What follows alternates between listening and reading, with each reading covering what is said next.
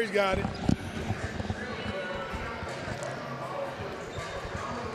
And good afternoon, everybody, and welcome to the Game Day Show. I'm Barry Duke, along with Drake Colley and P. Money.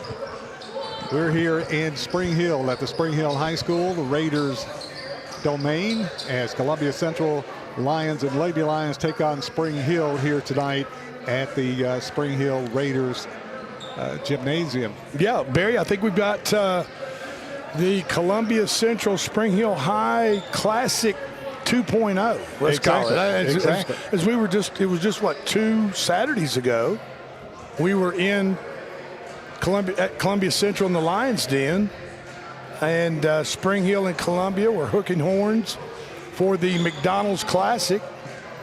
And now, a couple of weeks later, almost 2 weeks later, here we are live, Spring Hill High School, and in just about 30 minutes, we're going to tip the ball up between the Lady Raiders and the Lady Lions. Which two very equal teams, two teams looking for wins, and two very equal teams, girls and boys, and they should be very competitive tonight. Of course, you throw in the rivalry, yes, and then you really got something special here. And it should be, if you on your way, get here and see an exciting game, or you can watch us and listen to us. We will be live streaming it. Video will be on P-Money. You want to tell the folks about the live stream, where they can find it? Yeah, of course. You got Facebook, Twitch, X, YouTube, frontporchsportsradio.com, 101.7 WKOM and 103.7 WKRM as always. So if they were to go Central Basketball. If they were to go to Facebook, somebody was go to Facebook and just pump in, look for WKOM or Front Porch Sports Radio. Yeah. Either one of those two, it will bring you to the site where the video is live streamed of this basketball game. But you know what, Barry? Nothing's better than being there live. Nothing. I mean, let's just be honest. Especially backyard high schools like this. Right. Everybody knows everybody. Everybody's competitive, and nobody wants to lose a game. Everybody needs to win, and nobody wants to lose a game. And as I told P. Money when I first got here before we went on the air, I pulled into my backpack to pull out my notes and get the starting lineups down. And the first thing I pulled up was my pad, and I had, from 2 weeks ago, I've got all the lineups for both teams on my pad already. So I'm ready to go. I'm ready to get the ball in the air. Get this thing tipped off. Now, let's talk about where the two teams. Oh, 1 second. Sorry. Okay, so yeah. with the Facebook broadcast, you can find it on WKRM on Facebook. Okay. Not OM. Okay. Sorry, KRM on Facebook. Correct. Yes, WKRM. sir. Okay. Great. That's good. That's good. Good to know. Hey, so Barry, let's talk about the last couple of weeks for Columbia Central since the Spring Hill game, or since the McDonald's Classic. What's going on with Columbia Central since then? Well, the boys got a win on Tuesday night. All right. Yeah, so the boys got a win, so they picked up their second win of the year. And it was a big win for the Lions. It was on Brandon Levere, the coach's birthday, so he got a birthday win on Tuesday. Shoot, I know for Coach Levere, that's better than a cake, and it's better than blowing out candles and getting a bunch of presents. I think he would much more want to win for his team than he would anything for himself. Exactly. And so now the Columbia Central Lions have gone to what, 2-16 now? Is that somewhere in that range? And you know, it may be the third win. I have to double check that. And I think Spring Hill is pretty much in the same boat, because they were 1-15 at the Classic a couple of weeks ago. Exactly. And they have Spring Hill's picked up a win also. All right. And Spring Hill is coming in with a record of 2-15. Okay. Well, you know, things are kind of looking up. If they've got a win since the last time we had the Murray County Public School game of the week, which was the McDonald's Classic. They've each picked up a win, and you know, maybe the clouds are opening up a little bit. The skies are opening up and letting the sun shine through on these two teams as we get closer and closer to tournament time. And I know these two coaches, Coach Young and Coach Levere, would love to start playing their best basketball of the season with the district tournament just a week or so away. Yeah, the Lions the Lions picked up their third win in the season. They defeated on Tuesday night. They defeated Coffee County 50-46. So they got Brandon LeBeer. Sound like a good game. It was a very good game. And Coach Brandon LeBeer picked up a win on his birthday. Of course, the Lady Lions lost. Lady Lions only had 6 players on Tuesday night. Oh my goodness! Yeah. Without 2 starters as well. Yeah, the two had 2 starters with the flu that were out. They just had 6 players. It's just so hard to compete at this level without your full cachet of players, especially starters out. And then if your bench is only has one person on it, then as a coach you're thinking, Lord, I can't get anybody in any type of foul trouble, or we're really going to be in a pinch. Exactly. Plus, they played the whole game. Most of them, I mean, they just rotated one sub in and out. But they played most of the game and played with everything they had for the whole game. It just wasn't enough, you know. Right. They gave 100%. Now, Spring Hill coming into the girls, Spring Hill Lady Raiders coming into the night with a record of 6-15. They picked up 6 wins on the year. And the guys, the Spring Hill Raiders, have 2 wins. They defeated Battle Creek twice. Well, I'll tell you what, we've had pretty good luck with our game of the week. I'm going to tell you, last year we had some really good contests, P-Money for games of the week. We were here for an overtime game for one of them. We've been at Culleoka for a good one. So let's kind of keep the ball rolling here and have good quality competitive games. And I think both of you guys will agree with me, and we've talked about it before. When two programs that are struggling meet up with each other, they don't have to be 15-2, 14-3, or whatever the deal is, and to have a good ball game. Sometimes you can get 2 clubs like Columbia Central High School and Spring Hill High School their programs are struggling, and when they meet, sometimes that makes for the best fireworks in the county, and that's why we're here tonight. Well, we saw that a couple of weeks ago when they played in the McDonald's Classic. It was 2 of the best games I've seen in years. The Spring Hill girls winning 38-33, and the Columbia Central boys winning 68-60. But that was 2 of the most, and the crowd was into it. It was the most competitive game I've seen all year. I would say there was well over 1,000 people in Columbia Central High's gym a couple of weeks ago. I don't know how many we're going to get tonight. Maybe we won't reach that number, but I would say by the time the boys game tips off for sure, this place will be filling up, and that's good for the athletic programs. And I'll tell you what, that's why Maury County, and that's why it's important. Maury County, the people at Maury County Public Schools, they realize that it's important for these inter-county schools to compete against each other, just like in their middle school program to have the conference in middle school football. It's important not only for the kids to compete against each other, but it's important for those athletic departments because it raises money at the gate for these programs that are in desperate need of money. I mean, nowadays in the public school system, especially your athletic department, your athletic programs, who couldn't use some extra money? That's right. And if it comes from just playing and competing against another school within your county system, that's even better, in my opinion. And I like what they've done to the gym here. It's they've done something different to the gym here at Spring Hill, and it looks really nice.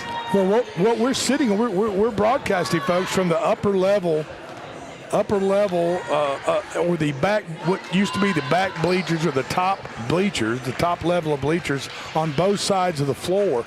Now they have they've taken the bleachers down, put an inside baseball practice pitching facility and batting cage on the other side, and what's behind us looks like the Spring Hill Raiders wrestling team and their mats, and taking the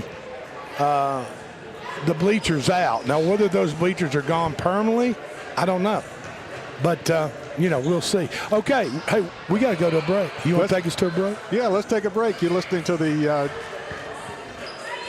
Game Day Show here on the Kennedy Sports Network. We'll be back right after this timeout.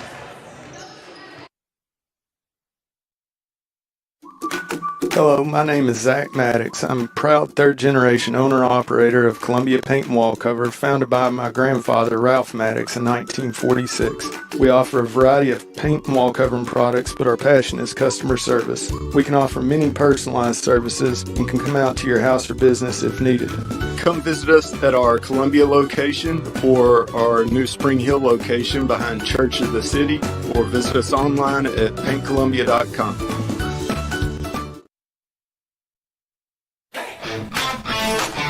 This is David Usselton with Usselton Automotive, located in Columbia, Tennessee. We service all foreign and domestic vehicles. We take pride in our work, and we don't cut corners. We offer a 5-year, 50,000-mile warranty and loan our cars with almost every repair. We are located at 1201 South High Street in Columbia, Tennessee. You can reach us at 931-215-1765 or find more information at usseltons.com.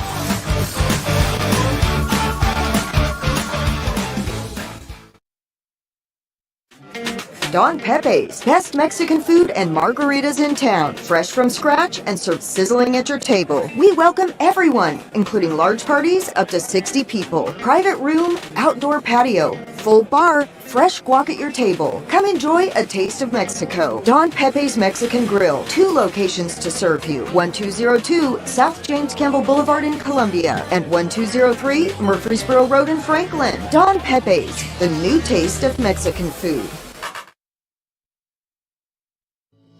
We at Holland's Pharmacy must be doing something right. We've been providing pharmaceutical services in the Middle Tennessee area for over 60 years. The guiding principles of our business are fast, accurate, friendly, personal service. We do not have long waiting lines, and our phone calls are answered by a staff member. We strive to get to know our customers by name, not just a date of birth or number. We are your locally owned hometown pharmacy, and we appreciate your business. We urge you to come visit us at Holland's Pharmacy, 1608 Hatcher Lane here in Columbia.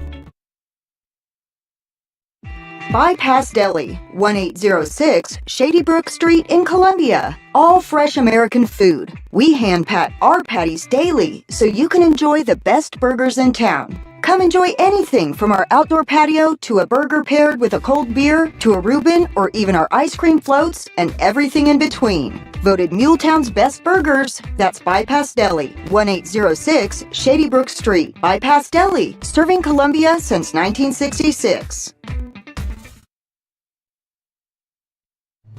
Hello, this is Rick Tillis from Tillis Jewelry. What is a full-service jeweler? Experienced staff, custom designers, in-house jewelry repairs, and beautiful jewelry. Yes, at Tillis Jewelry, we are passionate, knowledgeable, and committed to integrity. We strive to be the best in our community and in our profession. We build long-term relationships and become part of family traditions that will cross generations. We delight clients by providing an unparalleled selection, superior service, and exceptional value. Tillis Jewelry, we exceed your expectations.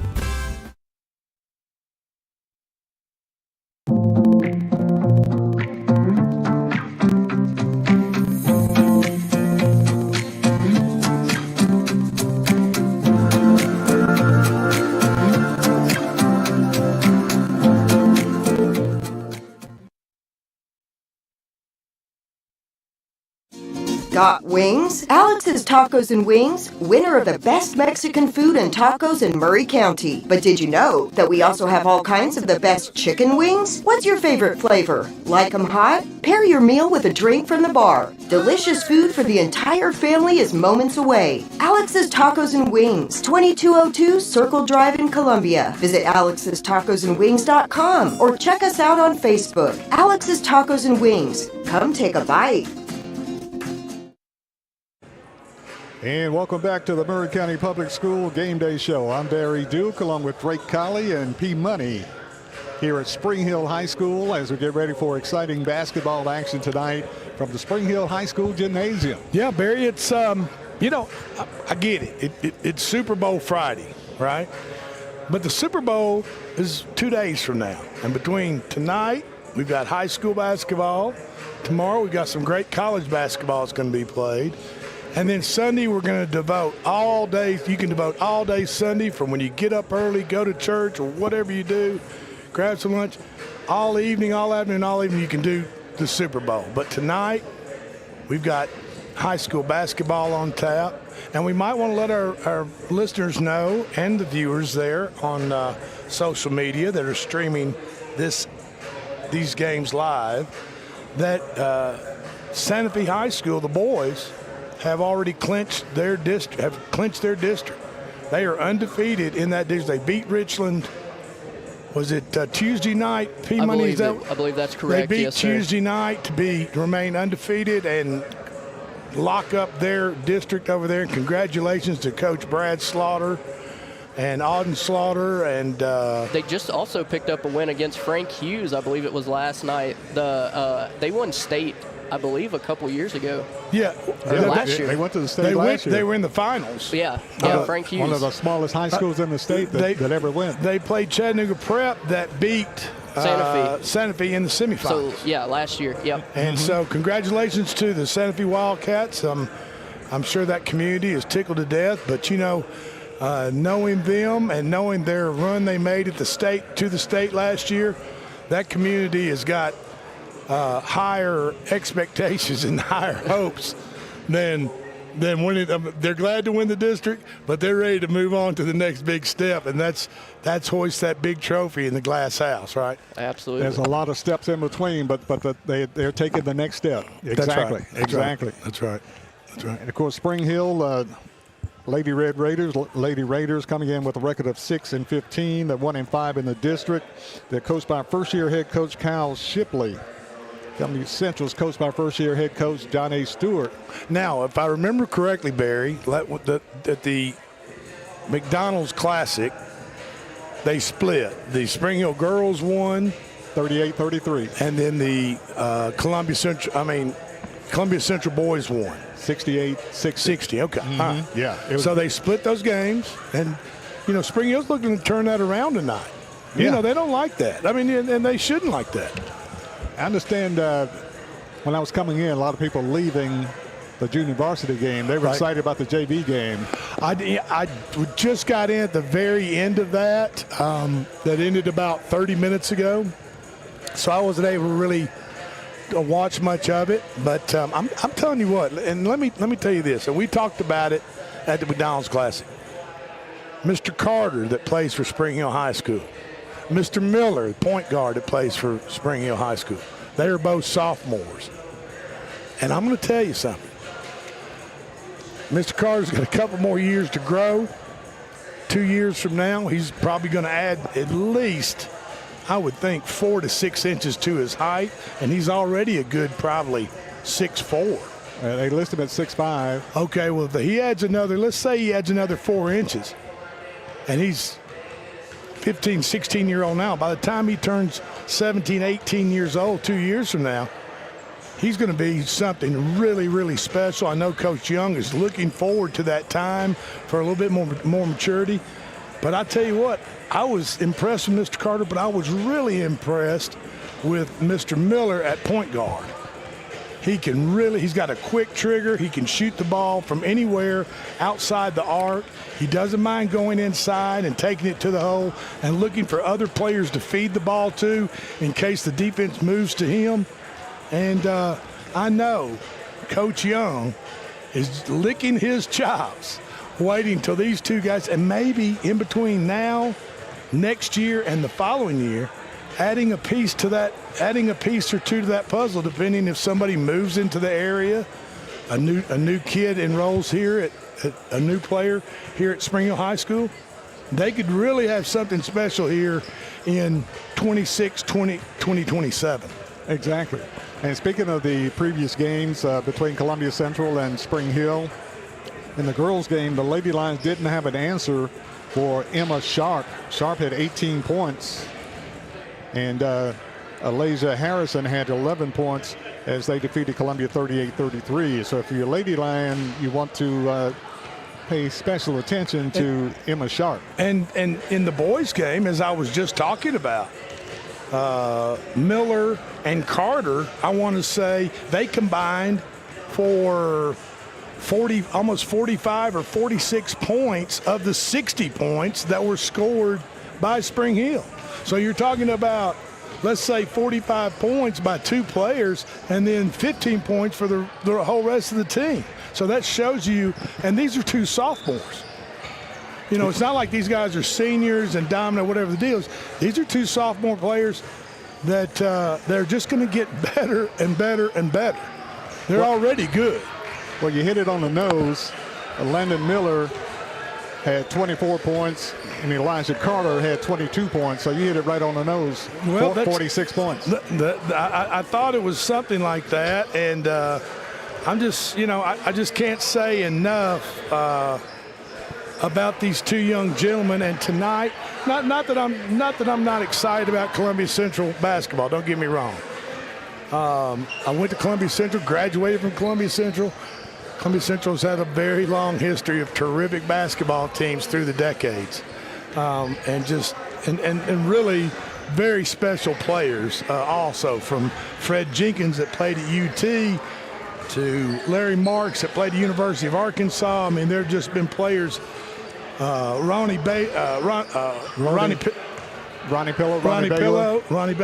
up at MTSU. Craig Shine, yeah, Armstrong played at Florida, and they went to MTSU. That's right. And so all I'm saying is there's a long history, but I'm just kind of, if you have folks, if you're listening tonight and you haven't heard of Elijah Carter or Landon Miller, that is Mr. Miller's first name, right? Don't want to get it right. Landon. That's it, Landon Miller. If you haven't heard of Landon Miller or Elijah Carter, then you need to listen to the rest of this broadcast and tune us in. Get us on social media, get the stream going, fix some dinner, kick back, and you can, if you got a smart TV, you can throw it up on your smart TV like you're watching ESPN, and you can watch these 2 special sophomores for Spring Hill High School tonight. Probably do what they did. I imagine they're going to do some of the same thing of what they did 2 weeks ago at Columbia Central, and that is score roughly 75% of the points that Spring Hill scored in the whole game. Possibility. So, yeah. Exactly.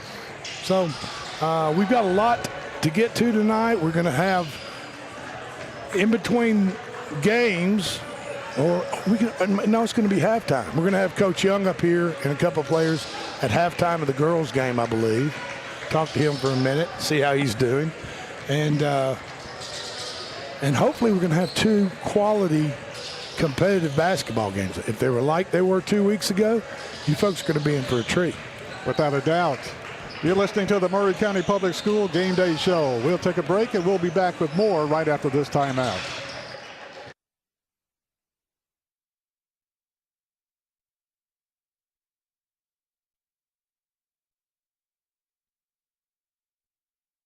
Hi, I'm Robert Rogers at Parks Motor Sales Buick GMC. And I'm Michael Parks Lawrence at Parks Motor Sales Buick GMC. Together, we're Mr. Bobby Parks' grandsons, and we run his dealership, and we are glad to be part of our local community. Being family owned and operated, we invest heavily in our community. We do things like sports teams, schools, bands, you name it. We try to help everybody we can. The reason why we do this is because we all love this community. So come do business with us, your neighbors, at Parks Motor Sales in Columbia, Tennessee, right off Nashville Highway, or at parksmotorsales.com.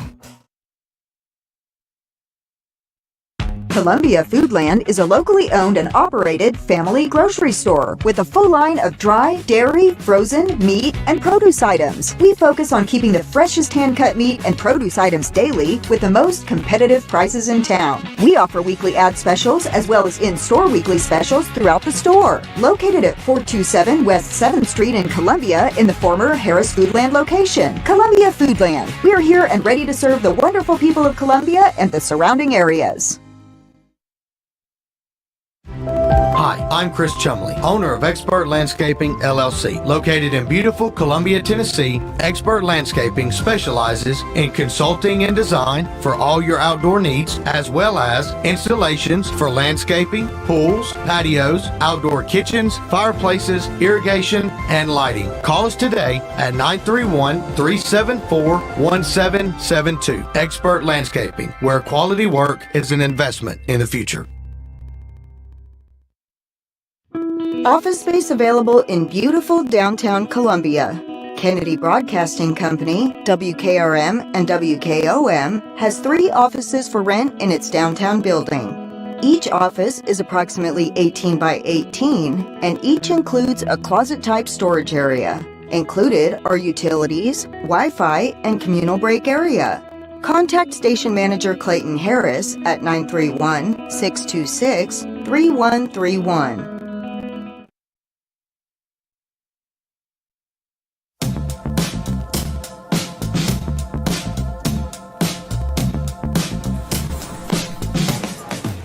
Do you wanna be a bad man?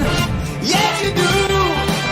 Do you wanna taste sweet salvation underneath the summer moon? Do you need another hand now? Yes, you do.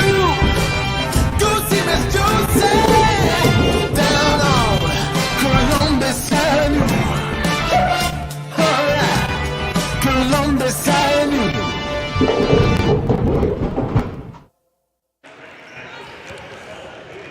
And welcome back to the Spring Hill High School Gymnasium. You're listening to the Maury County Public School Game Day Show. I'm Barry Duke, along with Drake Colley and P. Money, as we get ready for basketball action tonight here at the Spring Hill High School Gymnasium. It should be an exciting game between two teams that really desperately need a win as the season is about to end. And they'd like to end the season with a win. Only a couple of games left after this one tonight. Yeah, I mean, in the regular season. I'm just thinking that there's one more week of, what is it, Barry? One more week of regular season play, then the district start. Right. So the next week, they got two more games, basically a Tuesday, Friday night game probably, but that's how most of the schedules run for high schools is Tuesday, Friday. Mm-hmm. And then the district's going to start. Exactly. Right? That's right. So if you're Coach Jimmy Young, if you're Coach Brandon Levere, if you're any of these head coaches, any of these four teams, Spring Hill or Central, it hasn't been the best season up to this point as far as your one-loss record. But you're hoping that your team has gotten or has improved as the weeks and the season has gone along.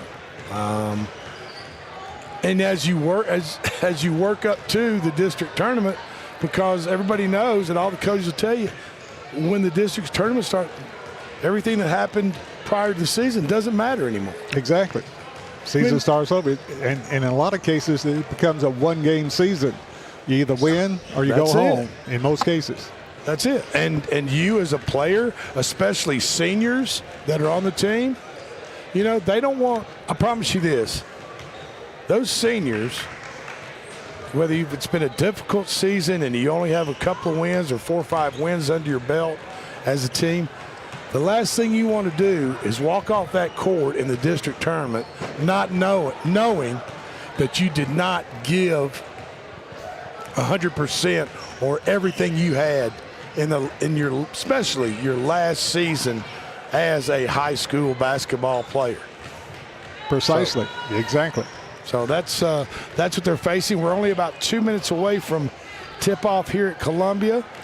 We're going to get down to triple zeros on the clock, probably do the national anthem, introduce the players, and then we're going to be rolling. Just a couple of minutes away, Columbia Central with 2 players back who didn't play Tuesday night, who was out with the flu. Natasia Bonner and Brooklyn Duke are back for the Lady Lions. But they've got a full bench right now with 8 players. So and Duke and I'm sure they missed both of them. Very much. They had to. Yeah, one's the point guard and one's the backup point guard and center. That's right. Yeah. So and they handle the ball a lot, and they're looked to a lot on this Lady Lions team.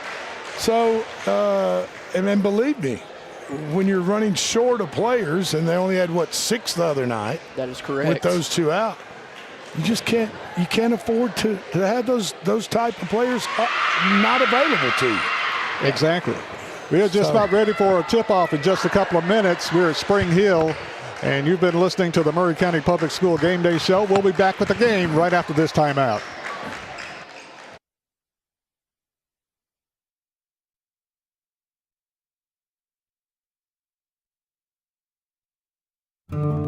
Hi, I'm Matt Perales, manager of Murray County Equipment. We help you with all your agriculture and construction equipment needs. We carry a full line of New Holland tractors from compacts to high horsepower. We have a full line of gravely mowing equipment. We also have New Holland construction equipment, attachments, and accessories for your tractors and a complete parts department. We are locally owned and operated. Come see us at 1075 North James Campbell Boulevard or learn about us on Facebook or contact us at 931-490-8183. I'm Justin George. I'm Corey Muehlbauer. Together, we are Columbia Motor Company. Columbia Motor Company offers quality pre-owned vehicles at an affordable price along with many financing options to keep you in your budget. We are veteran and locally owned. We are located just off of Carmack Boulevard in downtown Columbia. You can also follow us on Facebook and Instagram or visit our website at columbiamotorcompany.com. If you want a different and enjoyable car buying experience, please give us the opportunity here at Columbia Motor Company. Hello, I'm Rick Whitley. And I'm Daniel Pollard from Jones & Lang Sporting Goods. We would like to take this opportunity to thank all of you for the many years of support. Since 1966, Jones & Lang has been locally owned and operated and supplying teams from T-ball to college. Stop by and see what we can do for you. We offer a wide variety of services from silk screening and embroidery to our custom trophy and awards department. We're open Monday through Friday, 8 to 5, and Saturday, 9 to noon. Remember, Jones & Lang Sporting Goods, the look of a winner.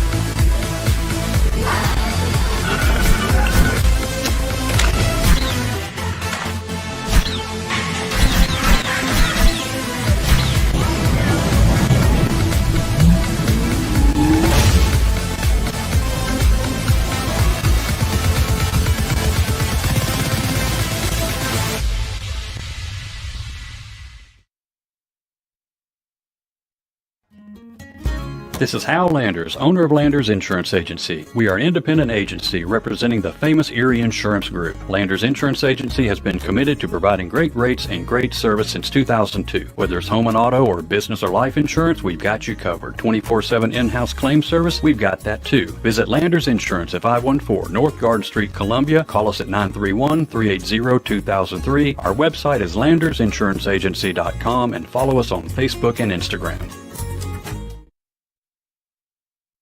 He shoots, and he scores!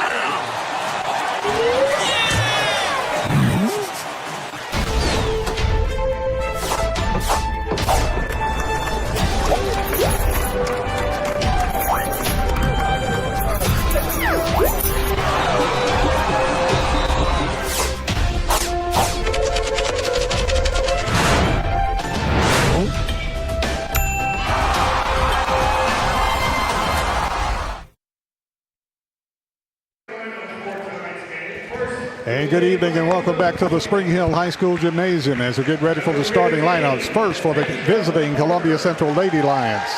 Coached by first-year coach John A. Stewart. Natasia Bonner starting for Columbia point guard. Inside for Columbia, Tristan Shaw, number 20, a 5'11 freshman. Number 25 is Casey Crawford, a 5'8 junior. Number 30, Brooklyn Duke, a 5'8 senior. And rounding out the starting five, number 33, Kinsey Burkeen, a 5'8 senior for Columbia. Columbia black tops and bottoms. Purple numerals trimmed in white.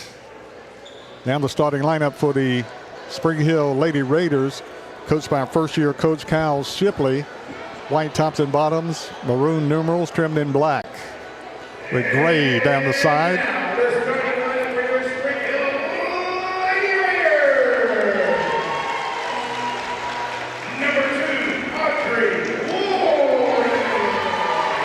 Number 2 is Audrey Woolridge, sophomore.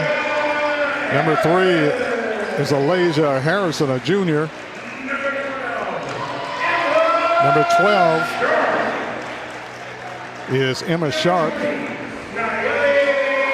a 5'7 senior.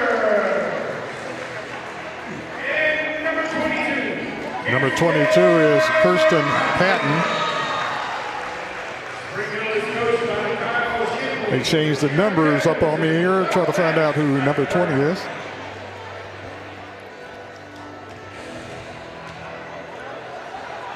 Kyle Shipley, first-year coach for Spring Hill Lady Raiders. First-year coach for the Columbia Central Lady Lions is John A. Stewart. And we're just about ready for basketball action here tonight. Drake Colley and P. Money as we get ready for the center jump. Yeah. You guys smell that? It smells like rivalry in here, guys. It does. I'm excited. Got a really good crowd here tonight, too, at Spring Hill. Lady Lions look great in their black uniforms with purple numbers, gold trim. Aubrey Woodridge jumping center with Columbia. Tip is controlled by Columbia. Spring Hill with the basketball. Harrison kicks it out. Columbia comes out in the zone defensively. Ball stolen away, Columbia. Bonner with the steal to the hole. Got bumped, puts the shot up, no good. Columbia tries to save it. Saves it to Spring Hill. Spring Hill with the basketball. Sharp with it. Sharp stops, shoots. No good. Long rebound taken off by Spring Hill. Harrison with the basketball. Columbia had a golden opportunity to score. Couldn't put it down. And it might be a little bit physical tonight, Drake. Yeah, I would say these referees, they're with an association out of Nashville. They're going to let them play a little bit. Harrison shot, air ball, no good. Columbia with the rebound. Yeah, Nashville officials, this association is known for kind of letting them play a little bit, letting them get physical. Columbia gets it in the lane and kicks it out Burkeen. Burkeen dumps it inside Duke. Ball fought for, slapped around. Duke puts it up there. Rolling, won't go. Rebound taken off Columbia. Burkeen puts it up, no good. And a whistle and a foul call against Spring Hill. Yeah, Columbia just couldn't put it in the hole there, and Spring Hill did not block out effectively. Columbia got a couple of second chance shots and got fouled on that last attempt. Burkeen at the line. Free throw Burkeen, no good. She'll get one more. Lady Lions really need to concentrate on each free throw and realize how important each point is. Very much. Burkeen's second free throw is good. For them offensively. Kinsey Burkeen puts Columbia on the scoreboard first as Columbia leads 1-0. Last thing you want to do is look back at the end of the night after you've lost by 4 points and realize you missed 8 or 10 free throws. That's a good point, Drake. Spring Hill works the ball around. They get it inside. Shot put up, no good. Rebound fought for. Slapped around, taken off Columbia. Bonner pushes it down the floor. Bonner working on the right side, had to strip loose. Spring Hill comes up with it. Sharp with the basketball. Sharp takes it all the way under, puts up the shot, no good. And a whistle and a foul call. Foul called against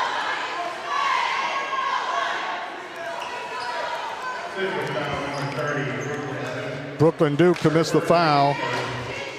Her first, team first.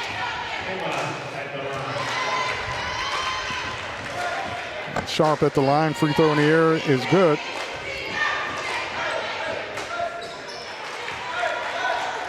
The second free throw Sharp is good.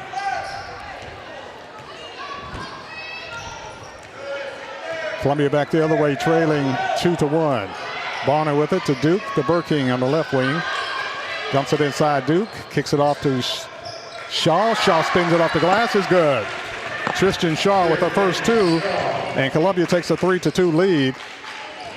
Columbia full court pressure.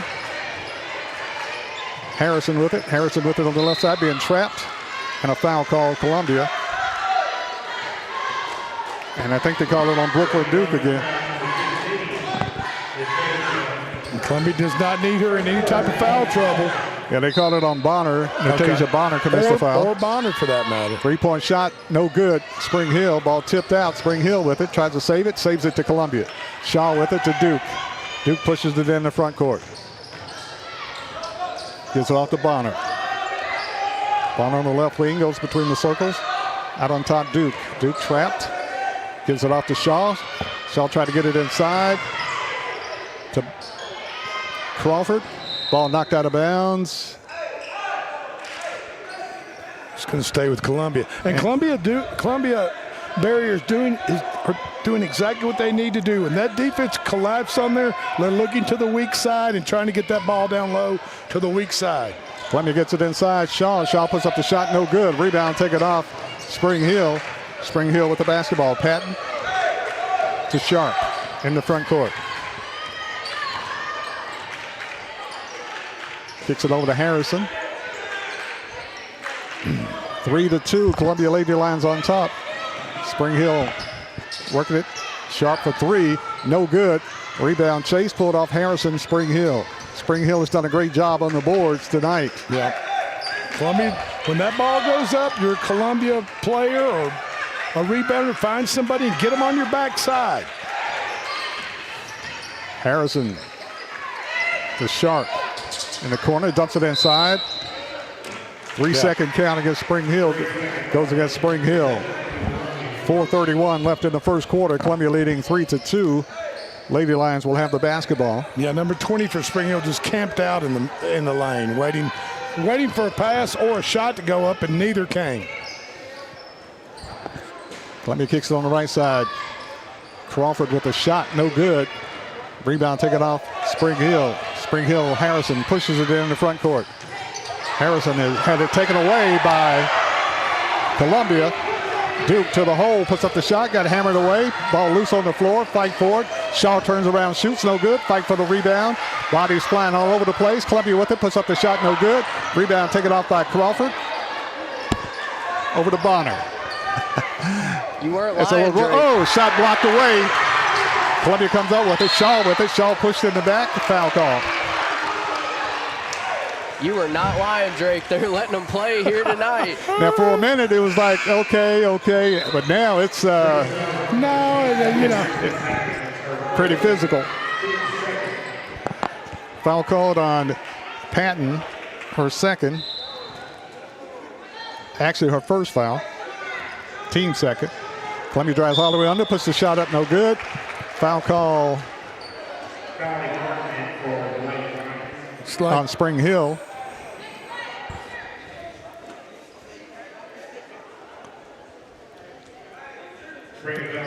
Foul called on Spring Hill's Woolridge.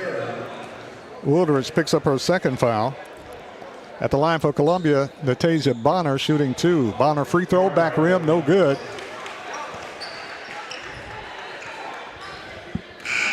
Coming in for Spring Hill is Sarah Brothers. Second free throw by Bonner is good. Bonner scores her first point, and Columbia goes up 4-2 over Spring Hill.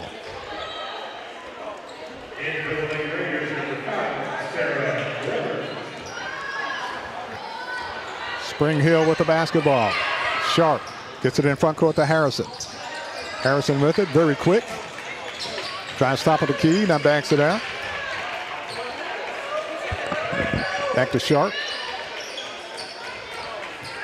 3 minutes, 20 seconds left. Ball slapped loose. Ball goes out of bounds off Spring Hill. Columbia's basketball. That's good call. Good call. It went off of Spring Hill.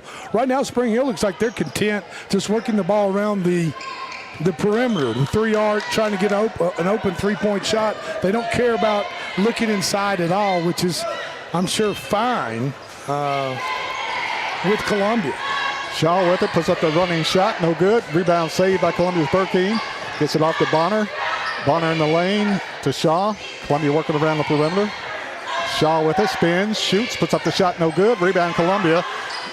Columbia is tied up, tie ball call. And the alternate possession arrow pointing toward Columbia. She got kind of hung up that time. Yeah, she did. And, I think it was partially the ball, partially her forearm, but the referee saw it as a jump ball situation, so. Columbia throws it up there, shot no good. Rebound taken off Spring Hill. Harrison. Alasia, three-point shot. Alasia Harrison, left hands it up there, no good. Long rebound, fought for. Spring Hill comes up with it. Gets it back to Harrison. Harrison with it on top to Sharp. Sharp for three. Got it. Bang. Pardon the pun, but that's Sharp is Spring Hill's sharp shooter. Exactly. She was doing a lot of sharp shooting in the first meeting against Columbia. Absolutely she was. She had 18 points. That's her first one of the game tonight.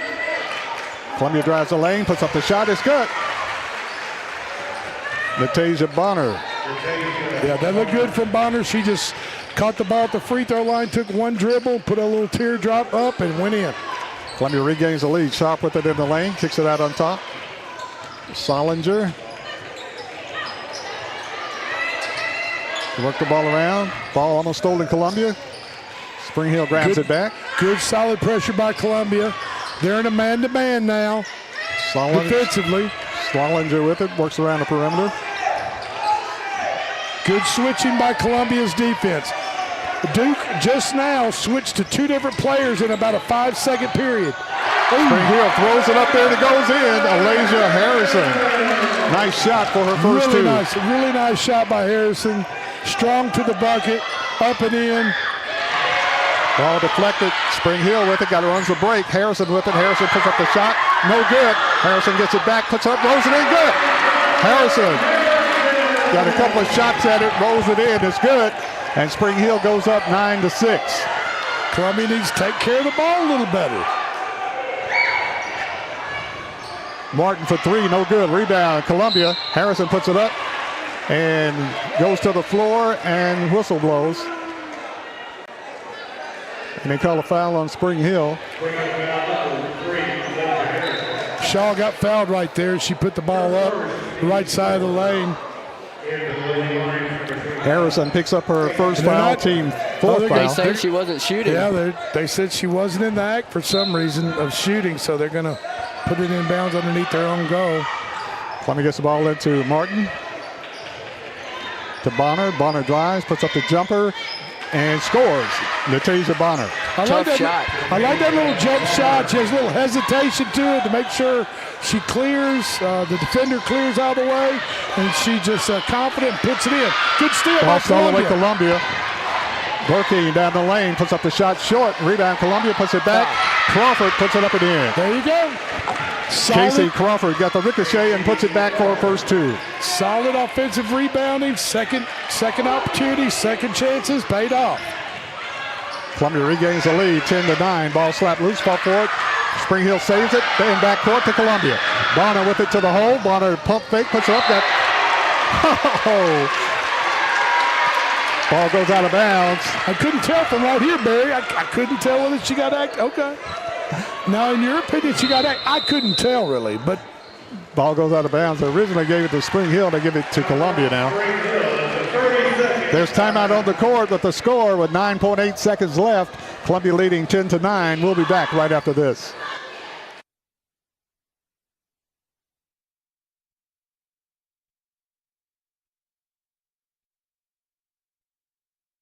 Mezcal Cochina Mexicana. Delicious food and amazing service at an affordable price. Mezcal Cochina Mexicana. Located off of Nashville Highway in Neapolis, near Spring Hill High School, 2504 Care Lane. Authentic Mexican cuisine. Full menu. Family dine-in. Takeout. Delivery. Offering the best cocktails in the area. On the rocks or frozen, pair your meal with our famous margarita. Don't forget, Mezcal Cochina Mexicana for your next meal. Check us out on Facebook. Visit Mezcal Cochina Mexicana today. Proud supporters of the Front Porch Sports Network.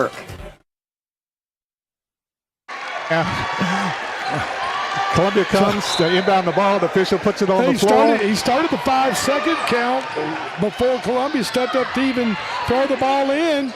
3-point shot, Spring Hill, no good. Rebound, Columbia. Bonner with it, had to slack away from behind. Man. And that's the end of the first quarter. At the end of the first quarter, the score, Columbia Central 10, Spring Hill 9, back right after this timeout.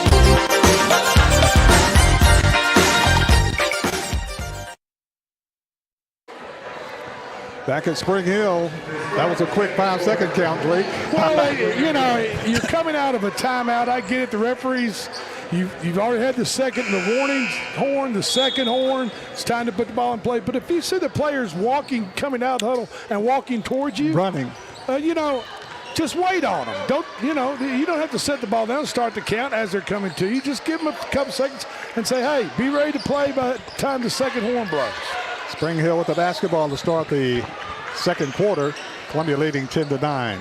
Harrison with it in the lane, puts up the jumper, rolls around the rim, no good. Rebound snatched out of there by Casey Crawford. Yeah, good rebound by Crawford. She just jumped up and took command of that rebound. Barner gets it to Martin, no good. Rebound taken off Columbia. Crawford with the rebound, and the putback is good by Casey Crawford. Yeah. Crawford doing it on both ends of the court. The rebound and then the putback there on the missed shot by her teammate.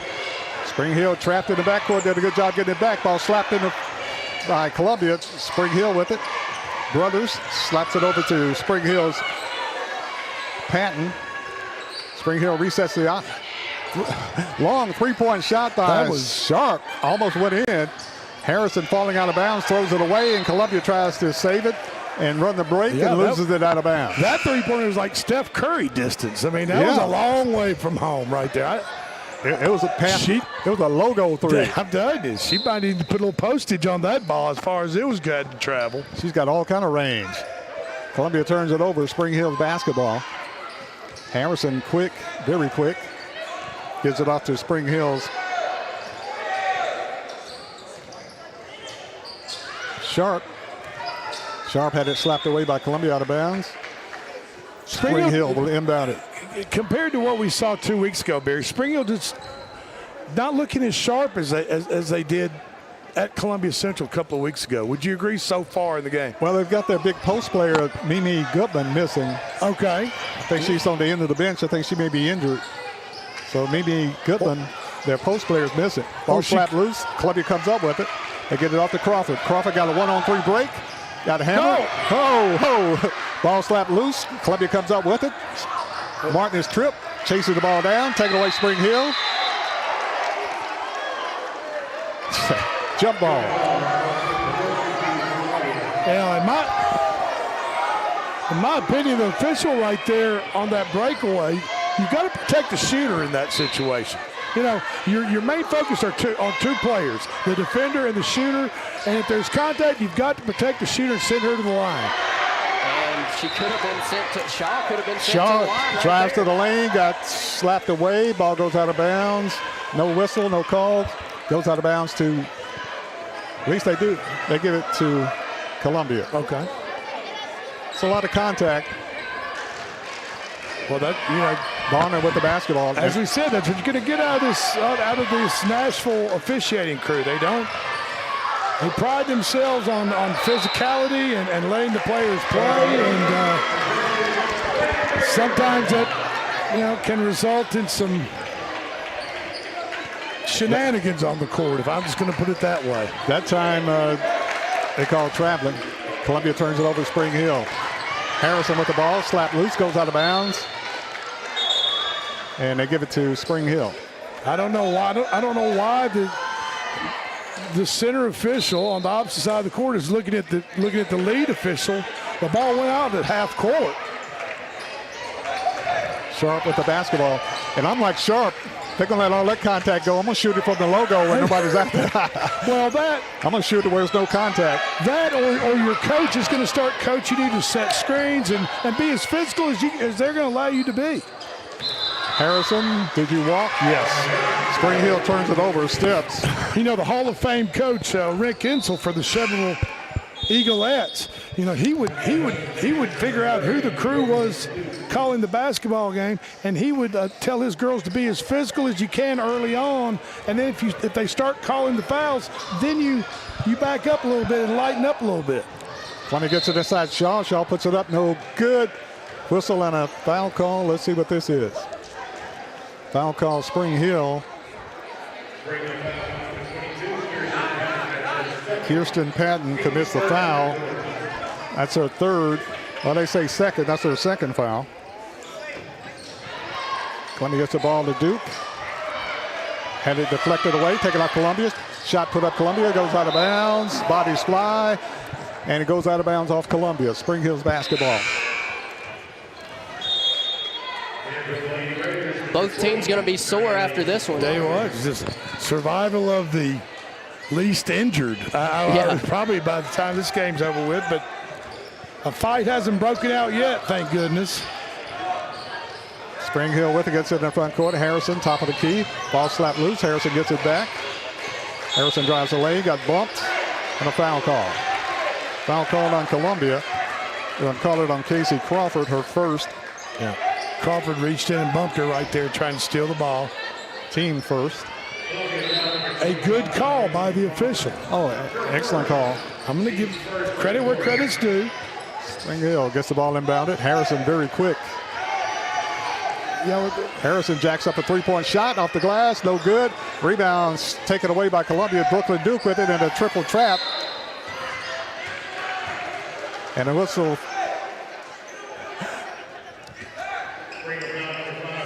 And a foul call. Duke was in a triple trap. They called a foul on Brothers, her first, team second. Duke with it. Gives it off the inside to Shaw. Shaw puts up the shot, no good. Shot goes awry and a foul call. Just like if they called the boys game like this, how it'd be a slugfest. Well, it's going to be the same crew for the boys game, so exactly. Just buckle up. Buckle up. It's going to be a tighten ride. the seatbelt. It's going to be probably more of the same. Casey Crawford, first free throw is good. She'll get one more.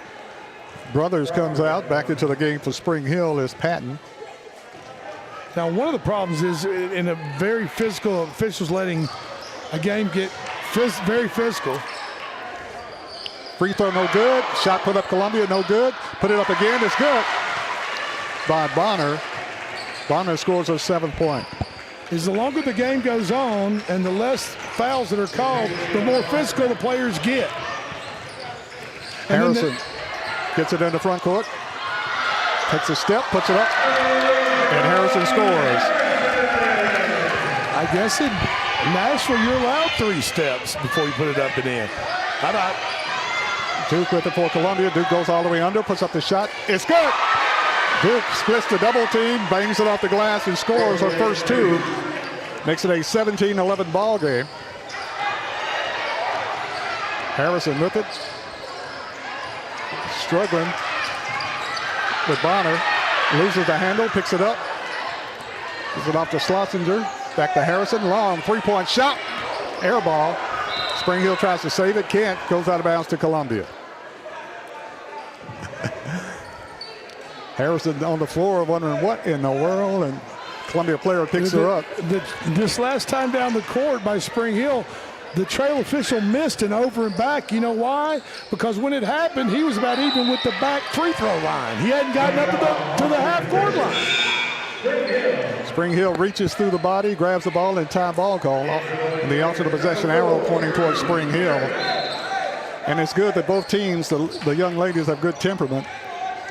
Because it's pretty physical. Columbia dumps it in. Spring Hill dumps it inside. Shot no good. Rebound. Shaw with it, got pushed in the back. Way to be strong right there. Gives it to Duke. Duke in the front court. Kicks it off on the right side. Bonner loses the handle. And a foul call. On Sharp, I believe. On Spring Hill. You could.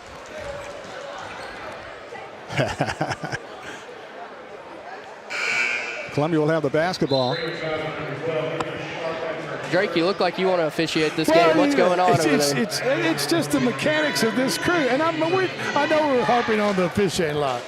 But I'd hate to be the scorekeeper over here trying to figure out and find the official on the floor.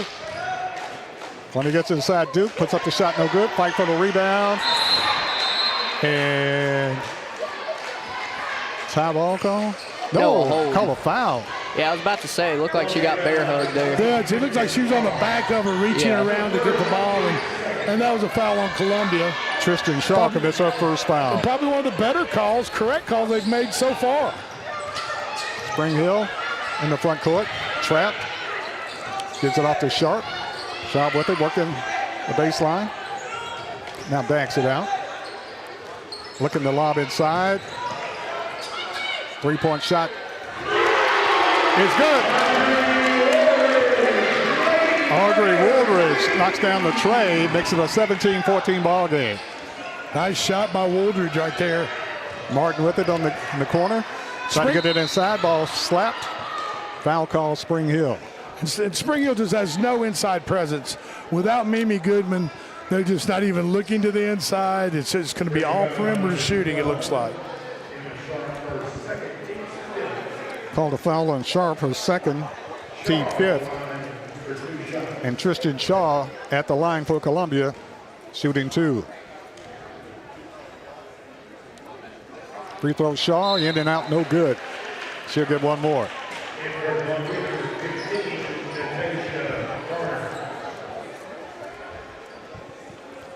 She'll get another free throw.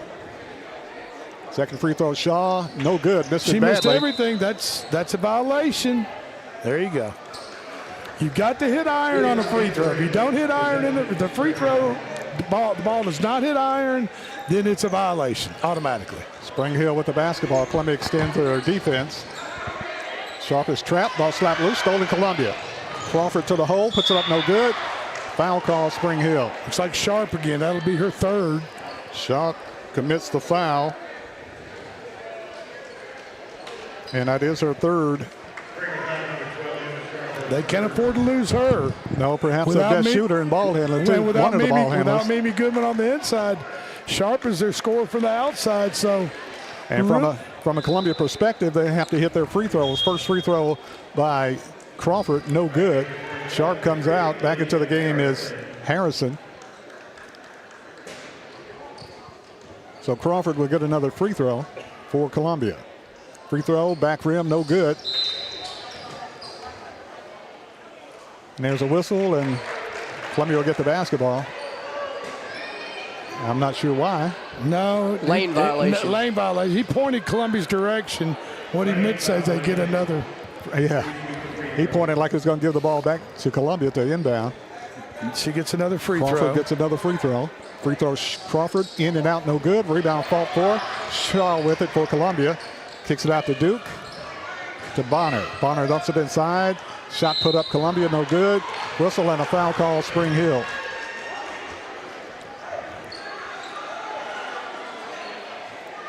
Foul called on Spring Hill's Harrison.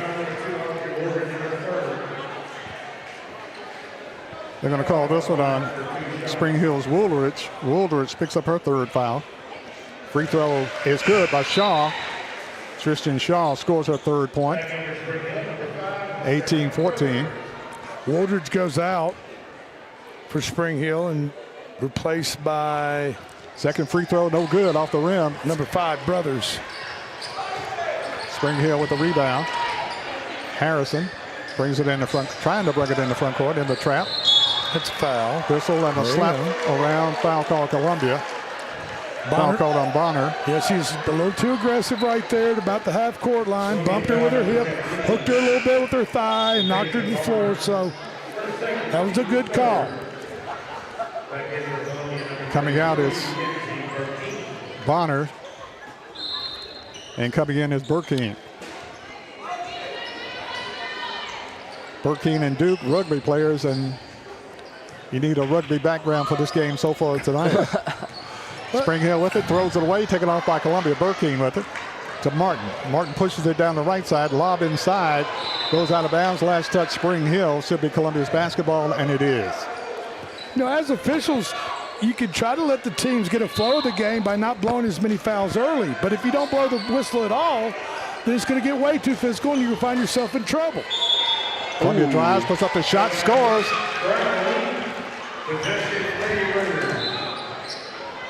I don't see how you call a travel on Columbia on that and don't call a travel right here on the 3 steps the young lady took for Spring Hill. But Columbia turns it over.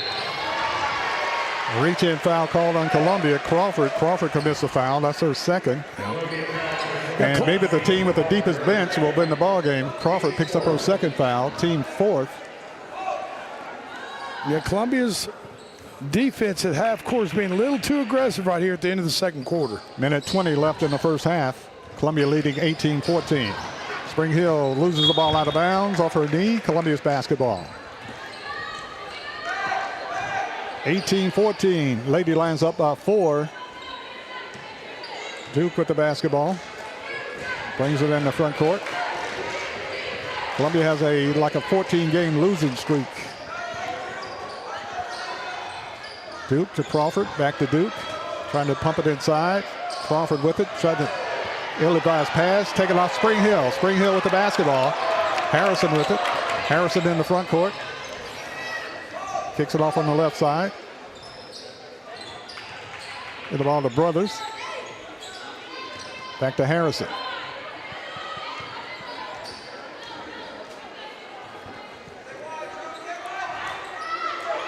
Spring Hill works it around. Ball almost thrown to Columbia. And a foul called on Casey Crawford. Her third, team fifth.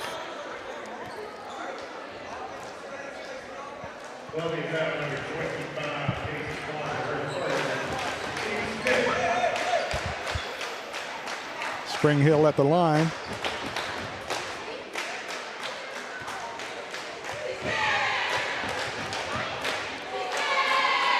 High up and shot, in and out, no good.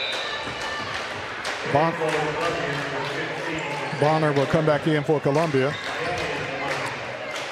Well, if Columbia has a 14-game losing streak, at least they've won. Looks like they're going to win the first half of this ball game. Does that make sense?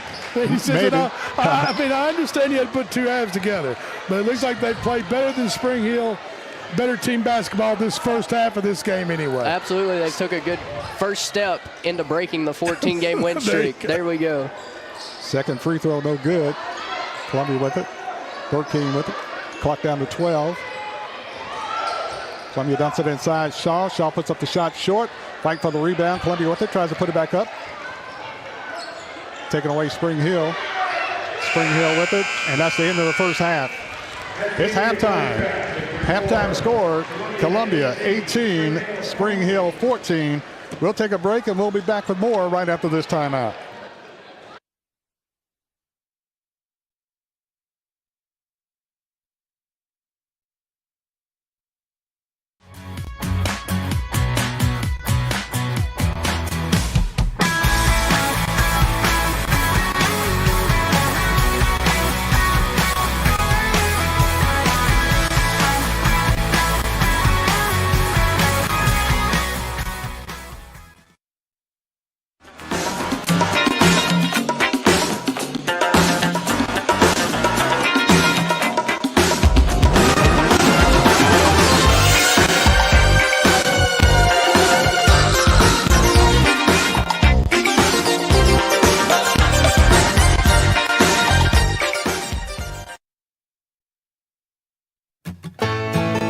Farmer Johnny here, Taylor Family Farm. I want to give y'all a little look-see. We raise 100% non-GMO, grass-fed beef, pasture chicken, and pork on our family farm. Everything that we grow is raised with love and care to ensure the highest quality and nutrition for our family and customers. You can shop online at TaylorFamilyFarmTN.com or visit our farm store in person at Etheridge, Tennessee at 301 Dave Reisner Road. That's TaylorFamilyFarmTN.com for more information.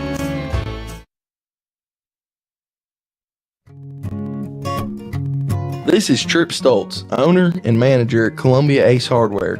We have changed our store hours to better serve our community.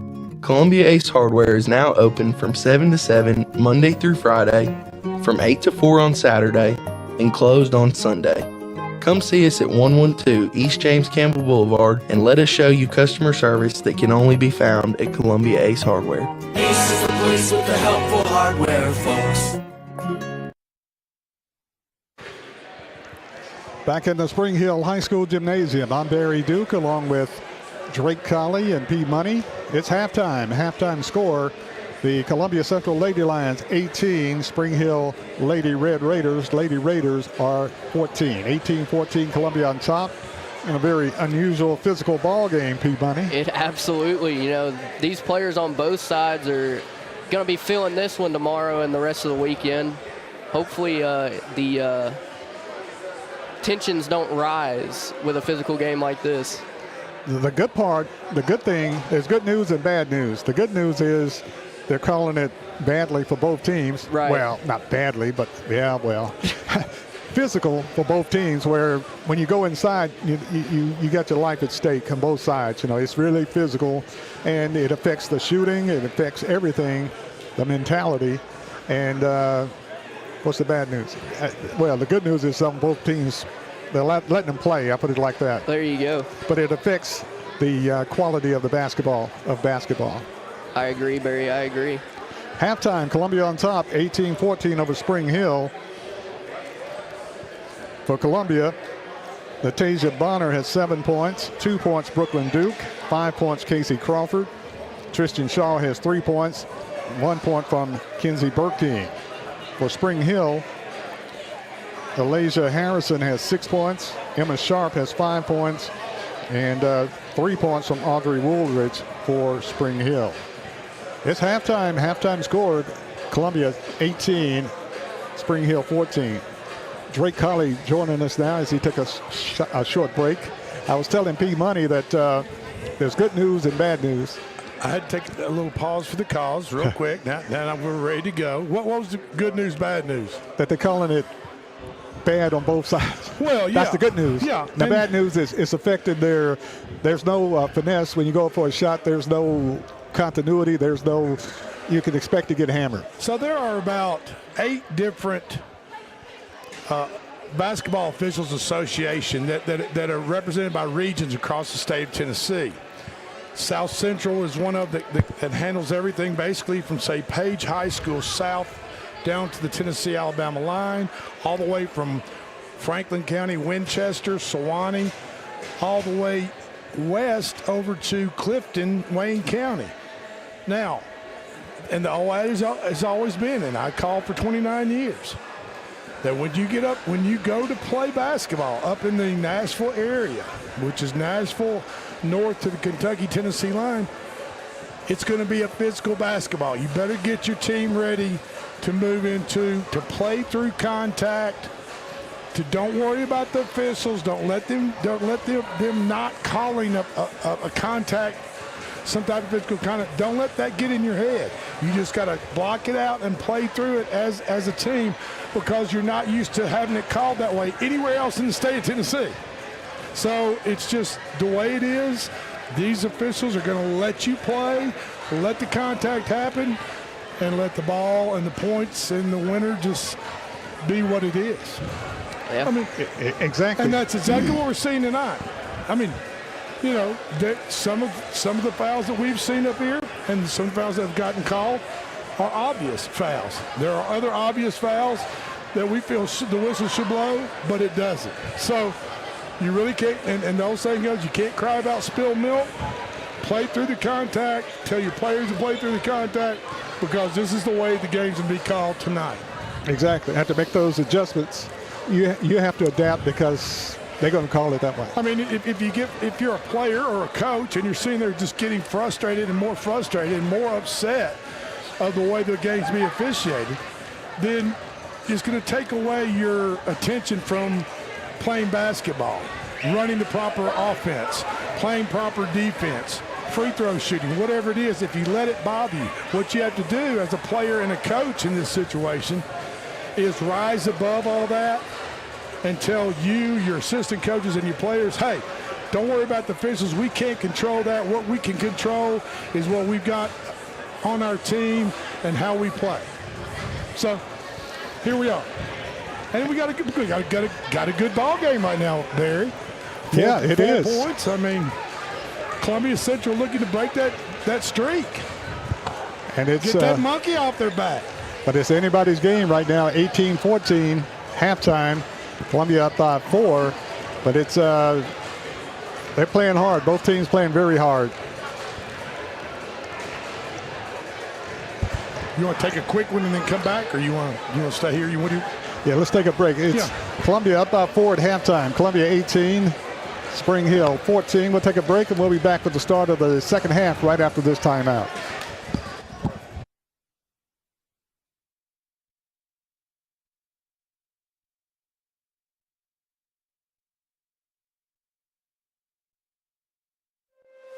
Is your insurance up to date in today's world? Foster Insurance Agency is an insurance agency you can depend on for your commercial and personal insurance needs. Foster tailors insurance coverage to meet your unique requirements stemming from years of experience and represents several top-rated companies such as Erie Insurance. Call Mike Ford or Jimmy Ford today at 931-388-8365 or stop by their convenient Columbia location at 204 West 4th Street. Foster Insurance, serving Middle Tennessee since 1952. I'm Jimmy Ford, Foster Insurance Agency here in downtown Columbia. We've been here since 1952, located at 204 West 4th Street. We specialize in commercial insurance. We write home, auto, and life insurance. We write anything from your bulldozer to helicopter, from churches to bars. Come see myself, Mike, Shelby, or Nikki. We'll be happy to take care of you. We specialize in service.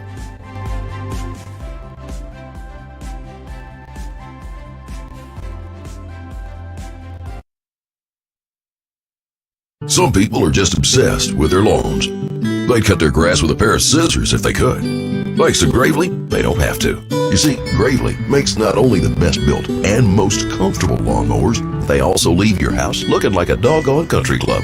So whether you're a commercial landscaper wanting the best or just a perfectionist homeowner, you can't do better than a Gravely. See our full line of Gravely products at Murray County Equipment, 1075 North James Campbell Boulevard in Columbia, Tennessee, or check us out on Facebook.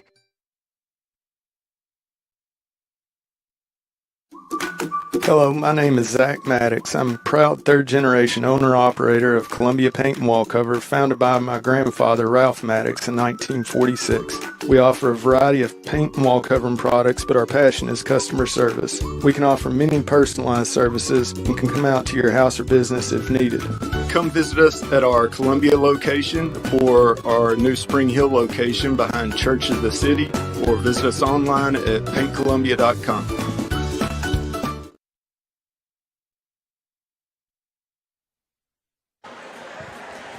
And welcome back to the Spring Hill High School Gymnasium, the Raider Nation. It's halftime. Halftime score, Columbia Central Lady Lions 18, Spring Hill Lady Raiders 14, in a very brutal physical ball game. Yeah. Almost beyond imagination. Expect more in the second half. It's a game of attrition. The stronger physical team will probably win this game here tonight at Spring Hill. Physical on both sides. It's the good news is they're not partial. Right. They're calling it physical both ways. Right. But it's something they'll have to adapt. Both teams have to adapt to. I just hope that both teams can keep their cool and not do something they regret, you know. When you're in a tough game like this, you know, something bad happens, a bad call happens, and players get frustrated, you know, Barry. Exactly.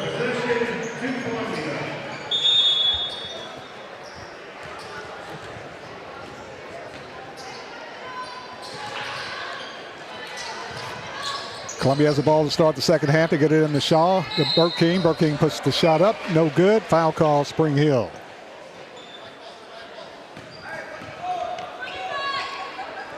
Oh, no, they called it on the floor. Oh, okay. Looked like she was shooting. Columbia will inbound it. They get it in to Burking. Had it snatched away by Spring Hill. Spring Hill Patton snatches it away. Solinger is called for the foul. Spring Hill with the basketball. They get it over to Woolridge. Ball deflected away, saved by Spring Hill. Brothers, inside shot, blocked away Columbia. Goes out of bounds to Spring Hill.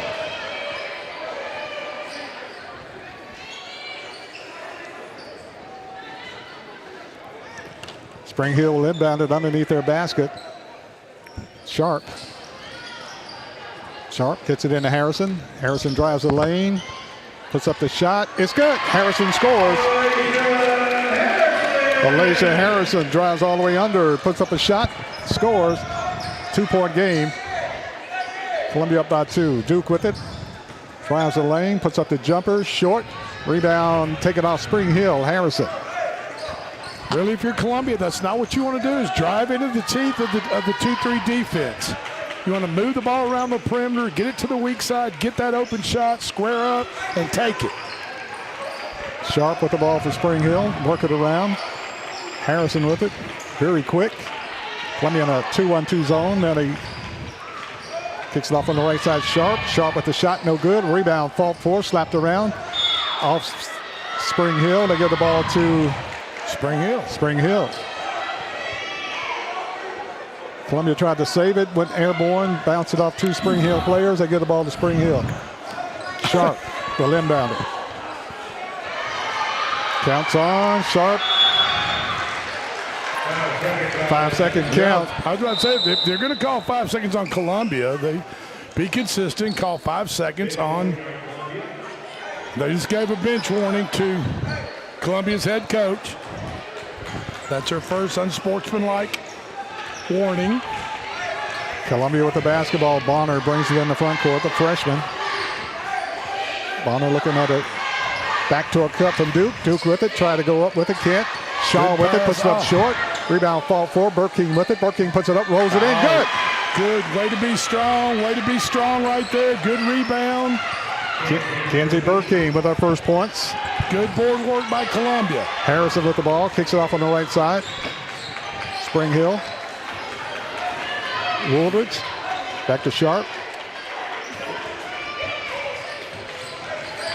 Sharp with the ball. Works it on the right side. Left side. Dumps it inside. Bodies fly. 3-point shot. Spring Hill. No good. Rebound Columbia. Brooklyn Duke with the rebound. Pushes it in the front court. Sets the offense. Gets it off to Bonner.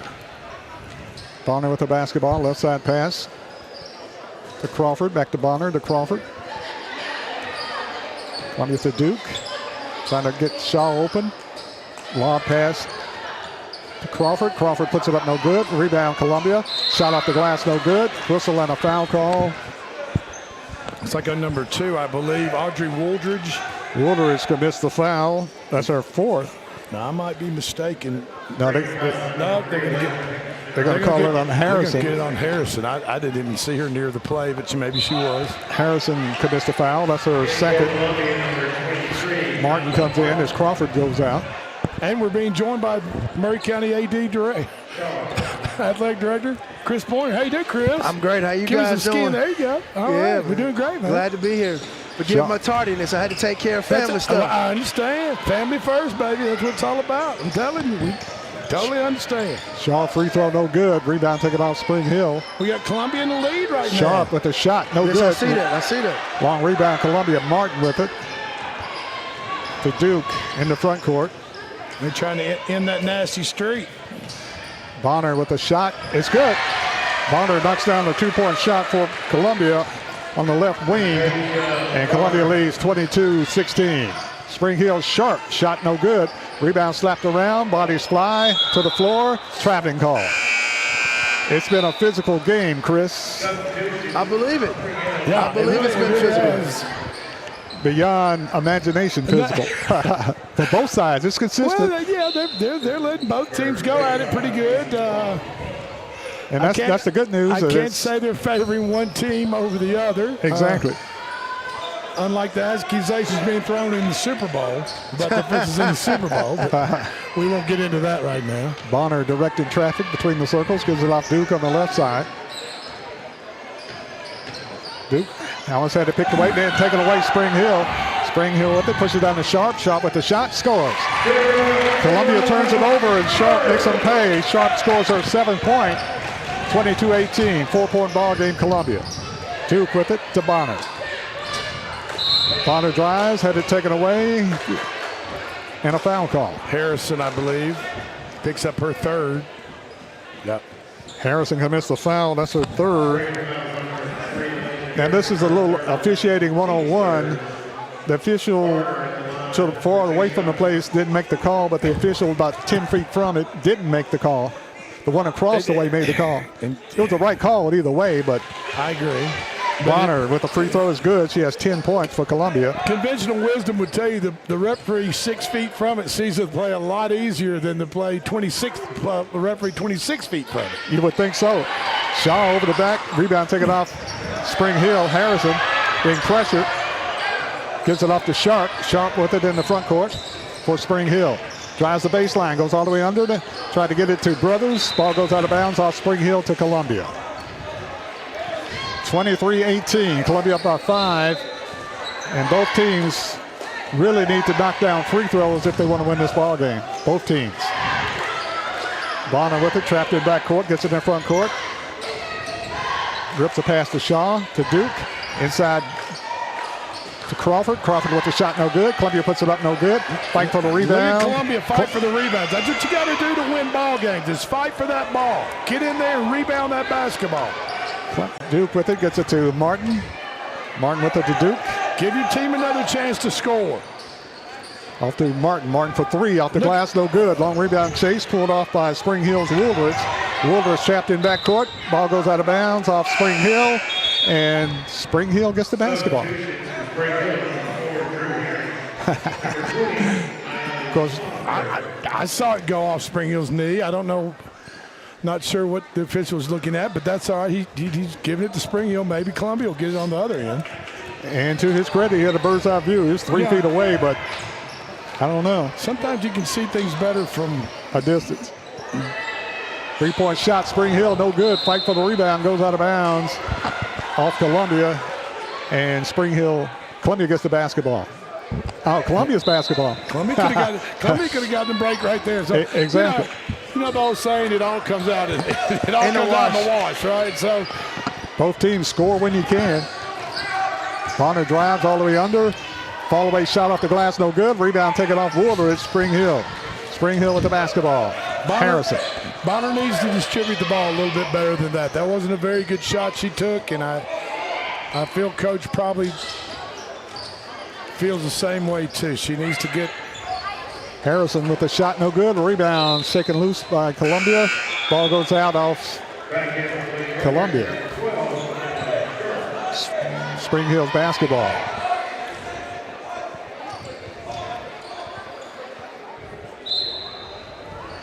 Spring Hill to inbound it under their basket.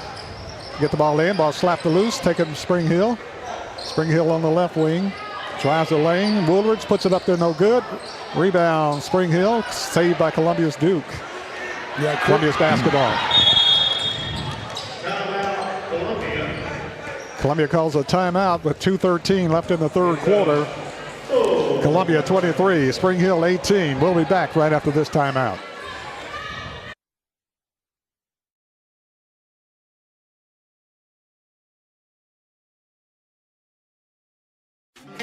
Don Pepe's, best Mexican food and margaritas in town, fresh from scratch and served sizzling at your table. We welcome everyone, including large parties up to 60 people. Private room, outdoor patio, full bar, fresh guac at your table. Come enjoy a taste of Mexico. Don Pepe's Mexican Grill, 2 locations to serve you. 1202 South James Campbell Boulevard in Columbia and 1203 Murfreesboro Road in Franklin. Don Pepe's, the new taste of Mexican food.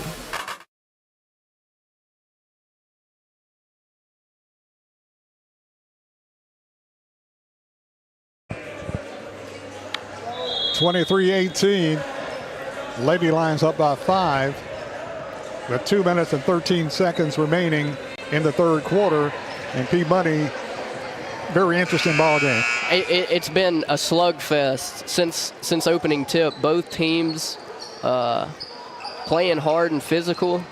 Not being awarded too many free throws in this matchup, but you know, hey, that's what happens sometimes. And either team, you get a free throw, you better hit it.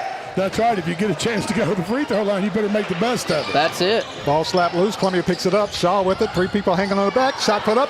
Oh, 3 fouls, no whistle. Harrison with it for Spring Hill. Harrison with the basketball. Kicks it off to Spring Hill. Sharp drives all the way under. Puts up the shot. No good. Rebound ripped out of there. Columbia. Duke with it. Pushes it down the floor. Being bodied. Gives it off to Martin. If you get an open shot, either team better take it. Bonner with the ball. Bonner drives. Duke with it. Throws it up there. Gets it back. Puts it up there. No good. Fight for it again. Put it up. No good. Rebound taken off Spring Hill. Survival of the fittest right here. Exactly. Charles Darwin would be proud. Yeah. Spring Hill Harrison with it. Sharp for 3. No good. Rebound Harrison. Harrison puts it up there. Good. Harrison scores. Elijah Harrison got the putback, scores her 10th point. Harrison's had a good solid game for Spring Hill. Bonner shot no good. Rebound, fault for. It's taken away Columbia. Martin with it for Columbia. Gives it off to Duke. Off to Crawford. 23-20, three-point ball game. 40 seconds left. Cherish every possession. Duke splits the trap, gets Good inside. pass. Great to Beautiful Shaw. pass. Shaw puts it up, no good. Foul call, Spring Hill. Really nice feed in underneath the bucket by Duke right there. Was that Duke that had that pass? Yeah. Yes, sir. Really nice pass. Shaw needs to hit these. Yeah. She needs to knock these down. Slolinger pick up the foul. That's her second. And Christian Shaw at the line shooting 2. Free throw Shaw, back rim, no good. Can't miss free throws either team. That's the only shot you're going to get that you ain't going to be hung You on. better make the best Not of going to it, be baby. fouled. Shaw, second free throw short. Rebound Spring Hill. That's the only shot you're going to get that's not contested. Missed 2 free throws with 29 seconds left in the third quarter. Columbia leading by 3. Spring Hill with the basketball. Woolridge to Sharp. Harrison with it. Schlesinger with it. Shaw drives it to the lane, puts up the shot, scores! Emma Sharp takes it to the rack and scores her 9th point. Shot at the buzzer, Columbia off the glass, no good. Shot it too quick. Shaw puts it up, no good. And that's the end of the third quarter.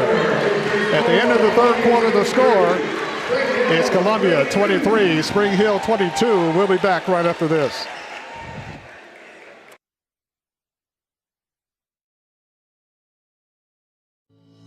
We at Hollins Pharmacy must be doing something right. We've been providing pharmaceutical services in the Middle Tennessee area for over 60 years. The guiding principles of our business are fast, accurate, friendly, personal service. We do not have long waiting lines and our phone calls are answered by a staff member. We strive to get to know our customers by name, not just a date of birth or number. We are your locally owned hometown pharmacy and we appreciate your business. We urge you to come visit us at Hollins Pharmacy, 1608 Hatcher Lane here in Columbia.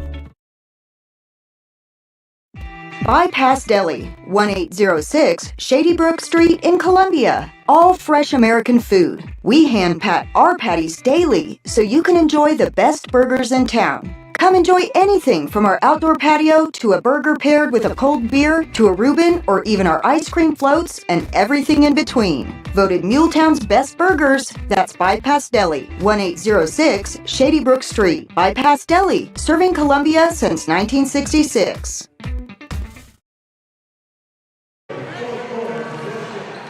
At the end of 3 quarters, the score, Columbia Central Lady Lions 23, Spring Hill 22. As we start the fourth quarter, Spring Hill will have the basketball. A very unusual basketball game. Absolutely. Sharp with the basketball, gives it over to Patton. Patton with it, looking for the trailer. To Woolridge, back to Sharp. Now, guys, I will say Spring Hill had 4 fouls called on them in the third quarter. Columbia had 0. Shot put up by Spring Hill, no good. Foul call Columbia. Foul called on Columbia's Tristan Shaw, her second, team first in the second half. Shot put, free throw up, no good by Patton. Patton will get one more. Kirsten Patton at the line. Second free throw. Patton takes her time. Shot puts it up there, no good. Rebound Columbia. Duke missed 2 free throws. Duke with it in the front court. Takes it down the lane. Dumps it off Martin. Martin for 3. Big shot. Got it. Martin knocks down the tray. Kylie Martin. Cha-ching! For her first 3. Big time shot. Spring Hill drives the baseline, goes all the way under. Gives it off to Harrison. Harrison. She walked. Oh! She traveled. Got away with a big time travel. Wide open floor. Woolridge with it. Gets it to Sharp. Sharp for 3. No good. Rebound Columbia. And you got the lead. Take your time. Shaw with the rebound. Gets it to Duke. 26-22. Gets it off to Bonner. Bonner dumps it inside to Crawford. Crawford bumped from behind. Ball goes out of bounds off. Columbia's in a situation they haven't been in a lot this season, and that's with the lead in the fourth quarter. So you've got to take care of the basketball, slow things down a little bit, do things at your pace when you're ahead in the ball game. That's right. Inbound the ball to Duke. Duke puts up the shot under the basket, scores, and she's fouled. She'll shoot an and one. Woo! The inbound play with the Duke in the lane, puts up the shot, scores. And Woolridge, just that Patton commits the foul. I know you just got here, but we were talking about, we're looking at Mimi Goodman sitting on the end of the bench. Spring Hill's inside game is just, they don't have any tonight. Yeah, really. It's completely gone. With Mimi sitting on the bench, their inside game is non-existent. So missed the free throw. And it's hard to make that up. Yeah, it's all around the perimeter. As we can tell them setting up on offense right now, there's nobody in the paint. I think the last time they met, I would probably say that Mimi probably gave Spring Hill probably 12 to 15 second chance shots just based on catching the rebound, kicking it out, and putting it up herself. That's right. And they're missing those this game. They're missing those in this game. As they're kind of struggling on the boards. Right. Spring Hill to inbound the play. Harrison with it, spots up for the three. No good. Long rebound chased. Spring Hill tries to save it. Ball deflected out of bounds. They give it to Spring Hill. And this really comes down here to grit. This comes down to guts, how hard you want it. And for both teams, right? Keeping the lead and then also fighting back to regain the lead and then try to get ahead. So this is, and it's a nice crowd out here. Really nice crowd. Crosstown rivalries. And Coach Stewart for the Columbia Central Lady Lions is just coaching her heart out over there, trying to will her team to a win. Ball deflected out of bounds. Last touch Columbia. Maybe a little push there from Central High School, but just a little love show. It's those rugby girls. It's hard for them to turn that off. You know, it's hard for them to turn it off. This is one time that it's 10 rugby girls out there. It's been very physical. I think in Philadelphia they call that the love shove. The love shove. Yeah, three-point shot, no good. Rebound. Spring Hill puts up the shot, no good, but a foul called against Columbia. They just shoved Hertz right across the goal line, on that deal. So foul call Columbia. Detasia Bonner picks up her third foul, team's second. The line, Spring Hill. Well, Patton free throw is good. Big free throw for Spring Hill. One of her last three. She missed her first two in a row earlier. Her first point tonight. Second free throw, Patton. No good. Rebound slapped around. Saved by Columbia. Bonner with it. Bonner dribbles in the front court. Bonner working on the left side. Gives it on top to Duke. Duke with it, being pressured. Had it slapped away. Goes out of bounds off Spring Hill to Columbia. Good pesky defense by Harrison right there. But compliments to both teams keeping their composure because it's very unorthodox physical. Right. Duke with it. But to it's Bonner. almost as if they've settled. To Martin for three. Got it! Bang! Cha-ching! Kylie Martin with her second big tray for Columbia. Gives Columbia a 8-point lead. 31-23 Columbia. 5:30 left in the ball game. Woolridge for three. No good. Rebound. Columbia. Martin with Martin had it taken away. Martin tried to save it, stuck the ball out, and coming up with it is Spring Hill. Spring Hill with the basketball. Sharp for three. Coach called a timeout. He'd have felt bad if she'd have hit that shot. If it had gone in. 5:24 left in the game. Columbia 31, Spring Hill 23. Back right after this.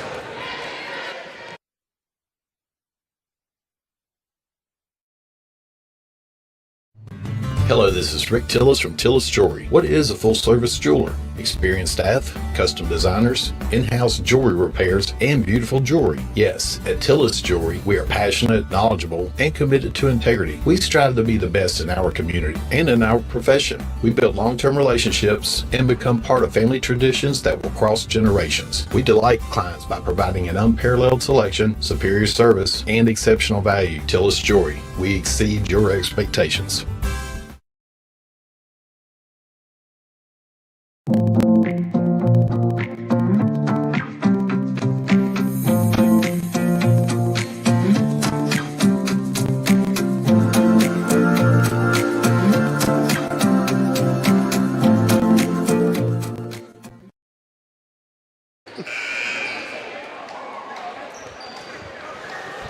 31-23.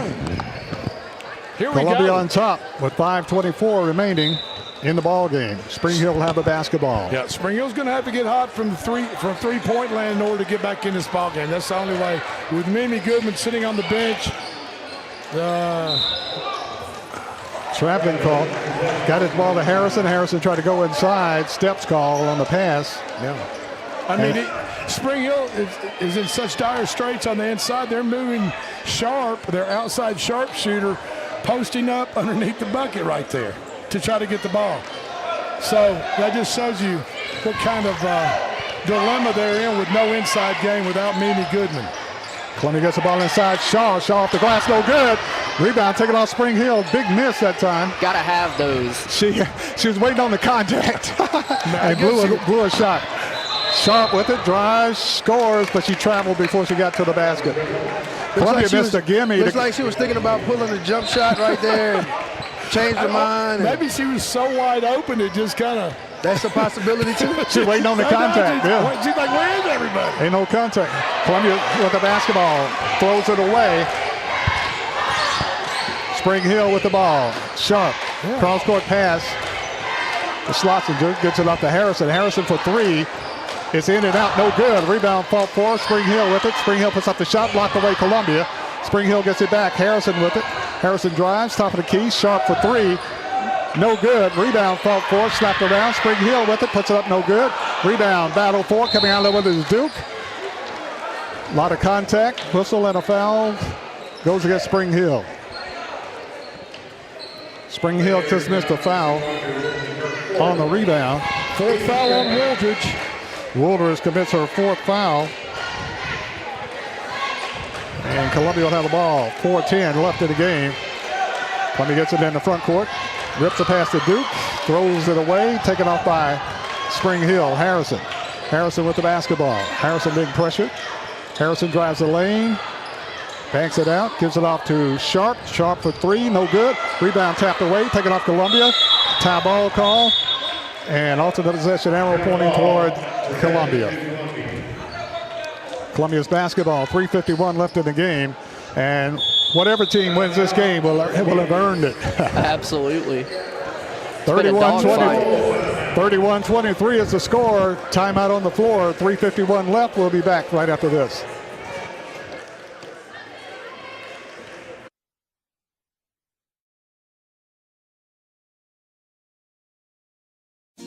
Got wings? Alex's Tacos and Wings, winner of the best Mexican food and tacos in Murray County. But did you know that we also have all kinds of the best chicken wings? What's your favorite flavor? Like 'em hot? Pair your meal with a drink from the bar. Delicious food for the entire family is moments away. Alex's Tacos and Wings, 2202 Circle Drive in Columbia. Visit alexstacosandwings.com or check us out on Facebook. Alex's Tacos and Wings. Come take a bite.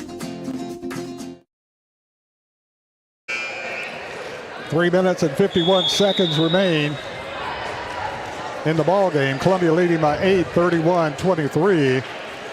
And both teams basically just throwing the ball up there just to get it off. Yeah, you know, for Spring Hill, obviously, like we said, with Goodman out on the inside, it's a lot of scoring and rebounds, second chance opportunities on the offensive end. And Sharp just hasn't looked, if you pardon the pun, as sharp as she normally looks, shooting the ball from the outside tonight. Definitely been an off night for Sharp. Bonner is trying to split the defense, got clipped. There's a late whistle, and what's the call? Foul call Spring Hill. Foul called on Spring Hill's Kirsten Patton. Patton commits her third foul. They've got four on the team board. third. Bonner to inbound the play. Gets it in. Shot put up. Columbia is good. Got it into Duke. Duke powers her way through two players and scores for Columbia. Just a simple under the basket inbound play there for Columbia Central. They execute it perfectly.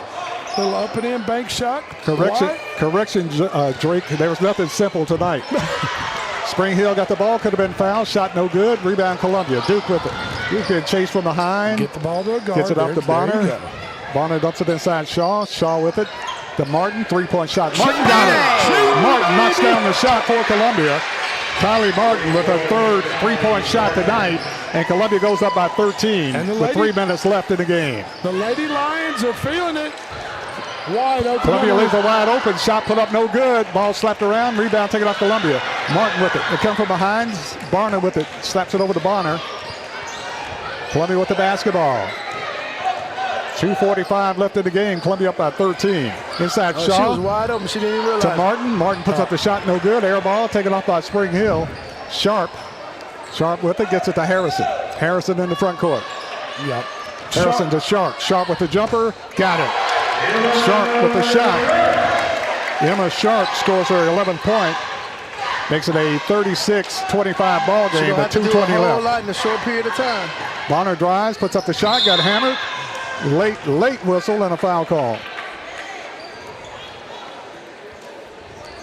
That was a good job of Barner. Foul call Spring Hill. For selling the contact there. She really sold it there at the end. And she helped sell it, but there was contact. There was a lot of contact.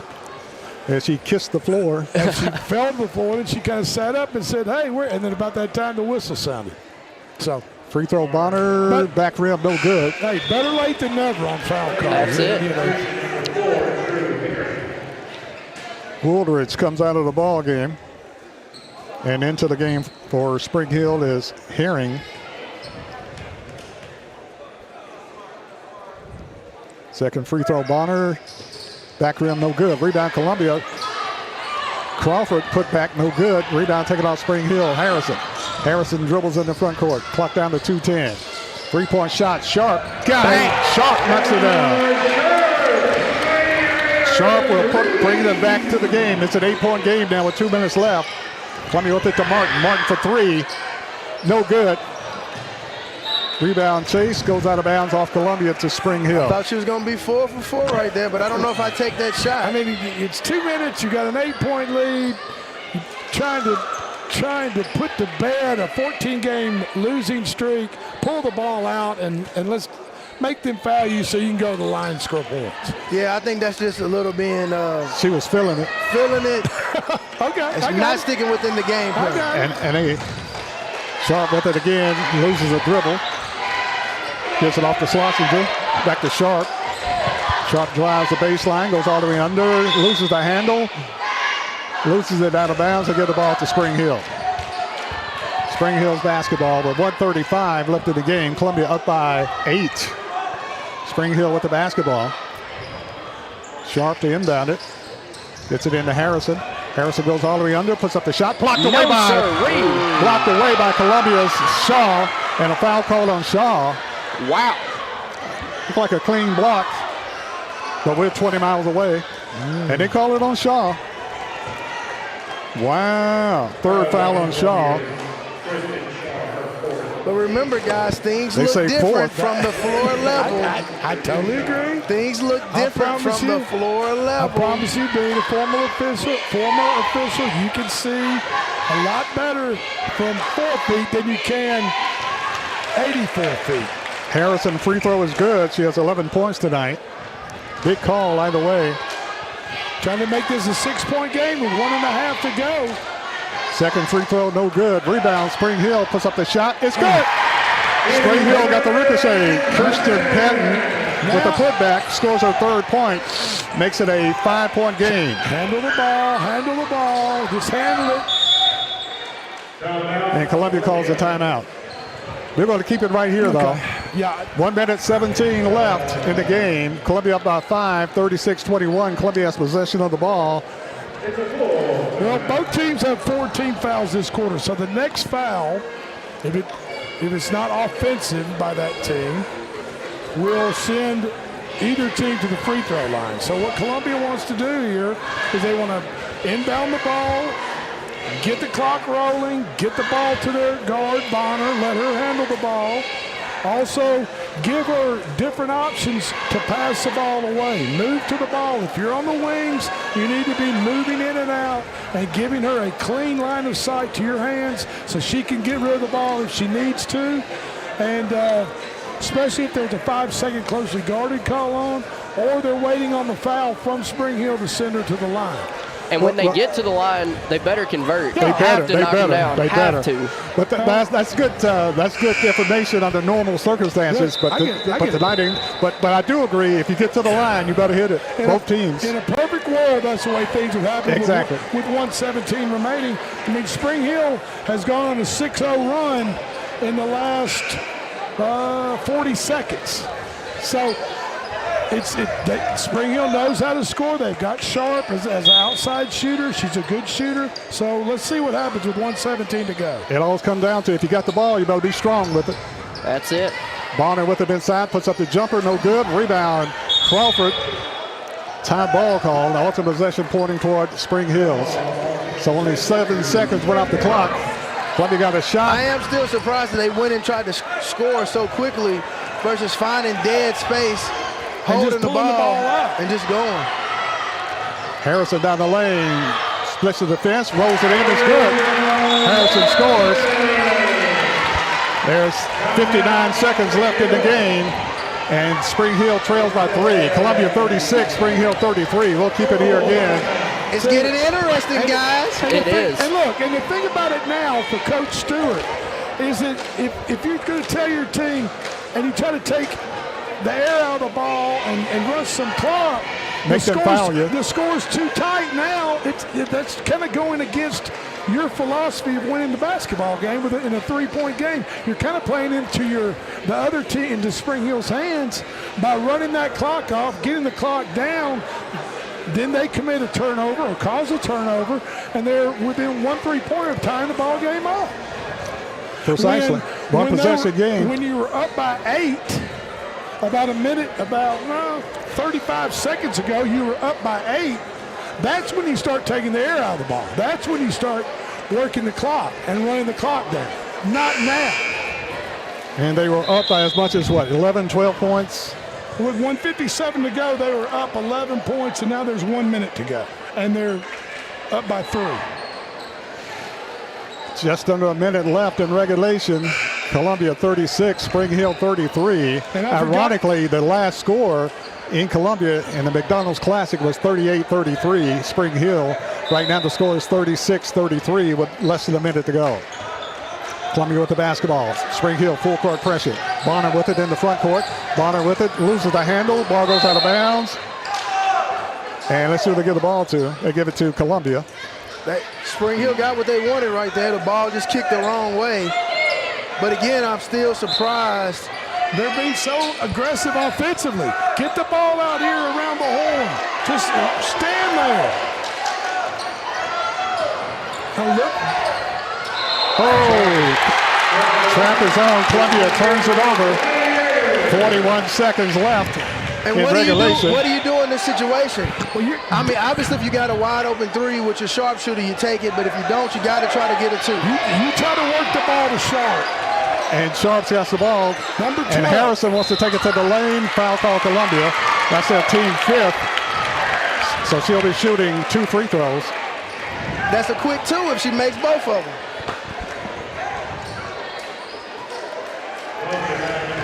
Alasia Harrison at the line for Spring Hill, shooting 2 free throws. Probably the second best free throw shooter on the team. Alasia Harrison, second best free throw shooter for Spring Hill. Harrison free throw, back rim, no good. She'll get one more. 33 seconds left in regulation. You got to box out right here for Columbia. You got to get Columbia leads by 3. Harrison free throw is good. Got the box out. Big time box and out. And a timeout, yeah. What happened to Harrison at the free throw lane? I was watching the ball. The girl went to go box her out. I mean, she cleared her out. Now, I don't know if the officials looked at that and caught it a little bit. So let me ask you this, Drake. That's a foul. That is a foul. That is a foul. That is a point of emphasis over the past few years for the NCAA. You've got to protect the free throw shooter. Yeah. From any type of egregious, aggressive, physical contact, and that is just what happened. 2-point game, 36-34. Columbia up by 2 with 33 seconds left in regulation. Well, I tell you what, number 15, Natasha Bonner. Yeah, Natasha Bonner. She's the one that's going to have to take care of the basketball, be the leader of this team, but she's also going to need a little help. And I'll tell you what, they don't need number 30, Duke, out here at the top of the key. She needs to be below the free throw line for any type of rebounding situation. They need to have their three best ball handlers out here at the top of the key around the perimeter. But you know, ironically, Bonner and Duke is the best ball handlers, the only ball handlers, yeah. Well, and the reason I'm saying that is that I just saw Duke turn the ball over right here with that wall, and I know that's probably not. Columbia to inbound Here it. we go. Has to hurry. They get it into Crawford. Now don't be to Bonner. Settle down. Get your head up. In front court to Duke. Don't worry about her down low. Hold on to the ball. In a trap. No. They get it to Bonner. Clock down to 19. Bonner with it. In a trap. Time out. There she goes. Perfect timeout. She got timeout. 15 seconds left. Columbia up by 2, 36-34. Timeout call Columbia. See, but that's a win for Columbia. They got all those seconds. We're down to 15 seconds now left in the ballgame, and they got all that off the ball. Well, they called a foul. Oh. They called a foul. No timeout. Foul call on Spring Hill. Well, I saw Coach Stewart go to the official and call a timeout. That's when he blew the whistle. Big free throw here, in and out, no good for Bonner. Bonner misses a free throw. She really needs to hit this one to keep it a 3-point game. Bonner will get another free throw. Big free throw here for Columbia. Crowd comes to life. Free throw is short. Rebound, fought for, slapped around. Spring Hill with it. 12 seconds left. Down by 2. Sharp is open. Sharp jumps it over to Harrison. Harrison drives, puts up the shot, no good. Rebound, fought for Columbia. Bodies fly. Traveling call. 2.1 seconds left. Traveling call on the rebound.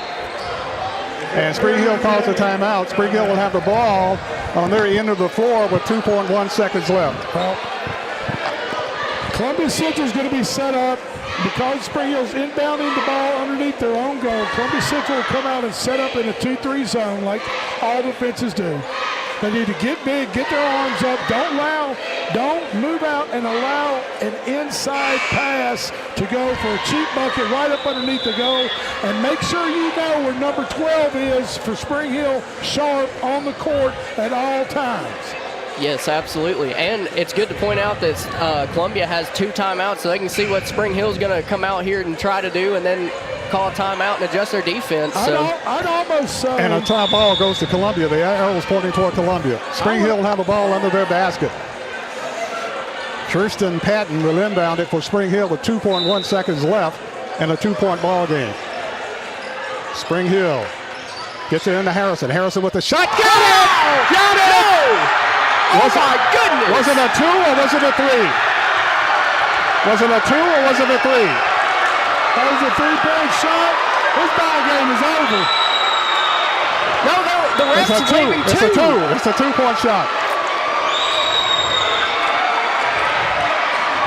I didn't capture the replay. Oh.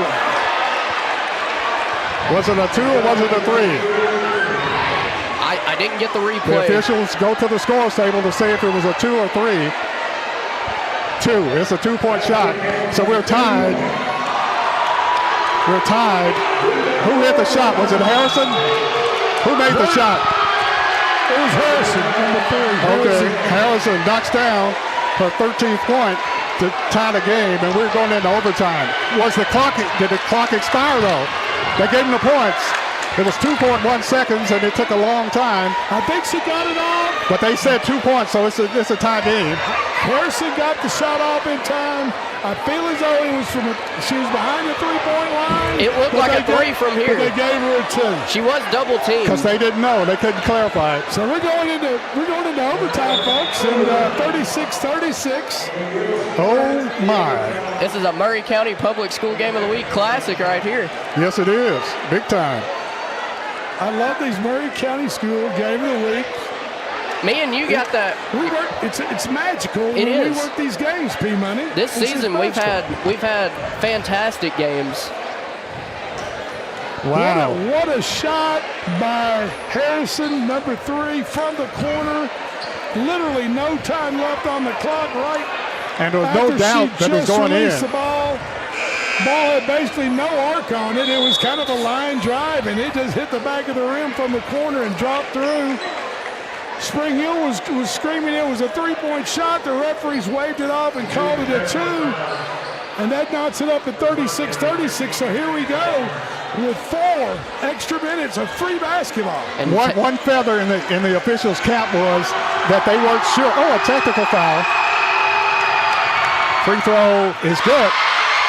Now this is to start the overtime. This is to start the overtime period. Natasia Bonner shooting free throws, a technical foul for some reason. Bonner hit the first, get one more. Free throw, Bonner, no good. So now Columbia Central will get the basketball because of the unsportsmanlike conduct called on Spring Hill's coach or bench. Columbia will have the ball as they start the overtime. Columbia up by 1. I have a feeling in overtime. Duke with the ball, trapped in backcourt, gets it in the front court. Gets it off to Martin. Martin with it to Bonner. Bonner is knocked down. Spring Hill with the basketball. Spring Hill to the hole, stolen away Columbia. Martin goes out of bounds to Spring Hill. Hey, forgive me, fellas. I was dealing with a field lighting issue. Got a call from Musco Lights. Where did the tech come from? I believe it was on Coach Shipley for Spring Hill after he was upset that it was not a 3-point counted by the officials, only a 2. So we started off the overtime period with enforcing the unsportsmanlike conduct on the head coach. 2 free throws in the ball for Columbia. And now we find that Columbia is up by 1, 37-36. Spring Hill, tie ball. Spring Hill with the basketball under their basket. They get off to Schlesinger for 3. No good. Rebound, fought for it, taken off Columbia. Duke with it. To Crawford, to Bonner.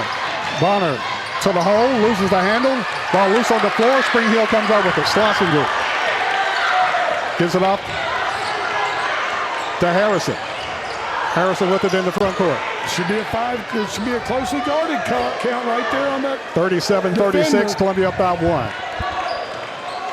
Sharp with the basketball for Spring Hill. Being worked on by Duke. Sharp with it, weaves away under, walks, puts up the shot, no good. Oh, they called a foul. Oh, they split the trap. She split the trap, took a step, and whistle blows and a foul call. A rarity. Like I said earlier, basketball players in the national area must be allowed 3 steps. Brooklyn Duke picks up her second foul. Free throw, Sharp, no good. Back rim. So, guys, I'm getting text messages, I'm getting phone calls, and people are replaying that shot. And they said she was way by the line by at least 1.5 feet behind the 3-point line. I don't see how you miss it. As a referee crew, Sharp second free throw you're putting the ball good. Inbound. You should be right there. Duke with it. Martin for 3. No good. Rebound. Spring Hill. Harrison skies for the rebound. Harrison pushes it up the floor. Harrison in the front court. Crowd really into it. 37 apiece. They leave Sharp open for 3. No good. Rebound, Columbia. That was a great rebound that time by Columbia. Sharp. Coach Stewart, you have to get somebody in number 12's face. You cannot allow her to shoot the ball that wide open. Bonner throws it away, taking out Spring Hill. Harrison with it. Harrison with it in the front court. Harrison puts up the shot. It's good. Harrison scores. Harrison scores a 15th point, and Spring Hill takes the lead, 39-37, with 2 minutes to go. Columbia gets it inside. Shaw puts up the shot, no good. Ball stuck. A wedgie. And Shaw will go to the line shooting 2. That is definitely a basketball wedgie. Foul call Spring Hill. Shaw will be shooting 2. Foul call Harrison. Harrison's 4th foul. So the officials get another ball to try to unstick the wedgie, and they do. Get the other one off the court. Like I said, I don't see in that situation with 2.1 seconds to go, inbounding the ball underneath that basket, that official should inbound the ball, take 2 steps back, and he's 1 step from the 3-point shooter. Hey guys, I'm getting text message from Central High School graduates who are saying that the ball game is over. That was a terrible call, and it was a legitimate three-pointer. Shaw, 1 out of 2 free throws. 39-38. Harrison with the basketball. And we have live replay brought to you by WKOM, where folks can really see it and play it back. Ball worked on the right side. Shaw, sharp. Ball loose, picked up Columbia. Crawford with it. Crawford to the hole, puts it up, no good. Ball's tapped up, no good. Whistle, no whistle. Columbia will get the basketball. Columbia's basketball. Blew the layup to give Columbia the lead with 1:36 left. Columbia will have the ball to be inbounded, knocked out of bounds by Spring Hill. Columbia's basketball. Bonner gets it into Duke. Back to Bonner. Bonner jacks up the three. No good. Rebound ripped out of there, Columbia. And foul call, Spring Hill, as Casey Crawford got the rebound, got knocked to the floor, and Crawford will be shooting free throws for Columbia. And like you said earlier, I can't understand why the referee on our side of the floor has to make that call on the other side of the basket, right in front of that official on the baseline. Drake, I think it's because he's from a different association.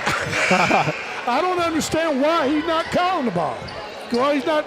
I don't understand it. I want all listeners to know that Kirsten Patton fouls out of the game. High School chooses to use the Crawford free throw, back rim, no good. Chooses to use the Crawford could tie it up with a free throw here. The Middle Tennessee Basketball Association, not South Central, what we all used to down here. Second free throw, Crawford, no good. Fight for the rebound, lane violation, and Columbia turns it over. Lane violation, Columbia turns it over with 1:30 left. Had a chance to go on top. Spring Hill with the ball, trailing by 1. Ball stolen, Columbia, fight for it on the floor. Slap away again, Spring Hill gets it back. Harrison with it back. There's going to be a 10-second count, and it is. 10-second count. Columbia gets the ball with 1:18 left. 1:18 left. Coach Stewart needs to. Was the game not tied up? I guess they took a point off. It wasn't tied up. Okay. No, they were down by 1, and they hit a shot. I got you. So they went up. Yeah. They went up by 1. Whistle and a foul call. And the team that hit their free throws will win the game. That's big. Harrison just fouled out. Harrison fouls out. Also, Patton fouled out. And Herring in for Spring Hill. Sharp, number 4. Is that Sharp? No, I'm sorry. Herring. Big free throw here, Bonner. Bonner, free throw is good. Hits all the rim, goes in by Bonner. Somebody really has to step Bonner has a dozen. Gonna really need somebody to step up right here. Bonner, second free throw, no good. Rebound, Columbia. Crawford puts it up, no good. Crawford tries to get it back, ball out of bounds, goes out of bounds off Spring Hill to Columbia. Columbia's basketball. We're tied at 39 with 1:08 left. With 1:08 left in the first overtime. Columbia will inbound it under their basket. Bonner gets it inside. Shot put up, Duke. It's good. Brooklyn Duke puts it up and in. Gives Columbia the lead. Duke has 8. Columbia leads by 2, 41-39. Ball knocked out of bounds. Spring Hill basketball. Beautiful inbound play. There's timeout on the court. 56 seconds left. We'll keep it right here. 41-39. Columbia up by 2. Right there where Columbia ladies line scored is a beautiful little simple inbound play. Nobody fronted Duke right there. She just made a 3-foot pass to Duke on the go, and Duke went up strong and used the glass up and in. And you know why she used the glass, Barry? Because the glass is your friend. Yes, exactly. Exactly. The glass is your friend. It's the shooter's best friend is the glass. Is that square? There's a reason they put a square on that glass. I think I've heard that somewhere. That's right. Absolutely. That's my theory anyway. And here we are. The Columbia Lady Lions are up by 2 points, 41-39, with 56 seconds to go, trying to break a 14-game losing streak. P-Money, people are asking for the replay over and over again. I got screenshots. I promise you, they sent them to me. He didn't hit the replay button. P-Money was not on the money. I'm sorry, viewers. Sorry to all the fans. We do not have a replay button. The replay was not activated for that shot. We will do better in the future. P-Money is taking notes. Just under a minute left in overtime. Spring Hill with the basketball. Sharp with it. They leave the lane open. She drives, puts up the shot. No good. Rebound, fought for, pulled out Columbia. Crawford with it. Crawford gets it out to Bonner. Bonner with it in the front court. Dumps it inside to Shaw. Ball loose on the floor. Fight for it. Tie ball. Alternate possession. Arrow pointing for Columbia. They call a foul. On number 12. That's Sharp. That might be 5 on. That's 5 on her. Sharp fouls out of the game. I had it with 4, but they say all on Emma Sharp. And if Columbia wants to win this game, Crawford will have to hit one of these 2 free throws. And with Harrison out 5 fouls, Sharp out 5 fouls, Mimi Goodman out tonight, Spring Hill's in a world of hurt offensively. Absolutely. Not unless you hit the free throw. First free throw no good by Crawford. Really need to hit this free throw. Make it at least a 3-point game. Crawford missed the first free throw. Second free throw, Crawford is good.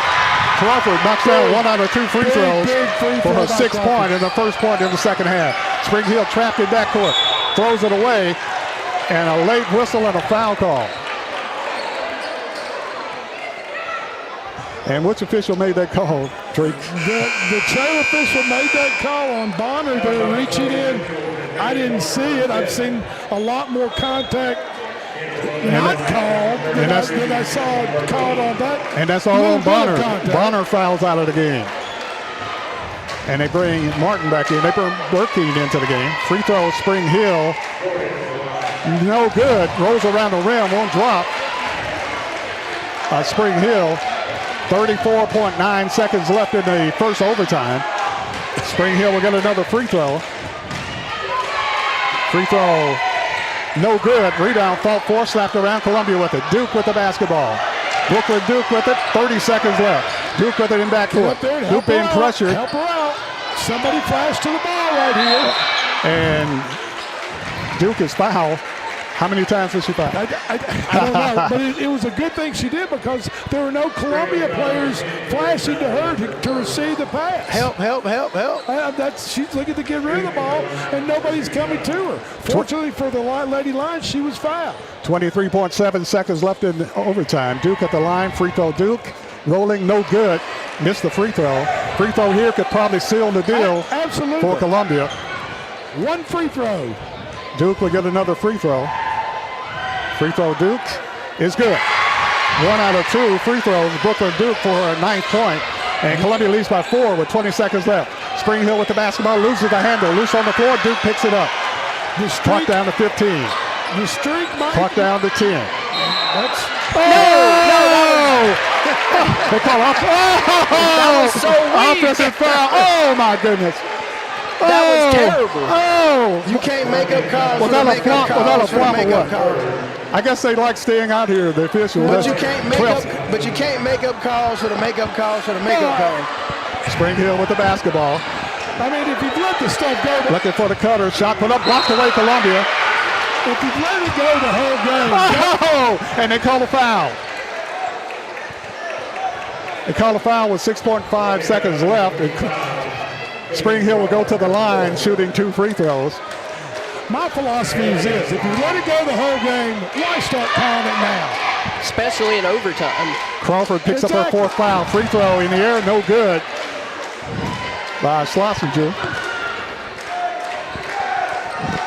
She'll get another free throw with 6.5 seconds left. Free throw, no good. Rebound, fought for. They come over the back, knock it out of bounds. Oh! And they give the ball to Spring Hill. Looked like Spring Hill knocked it out with 5.1 seconds left. Spring Hill to inbound it under their basket. They dump it inside. Spinning, shot put up no good. Rebound fall for Columbia with it. Duke, 1 second. 0.8 of a second. They're going to forget about the foul. No, they said no, we're not forgetting about the foul. 1/10 of a second left. And Columbia should be shooting free throws. Man. Where's the academy at? 43-39, 4-point game. Game not over yet. Columbia, Brooklyn Duke will be shooting free throws with no time on the clock. They got to put, what, 0.3 on the clock? 0.3 of a second. So the game's not over in overtime. Columbia leading 43-39, 4-point lead Columbia. Is a technical foul being called? No, it's a regular foul. They just ain't lining up. Ain't no seconds on the clock. So Duke will go to the line with just, they got to put 0.3 of a second on the clock. 3.3 seconds on the clock. There has to be the bottom two defensive spots have to be filled on a free throw. So Spring Hill has to put 2 players down here. Okay, here we go. That's correct. And 0.3 of a second on the clock. Duke at the line for Columbia, up by 4 with 0.3 of a second left in the first overtime. Free throw, Duke is good.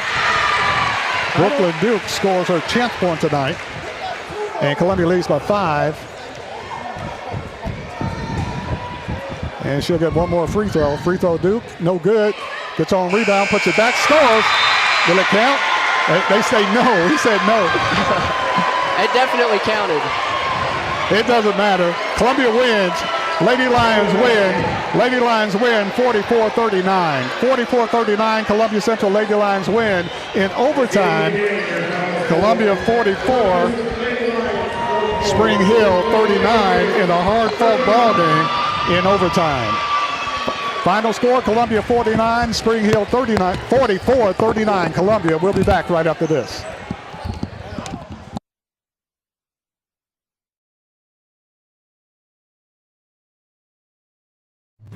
Hello, this is Rick Tillis from Tillis Jewelry. What is a full-service jeweler? Experienced staff, custom designers, in-house jewelry repairs, and beautiful jewelry. Yes, at Tillis Jewelry, we are passionate, knowledgeable, and committed to integrity. We strive to be the best in our community and in our profession. We build long-term relationships and become part of family traditions that will cross generations. We delight clients by providing an unparalleled selection, superior service, and exceptional value. Tillis Jewelry, we exceed your expectations.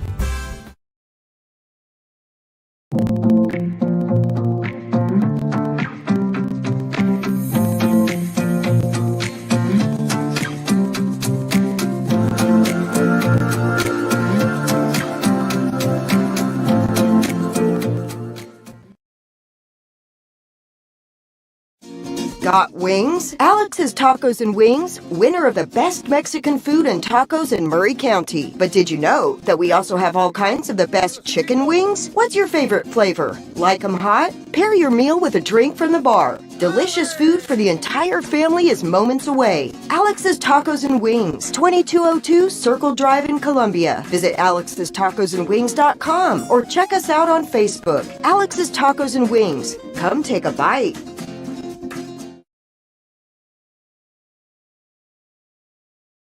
Hi, I'm Robert Rogers at Parks Motor Sales Buick GMC. And I'm Michael Parks Lawrence at Parks Motor Sales Buick GMC. Together, we're Mr. Bobby Parks' grandsons, and we run his dealership, and we are glad to be part of our local community. Being family owned and operated, we invest heavily in our community. We do things like sports teams, schools, bands, you name it. We try to help everybody we can. The reason why we do this is because we all love this community. So come do business with us, your neighbors, at Parks Motor Sales in Columbia, Tennessee, right off Nashville Highway, or at parksmotorsales.com.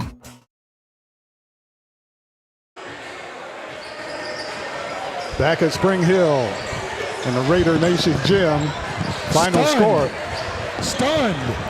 Very, very. Shocked. Very unusual game. Very unusual. Lady Lions winning by the score of 44-39 in overtime. And let me just clear the air and set the record straight here. Now, I was an official for the South Central Basketball Officials Association that services all of South Central Middle Tennessee, including Spring Hill, for over 40 years. And about 7 years ago, Spring Hill, the powers that be, the administration, decided they wanted to use the Middle Tennessee Basketball Association, which was what handled the ball game tonight. Now, I'm not saying, good, bad, good crew, bad crew, whatever the deal is. I'm just saying, sometimes be careful what you wish for. Yeah, we got one more game to go tonight. We got another game to go. Yeah. That's just the one of two, folks. Yes. In the West, the best or the worst is yet to come. It might be. So the next time you see some officials from Spring Hill, you might say, hey, let's try to get that other official association back over there that we had for 40 years prior to this. Because what we had the other night just wasn't quite the cream of the crop, if you know what I'm saying. I can't believe you're saying it, but I agree what you're saying. And I love my fellow officials. I love them all across the state. They do a great job. And God bless all of them. They give back their community. They get paid very little. And they work hard. But sometimes schools get, that old saying, the grass is always greener on the other side of the fence. Well, we see tonight that the other side of the fence, there's a reason why that grass is so green. And I'm not going to say why, but I think cattle farmers know, and most farmers know why that grass is a little bit greener over there. Scoring rundown for Columbia, winning in overtime. Lady Lions winning, breaks a 14-game losing streak. Lady Lions win by the score of 44-39. Natasia Bonner, the freshman, fouled out with 12 points. Brooklyn Duke had 10 points for the Lady Lions. Two players that didn't play on Tuesday night because of illness. Casey Crawford had 6 points for Columbia. Tristan Shaw had 4 points. Kenzie Burkeen had 3. And Kylie Martin had 3 trays for 9 points for Columbia Central.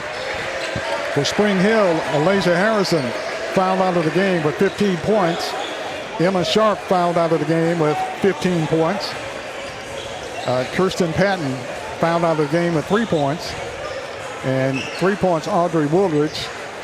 And that rounds out the scoring for Spring Hill. Final score in overtime, Columbia Central 44, Spring Hill 39 in overtime. Columbia Lady Lions break a 14-game losing streak. So somebody had to be happy. And it was not easy. It was. I'm going to tell you right now. It was definitely not easy. It was a labor of love, to say the least. But they did it. Congratulations to them. Now, today, in today's world with video replay and people with cameras and everything else, and now Spring Hill could probably protest or object and say, hey, what about that three-pointer at the end of the regulation? Well, the officials didn't see it that way. They just saw it as a 2, so we went into a little extra time, and the Lady Lions came out victorious. Well, they conferred, and evidently they weren't sure. They didn't see it. And they were looking. And so they did the wise thing, even though it hurts. Whose call is that, Drake? That really, to be honest with you, it's the outside official call. In other words, it's the official that's on that side of the court where the ball is being put in, and he is the one that is looking. But when it's deep in the corner, that's really kind of a dual area. The official putting the ball in play on that side of the court where the shot was taken, and the deep half-court official, or the trail official, we call him in that situation. They are both looking to where that shooter, you've only got 2.1 seconds to go. So you know that once whoever the ball is inbounded to, more than likely they're going to be taking the shot. So if I throw the ball to you, Barry, if I'm an official, I'm watching you, I'm seeing where your feet are when you leave the floor, and looking for a foul situation. I don't see it. I really don't understand how they missed it. I really don't.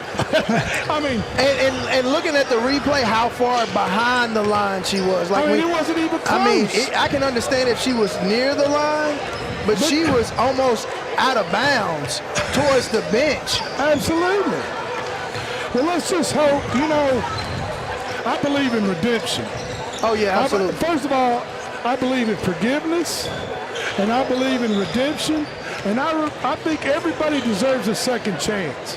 So what we're going to do, and what I'm going to do as a color guy here on the Maury County Public School Game of the Week, I'm going to put this girls' game behind me. I'm going to move forward. And I'm going to say these officials are ready to redeem themselves and do a terrific job in this boys' game. What do you say, Barry? Well, I'm sure they're having a real strong conversation behind closed doors right now. We can only hope, Drake. We can only hope. I mean, I get it. You know, and look, let's just be totally honest. Out of the Middle Tennessee Basketball Officials Association, this is probably not the cream of the crop crew that got 4 teams, 2 games, and 4 teams that total maybe 13 wins for the whole season. Do you see what I'm saying? So we might not be getting the cream, and that's okay. We probably need to take that into account. But they are considered high school basketball officials, and they should be able to take care of a 2-second into the game play and determine whether the shooter is behind the three-point arc, on the line, or inside of it. That's elementary. That is, and even elementary and middle school referees are taught that way before they're eligible and given assigned high school games. But like I said, that's enough of that. The girls' game's over. The Columbia girls break a 14-game losing streak. We move on to the boys' game, and it could be the best call game we've ever seen in our lives. I got a question for you, though. Okay. Been meaning to ask it for many years and been curious about it forever. I don't remember that play. Don't bring up a play from 1997 or something. No, it goes back to 67. But it's a general question. Okay. What recourse do you have with the officiating? Not just tonight, just any time. What kind of recourse do you have? Well,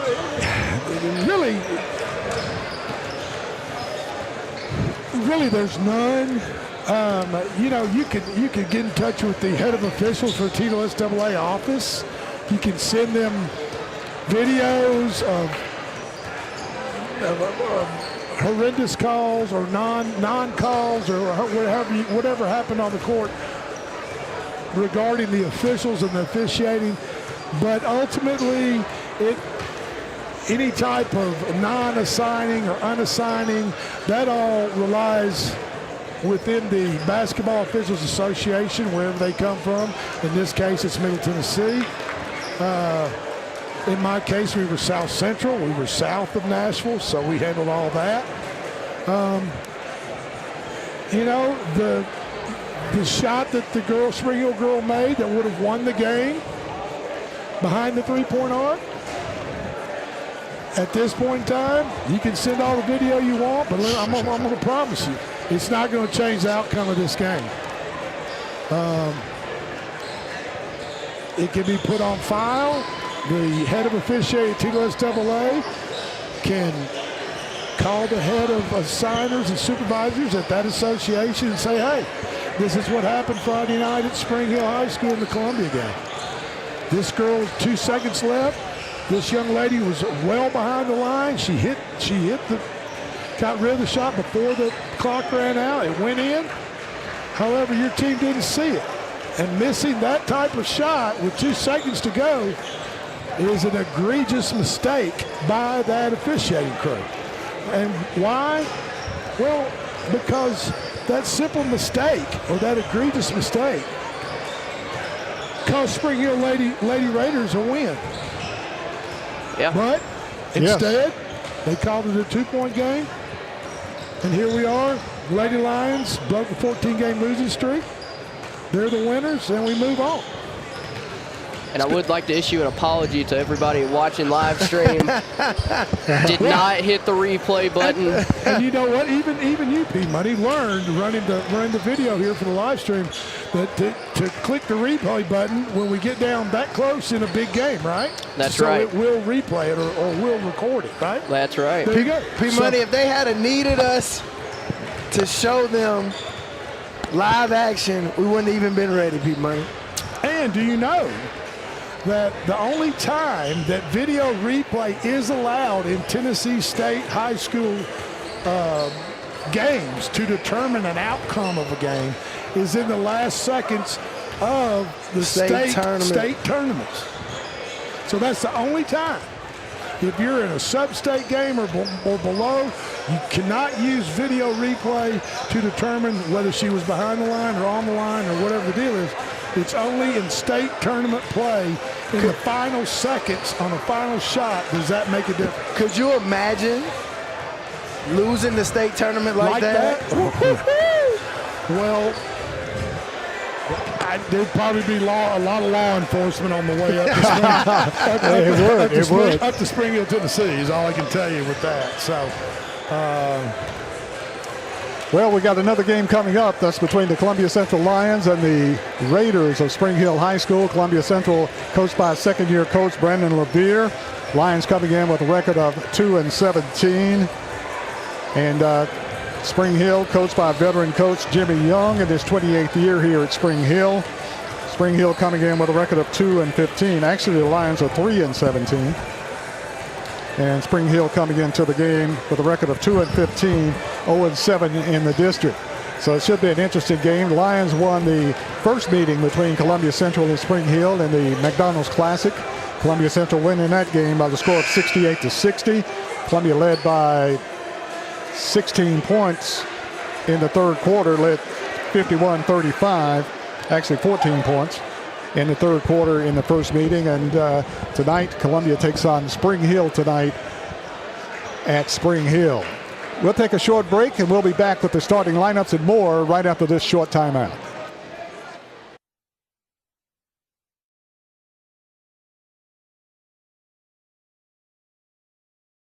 Hi, I'm Robert Rogers at Parks Motor Sales Buick GMC. And I'm Michael Parks Lawrence at Parks Motor Sales Buick GMC. Together, we're Mr. Bobby Parks' grandsons, and we run his dealership, and we are glad to be part of our local community. Being family-owned and operated, we invest heavily in our community. We do things like sports teams, schools, bands, you name it. We try to help everybody we can. The reason why we do this is because we all love this community. So come do business with us, your neighbors, at Parks Motor Sales in Columbia, Tennessee, right off Nashville Highway, or at parksmotorsales.com.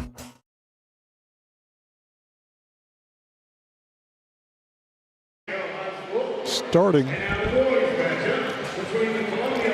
Columbia Central taking on Spring Hill here at Spring Hill tonight. Columbia's coached by Brandon LeVere in his second year. First year, actually 28th year by Jimmy Young.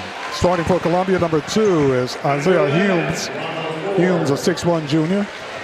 Number 11 is Ronald Moore, 6'3 senior. Number 15 for Columbia is Chase Tellington, a 6-foot junior. Number 24 inside, B.K. Armstrong, 6'6 senior. And number 44, freshman, Brendan Sechrist, 6'4 freshman. Columbia, purple tops and bottoms, white numerals. Columbia's coached by second-year coach Brandon LeVere. Now the starting lineup for Spring Hill, coached by veteran coach Jimmy Young in his 28th season for the Spring Hill Raiders. Spring Hill white tops and bottoms, maroon numerals. Maroon and white checkerboard down the side. Number 14, Landon Miller, 5'9 sophomore. Number 20 is Ashton Hoffman, 6'2 junior. Big man inside, number 24, Elijah Carter, 6'5 sophomore.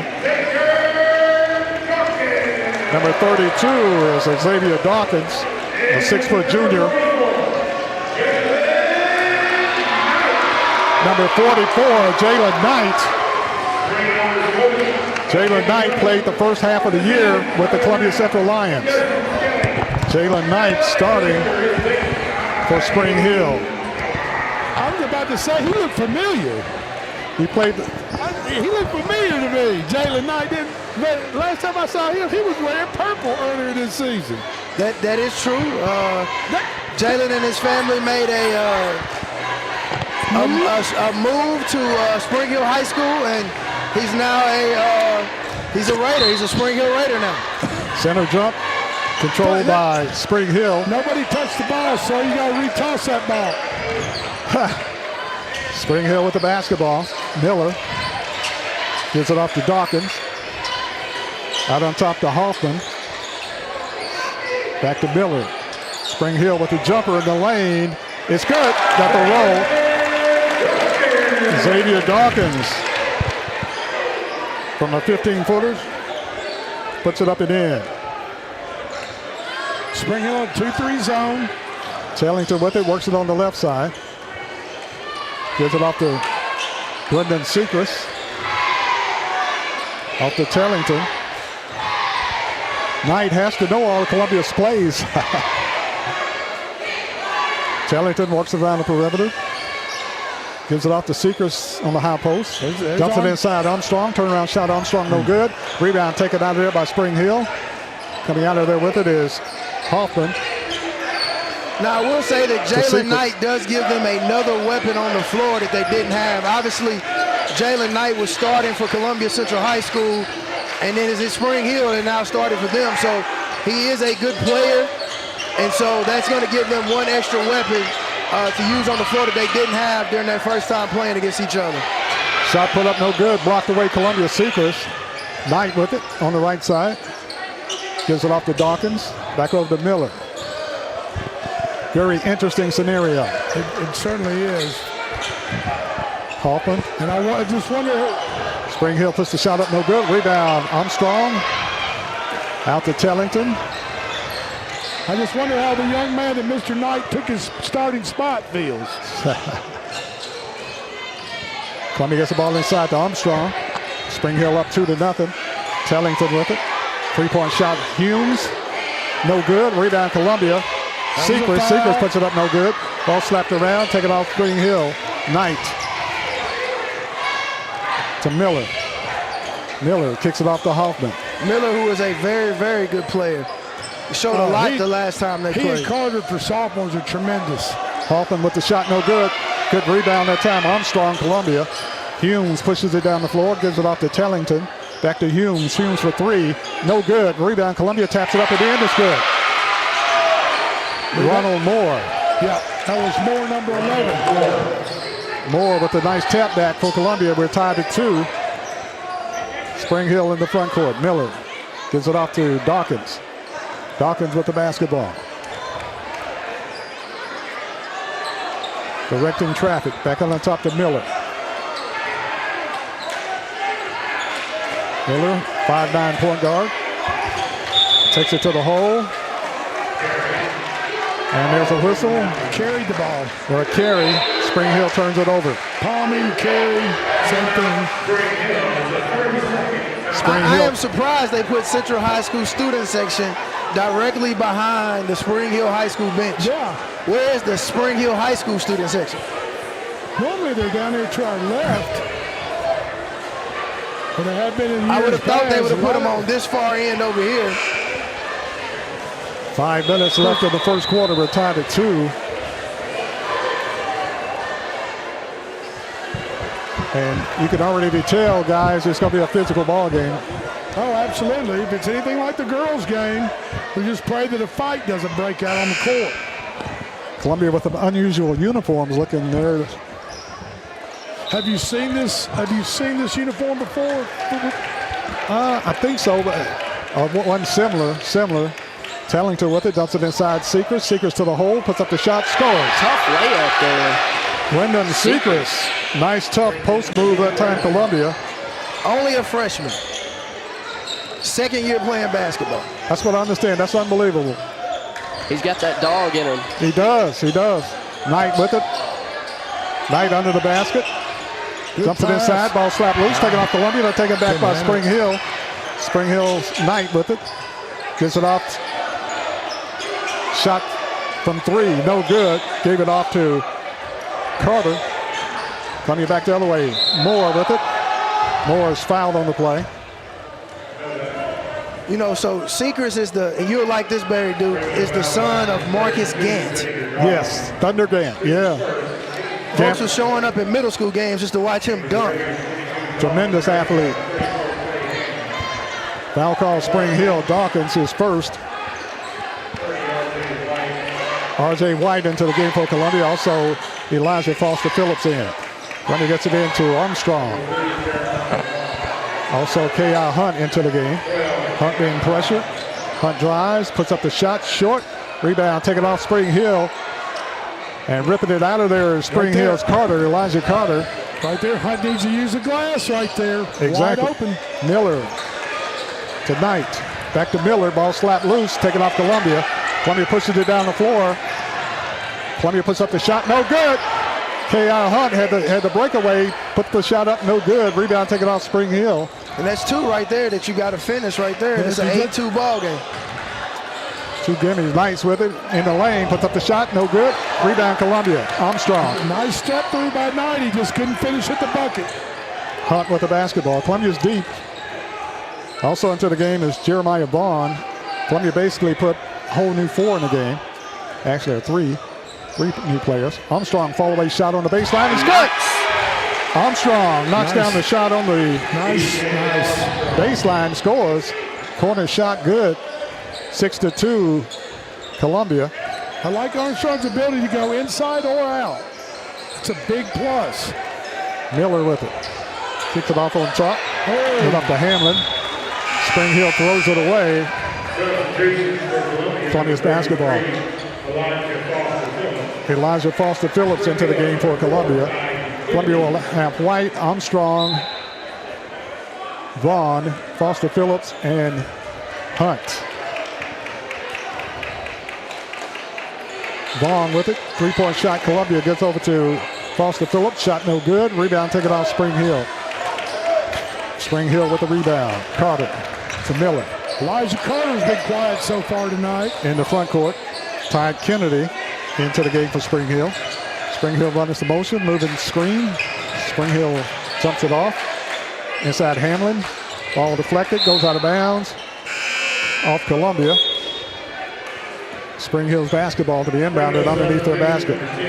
Miller comes out. Hoffman into the game for Spring Hill. Miller to inbound it. Check that Kennedy to inbound. Ball stolen away Columbia. Vaughn to the hole, puts up the shot, no good. And he's fouled on the play by Spring Hill. And Jeremiah Vaughn, a big guard. Very big guard, very explosive, and can get to the rim at will. Resta commits the foul. He's a strong guard. Vaughn is fouled by Resta. Go to the line shooting two. Free throw Vaughn, no good. Vaughn will get another free throw. And just like the girls' game for both teams, when you go to the line, you better hit it because that might be the only opportunity you get to shoot it without contact. Missed two free throws, ball knocked out of bounds. And it multiplies, right? So if you get a lead and you get free throw shots up late in the game, like Spring Hill was able to come back on Central High School, be right there, make a three-pointer that got called to. Kennedy to the line, drives to the basketball, knocked away. Ricochet taken off Columbia. Armstrong. Columbia gets it inside. Shot put up no good. Fight forward. Spring Hill comes out of there with it. Miller. Elijah Carter right there. Miller with it to Hoffman. Hoffman works the ball around to Harrison. Over to Kennedy. Back to Harrison. Two quick guards and then for Spring Hill. Hoffman with it for Spring Hill. 6-2 is the score. Spring Hill to Resta, to Hoffman. Hoffman drives. Three-point shot, Spring Hill is good. Alfie Harrison with the three. Makes it a one-point game. Columbia with the basketball up by one. I don't know why Miller's not in the game for Columbia. Seems like he...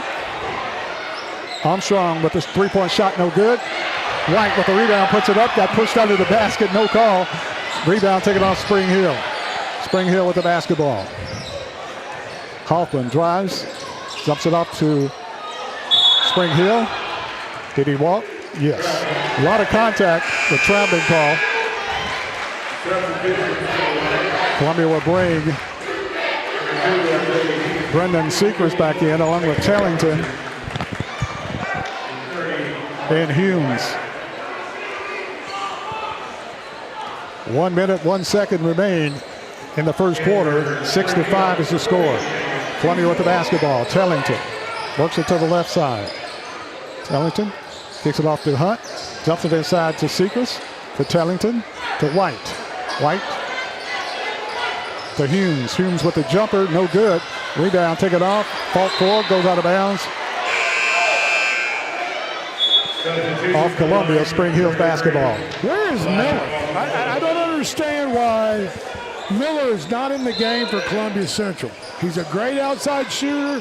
He scored 24 points the last game they played. I don't understand.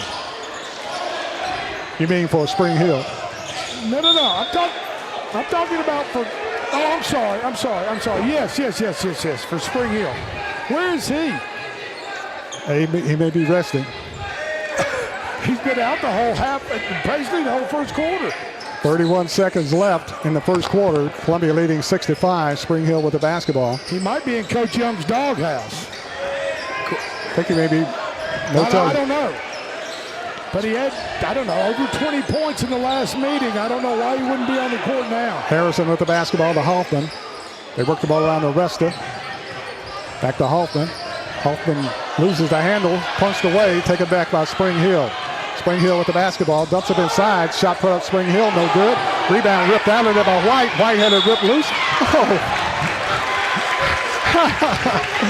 Oh my goodness. White had the referee to come across his arms, knock the ball loose. Spring Hill gets the ball, and Columbia touches it, and they call a foul.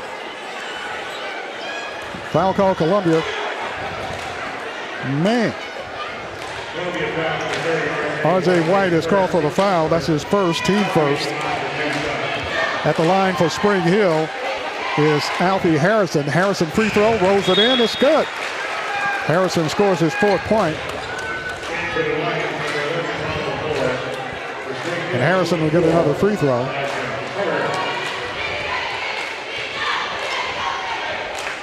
Second free throw, Harrison is good. Harrison knocks down for his fifth point. And Spring Hill takes the lead, 7-6 over Columbia. Tellington with it for Columbia. Trying to get to Humes. Clock runs out. And that's the end of the first quarter. At the end of one, the score. Columbia, Spring Hill leads 7-6 over Columbia. We'll be back right after this.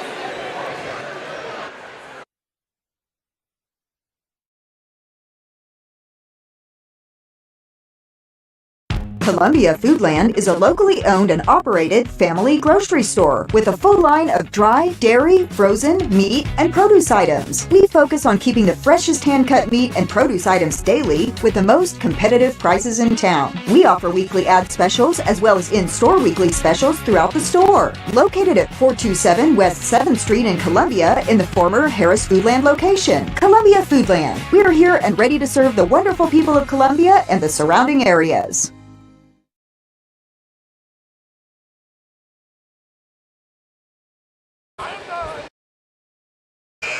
7-6, Spring Hill on top at the end of the first quarter. Spring Hill has their two quickest guards out there, Kennedy and along with Harrison. Columbia will have Vaughn, Humes, Hunt, Armstrong, and Moore. And Spring Hill has no Landon Miller to start the second quarter. He may be under the weather. There may be. Columbia with the basketball, man on his back, gives it to Armstrong. Armstrong to Humes. Humes with it, drives, goes all the way under, puts up the shot, good! And he scores. Humes takes it to the rack and is fouled. He'll go to the line for the end one for Columbia as he hits his first 2 points of the night. He'll go to the line for the end one for the Lions. 8-7, Columbia regains the lead. That was a tremendous call by that official, I just want to tell you. He got it exactly right. Humes, free throw is good. Humes with the end one for Columbia. And Columbia takes a 9-7 lead. Full court pressure, Columbia. Carter to Resta. To Harrison. Harrison with it in the front court, goes to Hoffman. Hoffman dumps it inside, ball loose, stolen Columbia. Humes with it. Humes pushes it down the floor, takes it to the hole, puts up the shot, no good. Shot put up Armstrong, no good. Armstrong gets it back, got pushed in the back. And going to say before the shot. Foul called on Spring Hill. Got a great push in the back. Carter commits the foul. That's his first, team second. Vaughn with it to Humes. Humes with the shot jumper in the lane. Puts it up good. Isaiah Humes scores his 5th point. Columbia leads 11-7. Nice little stop and pop by Humes right there, right in the middle of the lane, just about a step below the free throw line. Hoffman with the ball. Gives it off to Resta. Resta to Carter. Stolen away Columbia. Hunt. Oh! Hunt tried to dunk it, missed it. Columbia would have settled for 2 points. Ball goes over and back. They missed it. Then it goes out of bounds. They give it to him. And I'm just going to say this. If I'm Hunt right there and I had missed 2 wide open layups prior to that, layup opportunity, I'm going to lay it up just to show everybody in this gym I can hit a layup. That you can hit a layup. Yeah. I mean, Moore shot. Money. Moore with a 3 for Columbia. Ronald Moore scores his 5th point. 14-7 Columbia. 6:30 left in the first half. Harrison with it in the front court. Had to pick the waist. Hunt with the steal. Hunt gives it up to Humes. Humes for 3. Missed it, but he traveled before. He couldn't decide what he wanted to do once he got the ball over there on the wing outside the arc, and he caught it and just kind of shuffled before he put the ball on the ground, and that's a walk. Columbia trying to go for the knockout punch too early. I mean, Mr. Hunt, I love you, but just lay the ball up and in. I think the nerves got the best of him. Didn't really know where he was at. You know, didn't get a lot of explosiveness either. You know, he's been injured. But I had hope for him as he went up. I had hope. Knight back into the game for Spring Hill. Hoffman with it. Mr. Miller is back in the game for Spring Hill. Spring Hill shot off the glass, no good, but Carter fight for the rebound. Hold on. Snapped away, and a foul called Columbia. Vaughn is called for the foul. Ball commits his first. Jeremiah Vaughn. Spring Hill will inbound it under their basket. Spring Hill gets it out on top to Knight. To Hoffman. 6 minutes left in the first half. Carter with the basketball. Skip pass to Knight. Knight puts up the shot. It's good. Knight knocks down the 3. Jalen Knight for 3 for Spring Hill. That's kind of hard to say. Jalen Knight for Spring Hill says called this game for a long time. 3-point shot, Columbia short. Moore with it, puts it up, no good. Tapped up Columbia, good! Armstrong with the tap in, nice tap in by DK Armstrong. Armstrong scores his 4th point on the tip in. Good job by Armstrong coming in on the weak side on that little tap back rebound. Makes it a 16-10 ball game. Help his team and his teammate out on the missed shot. Spring Hill with it. Carter puts up the shot, got hammered. Foul call Columbia. Foul called in Columbia. I think they're going to call it on Humes.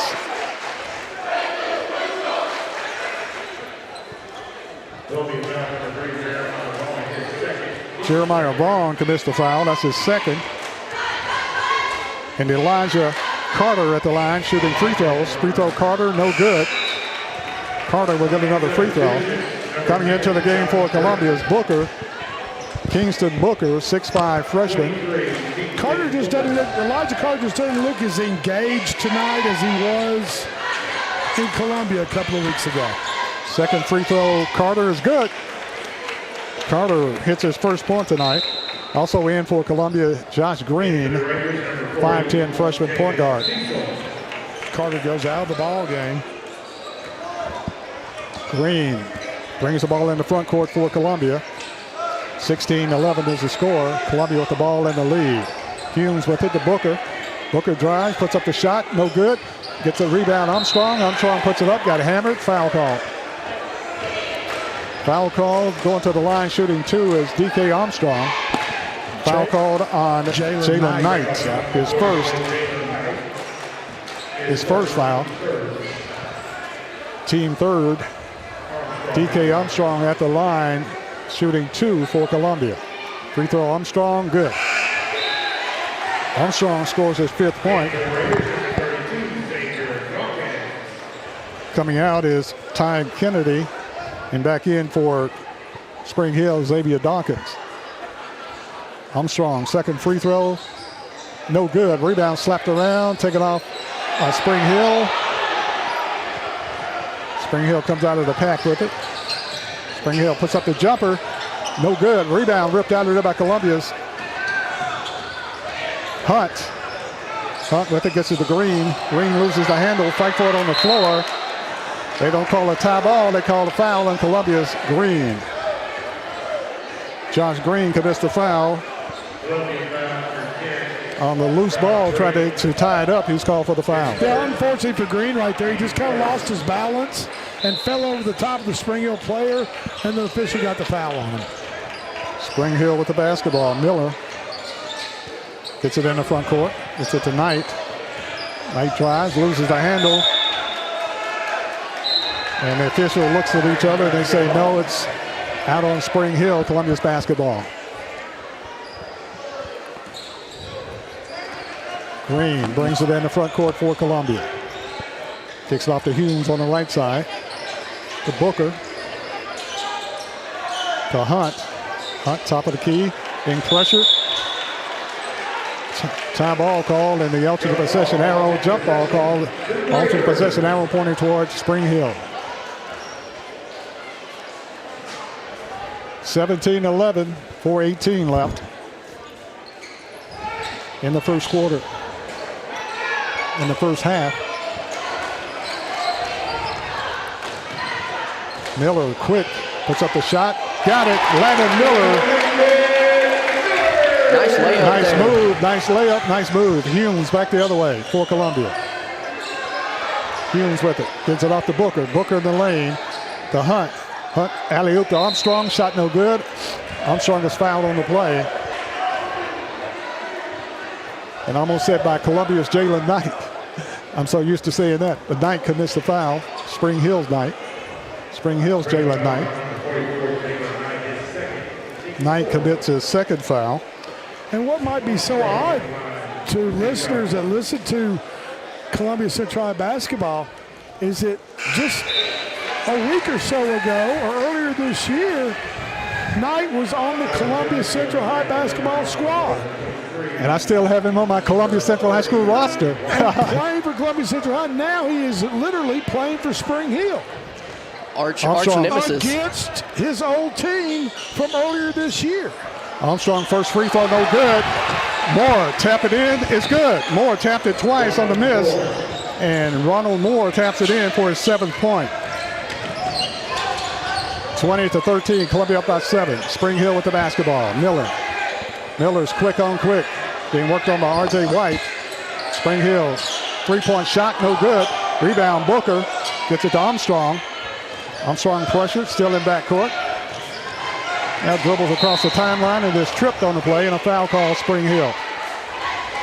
Spring Hill's Carter commits the foul. That's his 2nd. And I don't know what Carter is doing that far out on the court.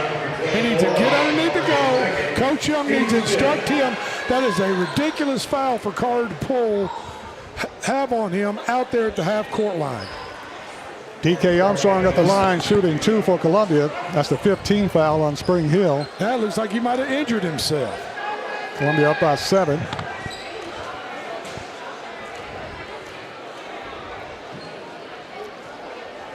Armstrong free throw, no good. Armstrong will get another. It's almost like Carter's in a little bit of a funk. I mean, this is not, it's not the same player. When we saw him play against Central, I've seen Carter play like 3 times this year, and he's just not the same. He just doesn't look engaged. He doesn't. A lot of flu and strep throat and a lot of stuff going around. Yeah, he might be pushing his health limits right now. Free throw good by Armstrong. Spring Hill inbounds it, goes over and back, turns it over. The alternate possession arrow pointing toward Columbia. You know what? It's been a while since I've refereed. I have to see that play again. Don't worry. Everybody that's watching the game will send it to us in T-minus. Give them a few seconds. Everybody listening will send us the replay here shortly. I'm sure my phone will be buzzing. Columbia's basketball. 3:15 left in the first half. Columbia leading 21-13. You're running it back through my mind. I don't feel it's over and back. It was odd. But at this point, you can't. The ball had never become front court possession. So there's no way, if it's never come front court possession, then there's no way to go over and back into the backcourt, even if a player is jumping from the front to the backcourt. So I don't know why they stopped action and conferring at the scores table. I don't see how they can go back and change it at this point. That's the positioning of the basketball. Stranger things have happened. It's Columbia's basketball. Side front court now. They tried to get it inside back court, now it's side front court. Hunt with the ball. Gets it off to Armstrong. Armstrong turnaround jumper. It's good. DK Armstrong came to play for the Lions tonight. Scores his 9th point, and Columbia's up by 10, 23-13. Miller with it for Spring Hill. Miller, very quick. I think he's one of the more dynamic players I've seen in this area in 8 or 10 years. Hoffman with it, gets it inside. There's a whistle and a push and a foul called against Columbia.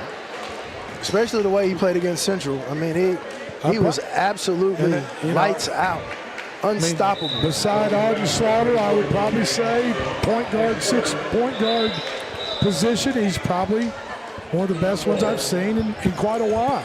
And foul called on Armstrong. That's his first. Team 4th. Spring Hill will inbound it under their basket. He's a sophomore along with Carter, and if you're not getting any production out of Carter, Miller has to be on the floor. Spring Hill drives. Dawkins puts it off the glass, no good. Fight for the rebound. Coming out of there with it is R.J. White. White with the ball. Pushes it in the front court for Columbia. Loses the handle. Picked up by Spring Hill. Miller with the trailer. Puts up the shot. Scores. Xavier Dawkins.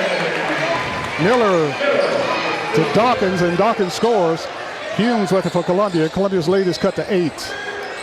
And that turnover was due that R.J. White handled the ball when he shouldn't be handling the ball up the court. Humes with it to Hunt. Hunt. 2 minutes to go, first half. Hunt with it, drives all the way, stops, ball slapped loose, turns it over.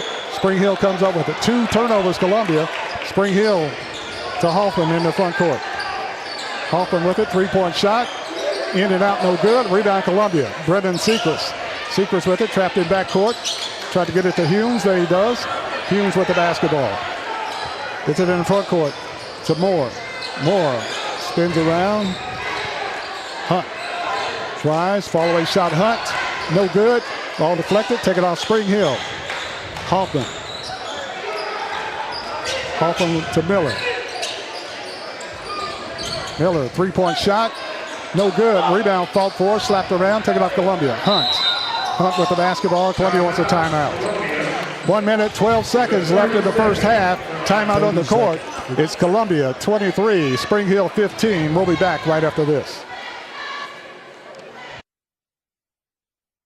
Columbia Foodland is a locally owned and operated family grocery store with a full line of dry, dairy, frozen, meat, and produce items. We focus on keeping the freshest hand-cut meat and produce items daily with the most competitive prices in town. We offer weekly ad specials as well as in-store weekly specials throughout the store. Located at 427 West 7th Street in Columbia in the former Harris Foodland location. Columbia Foodland. We are here and ready to serve the wonderful people of Columbia and the surrounding areas. 23-15, Columbia up by 8 with 1:12 left in the first half of play. Columbia will have Booker, Humes, Sechrist, Vaughn, and Moore into the game. Spring Hill will have Hoffman along with Resta, Dawkins. Columbia inbound plays taken by Spring Hill. And Spring Hill goes for the shot, pass it back. Bodies fly, foul call Columbia. Yeah, he'll get 2 shots for that. And that's just 4 critical turnovers on Columbia in the last minute of the second half. They had R.J. White bringing the ball up the court. He's not a guard. He's the tallest guy on the floor for Columbia Central. He doesn't need to be bringing the ball up the court. Humes is called for the foul. Free throw up and in. Get the ball to a guard. By Landon Miller.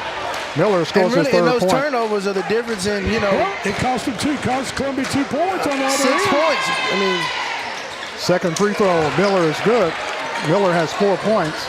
And all due respect to Coach Levere, he needs to instruct his players. Get the ball. Seacrest drives and is bumped. No whistle. It goes out of bounds. If your big player's going to rebound, to Columbia. Look for a guard to get the ball to, a ball handler. Humes will inbound it. Columbia had the breakaway, but a lot of contact. They get it into Vaughn.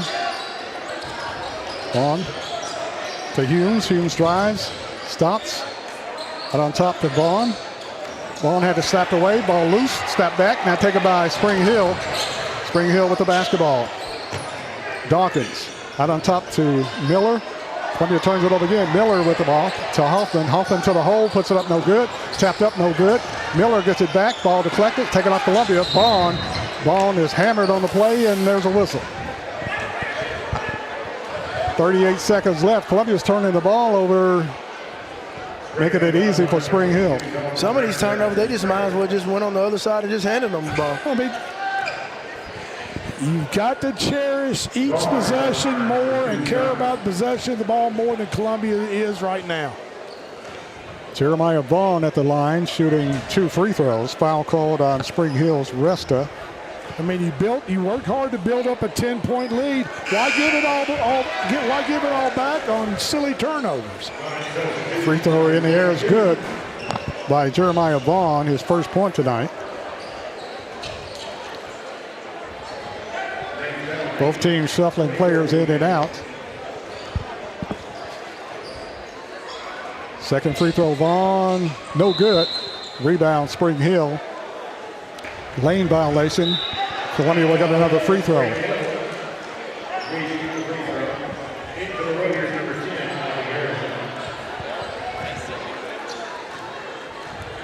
Jeremiah Vaughn will get another free throw with 38 seconds left. Free throw in and out, no good. Rebound, Spring Hill. Spring Hill with the basketball. Dawkins still in backcourt. Bodies fly. Late whistle. Made the right call just a little late. Foul call Columbia's Ronald Moore.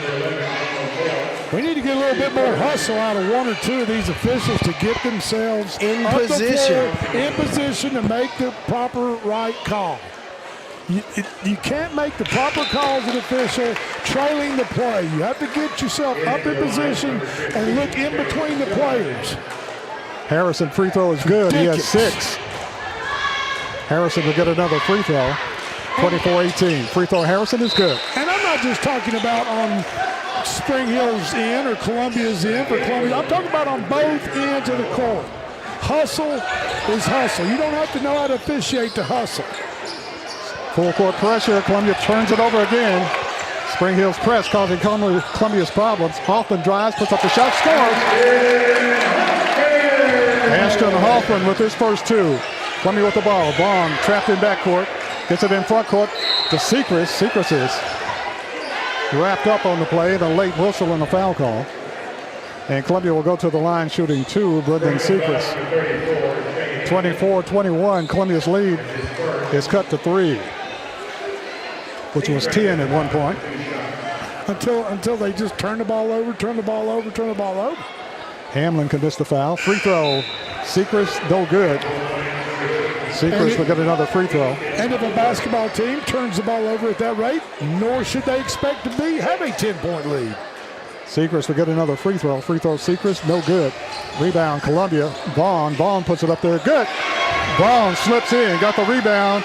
And Jeremiah Vaughn scores his 3rd point. And Columbia goes up by 5. And that's the buzzer. That's the end of the first half. At the end of the first half, the score, Columbia 26, Spring Hill 21. We'll take a break and we'll be back with more right after this.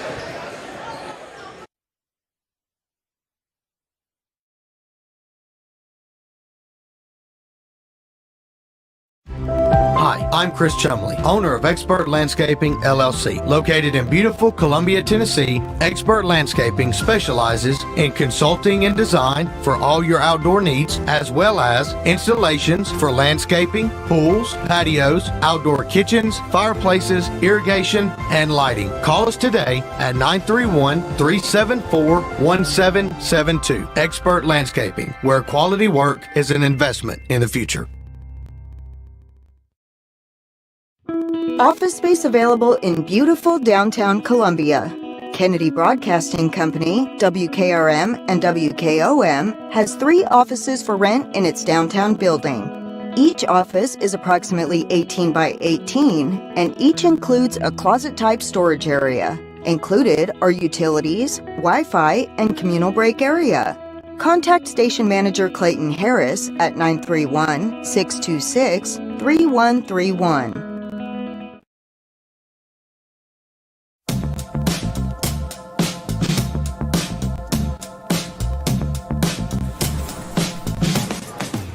Do you wanna be a bad man?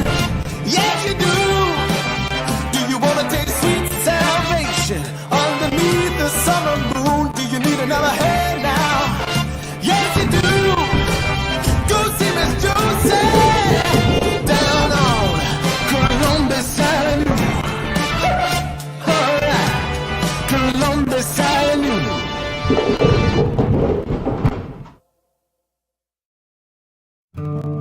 Hi, I'm Matt Perales, manager of Murray County Equipment. We help you with all your agriculture and construction equipment needs. We carry a full line of New Holland tractors from compacts to high horsepower. We have a full line of Gravely mowing equipment. We also have New Holland construction equipment, attachments, and accessories for your tractors and a complete parts department. We are locally owned and operated. Come see us at 1075 North James Campbell Boulevard or learn about us on Facebook or contact us at 931-490-8183. I'm Justin George. I'm Corey Muehlbauer. Together, we are Columbia Motor Company. Columbia Motor Company offers quality pre-owned vehicles at an affordable price, along with many financing options to keep you in your budget. We are veteran and locally owned. We are located just off of Carmack Boulevard in downtown Columbia. You can also follow us on Facebook and Instagram or visit our website at columbiamotorcompany.com. If you want a different and enjoyable car buying experience, please give us the opportunity here at Columbia Motor Company.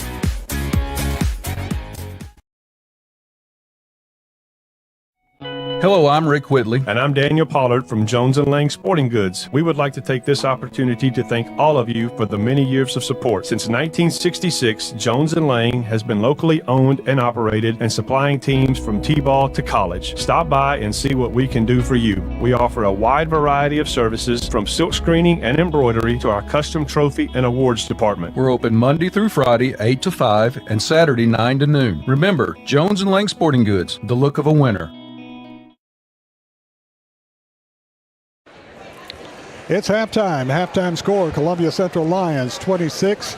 The Raiders of Spring Hill 21. Columbia trailed at the end of the first quarter 7-6. Columbia leads now by 5 at halftime, 26-21. Columbia led by 10, and they've had like 5 or 6 turnovers to Spring Hill. Spring Hill's playing a really good pressing defense, but Columbia's really given it up a couple of times when they didn't really have to. Yeah, turnovers back to back to back to back that not only were turnovers, but they're turnovers that led to Spring Hill points. So your 10-point deficit that you work hard to rebound and work your offense and get ahead of Spring Hill at Spring Hill like they were evaporates with those turnovers. It gets down to a 3-point game, and Columbia is fortunate to hit a bucket right there before the end of halftime to make it a 5-point game.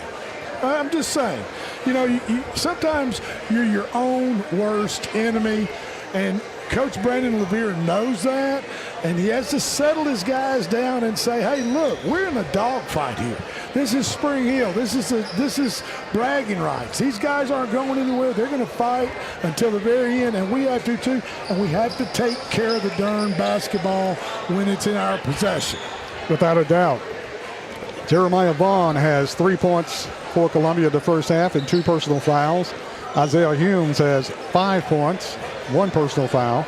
K.I. Hunt yet to score and yet to foul. Chase Tellington yet to score and yet to foul. Ronald Moore has 7 points and 1 personal foul for Columbia. D.K. Armstrong plays strong in the first half, has 9 points and 1 personal foul. R.J. White yet to score, 1 personal foul. Brendan Sechrist has 2 points and no fouls. And Spring Hill, Landon Miller has 4 points, no fouls. Ashton Hoffman has 2 points. Elijah Carter has 1 point and 2 personal fouls.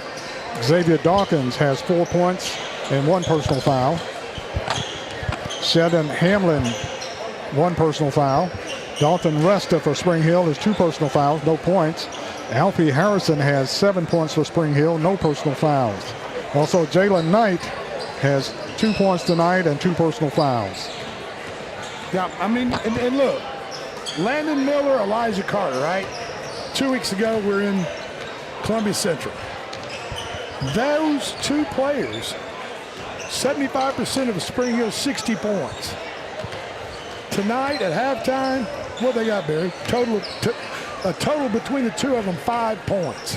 Carter has 1 point. Landon Miller has 4. And so that's, if these guys were playing half as well as they did at Columbia right now, Columbia would be trailing at halftime. They're just fortunate they're not. Elijah Carter doesn't, he even almost looks like he's been sick. He doesn't look like he's moving well, moving fluently on the court, not involved, rebounding the ball, playing defense. I've just got a feeling that maybe he's been ill lately and he's just trying to tough it out tonight. So, for Spring Hill's sake, though, Alfie Harrison has taken up the slack. Like I said, he has 7 points. And also coming in, Ty Kennedy hadn't scored, but he takes up some of the ball handling. And, of course, Xavier Dawkins is playing well for Spring Hill. And these guys, and that happens a lot. When you see the guys that you normally lean on to score, when they're not on the court, what happens? The other guys that normally are playing a supportive role step in the leading role and start to score more, right? Exactly. So it's going to be an interesting second half. You folks out there, don't go anywhere. If you're listening to us on 101.7 by radio signal, you can go onto Facebook. 103.7, 103.7, 101.7. And WKOM.com. And any of those Front Porch Radio, you can log in, Facebook, hit the video live stream, and you can watch it live right here through our video program on WKOM 101.7 and 103.7. WKRM. We're simulcasting tonight. Exactly. Okay. And the positive plus is that for Columbia, D.K. Armstrong having one of his best games offensively. He's got 9 points, but he's done a good job. He's a big body, 6'6", 220, big body inside for Columbia. And he's scoring on the outside mostly, though. And just watching Armstrong play for Columbia, I just wish he would be a little bit more, as big as he is, and as fluid as he is around the ball, shooting the ball from the outside, rebounding on the inside. I just wish he'd be a little bit more of a dominant force on the court. Do you feel as though if he could get his confidence built up in his mind, in his head, that he could actually, he's good enough and big enough to take over a ball game, offensively and defensively? Exactly. It's halftime score. Columbia Central 26, Spring Hill 21. We'll take a break and we'll be back with start of the action in the second half right after this timeout.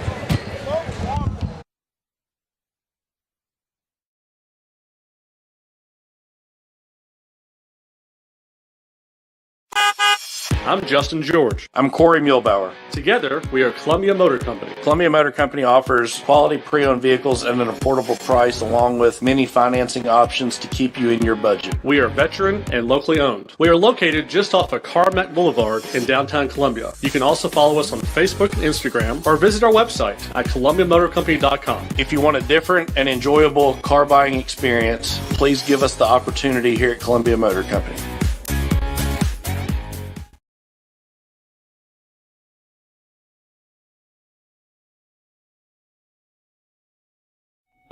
Hello, I'm Rick Whitley. And I'm Daniel Pollard from Jones & Lang Sporting Goods. We would like to take this opportunity to thank all of you for the many years of support. Since 1966, Jones & Lang has been locally owned and operated and supplying teams from T-ball to college. Stop by and see what we can do for you. We offer a wide variety of services from silk screening and embroidery to our custom trophy and awards department. We're open Monday through Friday, 8 to 5, and Saturday, 9 to noon. Remember, Jones & Lang Sporting Goods, the look of a winner.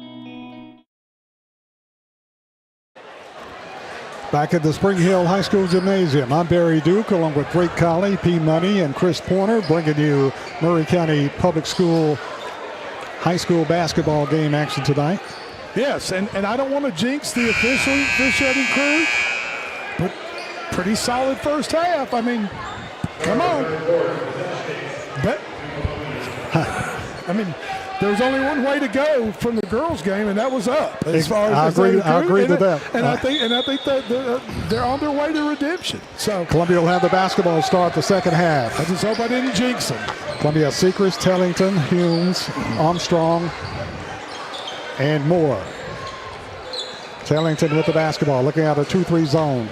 Tellington drives the lane, had it picked away. Armstrong got it back. They get it over to Moore. Moore for three, no good. Rebound ricochets out of bounds off Columbia to Spring Hill. And you know what? Moore follows his shot right there. He probably snags that rebound. You know, just fundamental stuff is all I'm saying. Follow your shot. Spring Hill has Hoffman, Carter, Miller, along with Dawkins and Knight. Hoffman with the ball. Ooh. Gives it off to Miller. Columbia Central in the man-to-man defense right now. Hoffman with it. They work it around the arc. Back to Miller. To Dawkins inside. Carter puts up the shot. It's good. Carter scores.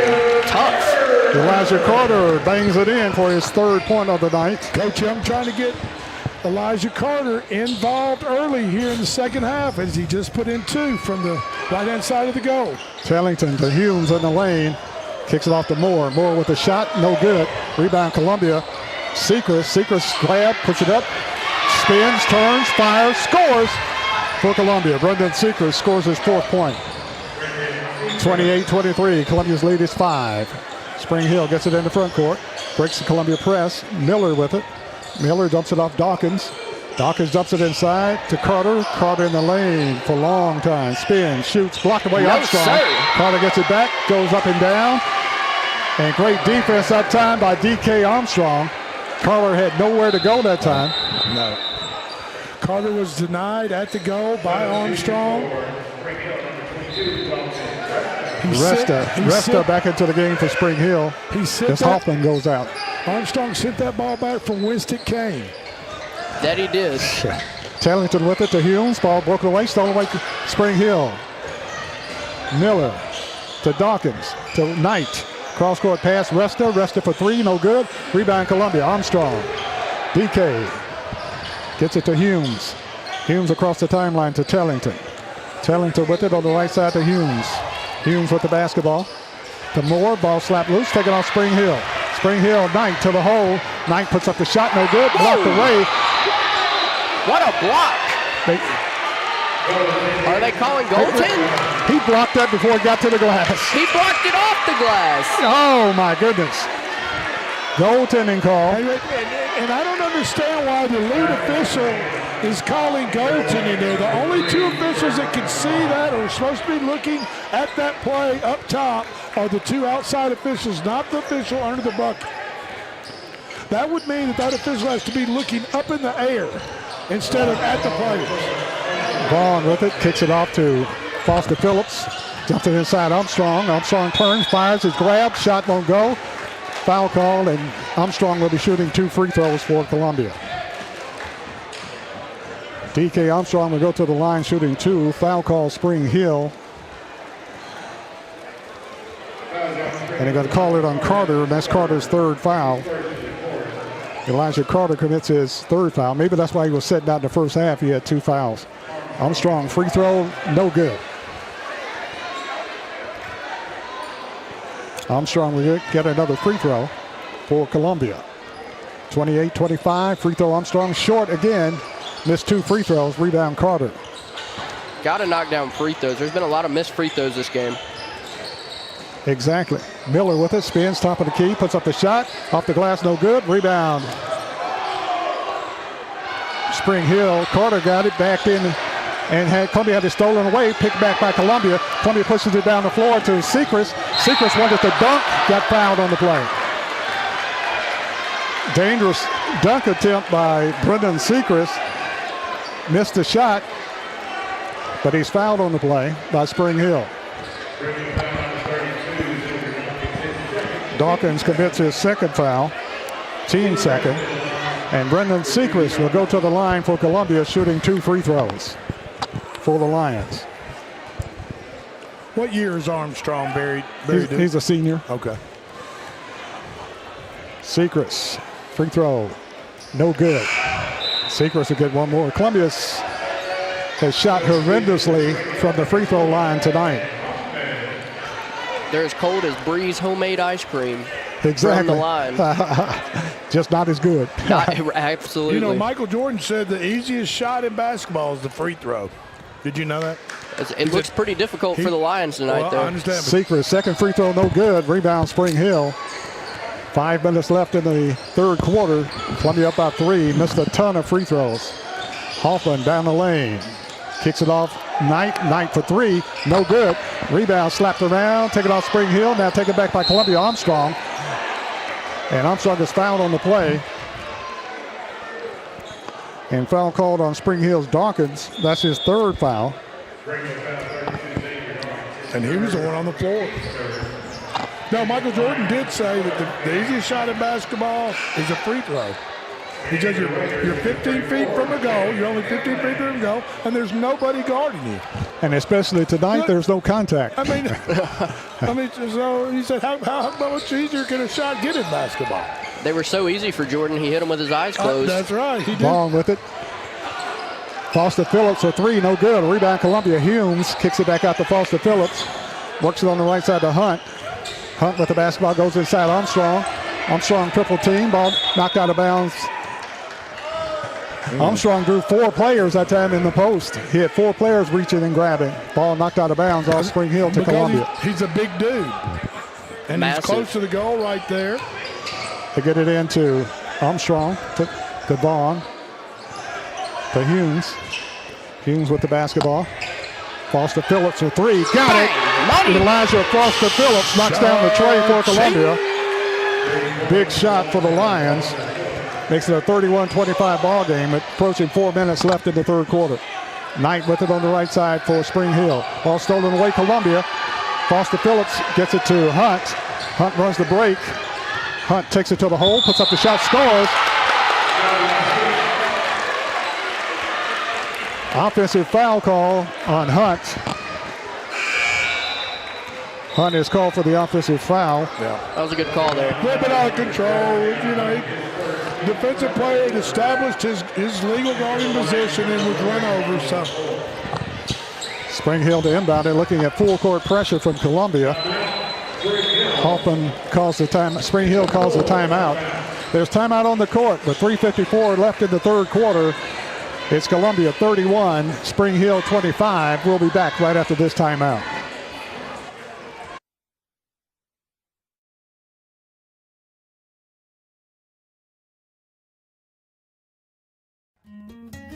This is Hal Landers, owner of Landers Insurance Agency. We are an independent agency representing the famous Erie Insurance Group. Landers Insurance Agency has been committed to providing great rates and great service since 2002. Whether it's home and auto or business or life insurance, we've got you covered. 24/7 in-house claim service, we've got that too. Visit Landers Insurance at 514 North Garden Street, Columbia. Call us at 931-380-2003. Our website is landersinsuranceagency.com and follow us on Facebook and Instagram. In a game that's going down to the wire, I'm Barry Duke along with Drake Colley, P. Money, and Chris Porter. Murray County Public School Game Day Show, Game Day game. Lions 31, Spring Hill 25. Spring Hill to inbound the play, Resta, full court pressure Columbia. Spring Hill Into Hoffman. Back to Resta. Resta in the front court for Spring Hill. Just a little token full court man-to-man pressure by the Lions. Nothing big, nothing major. Just enough to let the Spring Hill Raiders know that they're there defensively. Hoffman with the shot, blocked away Columbia's Armstrong. Foster Phillips with it to Moore. Now take care of the ball. Run your offense. Get a good offensive set going right here. Gives it tonight to Foster Phillips. Phillips with the jumper. Got it. Foster Phillips hangs it up and scores for Columbia. Elijah Foster Phillips, the 6-foot sophomore, scores his 5th point. I'll tell you, he looks good. He's had a couple of good shots from that baseline over there that's fallen for him. Exactly. Spring Hill with the basketball. Hamlin to Resta. To Miller. Spring Hill kicks it out to Moore. Moore with the, check that to Miller with the shot, no good. Rebound, Spring Hill, Resta. And foul call Columbia on Moore. Ronald Moore commits the foul. That's his second, team second. Moore comes out of the game. Into the game for Columbia is White, R.J. White. Spring Hill Hamlin, a great shooter for Spring Hill, into the game. Knight back in for Spring Hill. Ball on the floor. Picks it up. High ball call. And the alternate possession arrow pointing towards Spring Hill. 2:43 left in the third quarter. Columbia leading 33-25. Tie ball. Spring Hill will get the ball in the alternate possession. Miller inbounds the play to Resta. Resta with the basketball. Kicks it out on top to Hamlin. Hamlin to Miller. To Hoffman. Spring Hill works around the perimeter. To Miller. Miller with the jumper. It's good. Miller knocks it down. Landon Miller scores his 7th point. His first points in the second half. Foster Phillips gets it out to Hunt. That's just pure money right there. Look at that. Gets it over to Armstrong. For 2, Armstrong 2-point shot for his 11th point. DK Armstrong has found his range tonight. 35-28. Ball stolen Columbia. Columbia. Vaughn to Columbia. Hunt. Hunt takes his time, lays it up there and scores his first 2. See how easy that is? Columbia up by 9. And Spring Hill wants a timeout. There's timeout on the court with the score. Columbia 37, Spring Hill 28, with less than 2 minutes left in the third quarter. We'll be back right after this short timeout.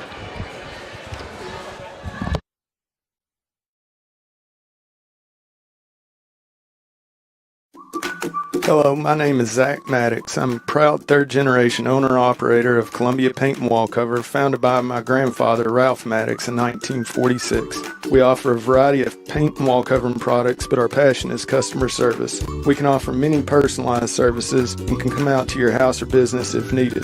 Come visit us at our Columbia location or our new Spring Hill location behind Church of the City, or visit us online at paintcolumbia.com.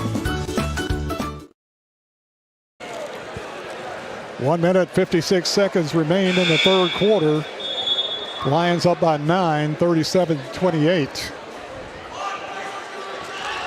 And a very exciting ball game. Columbia will have Armstrong, White, Vaughn, Hunt, and Foster Phillips. Spring Hill will have Resta, Knight, Miller. Hoffman for 3, no good, air ball. Armstrong with the rebound. Armstrong kicks it out to Hunt, to White. White lays it up there, no good. Rebound, Vaughn. Vaughn puts it up there, it's good, and Vaughn is fouled from behind. White wanted to dunk it, missed it, but Vaughn got the rebound and the putback, and the foul call Spring Hill. Yeah, he went up, and at the same time he goes up, he kind of almost lost a little bit of the control of the ball and got the ball chipped away. Foul call Ashton Hoffman, that's his second. But Vaughn came behind him to clean up the mess and got fouled.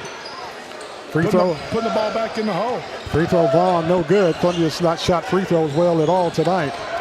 Miller with it, kicks it off on the left side to Knight. Knight with it, top of the key. Rips a pass over to Miller on the right side. Back to Knight. Knight, did you walk? Late whistle, traveling call against Spring Hill's Knight. And it takes some getting used to say Spring Hill's Knight. Spring Hill turns it over with 1:25 left in the third quarter. And Barry, can I get a shout out to the Spring Hill concession stand? Yes. Pretty good popcorn. I'm just going to say some top-notch popcorn here at Spring Hill High School Gymnasium. You guys need to get out and try it sometime. It's pretty darn good. Foster Phillips with three, no good. Rebound Spring Hill. Spring Hill with the basketball. They got barbecue nachos down there. Oh yeah, that's that John Farmer special barbecue they cooking down there, and it's legit. I promise you. Spring Hill shot, spin, shoot, Carter, good. Elijah Carter back in. Look at that nice strong move, spin to the hole, gets the defender on his backside, and it's basically a layup. Foster Phillips with three, no good. Rebound Spring Hill. Probably could take one more step in right there. Harrison, Elijah Carter has awakened. He has 7 points. Elijah Carter. Two straight baskets for him. Armstrong on the high post. Being pressured. Puts up the shot, short. Rebound Spring Hill. Columbia. Spring Hill with it, Hoffman. Hoffman kicks it off on the left side. 3-point shot, Spring Hill, no good. Rebound Columbia, Hunt. And Columbia doesn't get the shot off in time. That's the end of the third quarter. At the end of three, the score, Spring Hill 39, Columbia 32. We'll be back right after this timeout.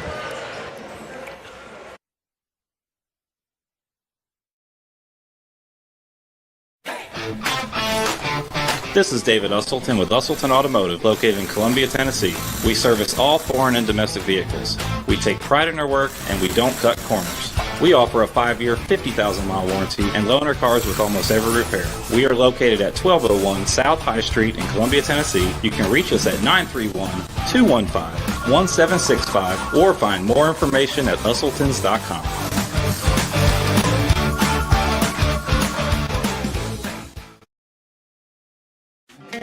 Don Pepe's, best Mexican food and margaritas in town, fresh from scratch and served sizzling at your table. We welcome everyone, including large parties up to 60 people. Private room, outdoor patio, full bar, fresh guac at your table. Come enjoy a taste of Mexico. Don Pepe's Mexican Grill, 2 locations to serve you. 1202 South James Campbell Boulevard in Columbia and 1203 Murfreesboro Road in Franklin. Don Pepe's, the new taste of Mexican food.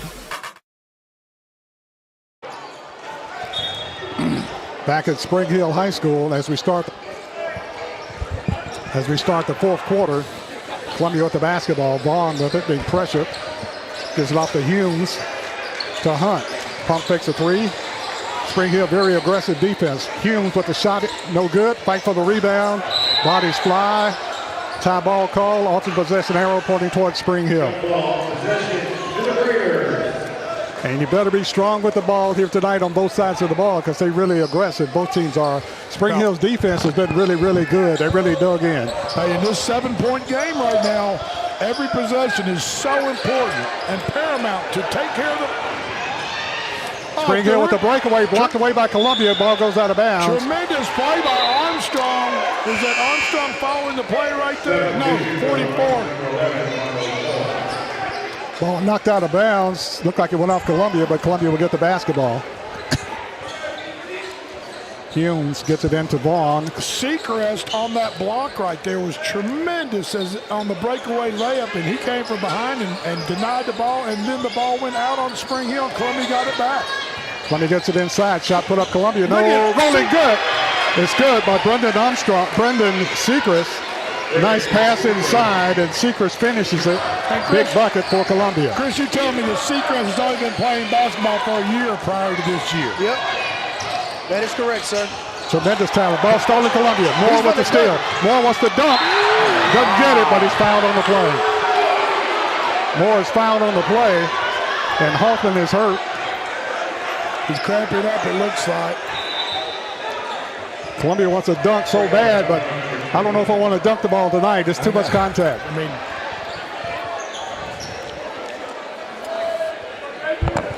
but that block by Sechrist was unreal. You know why I didn't worry about dunking when I was playing high school basketball? Because you couldn't.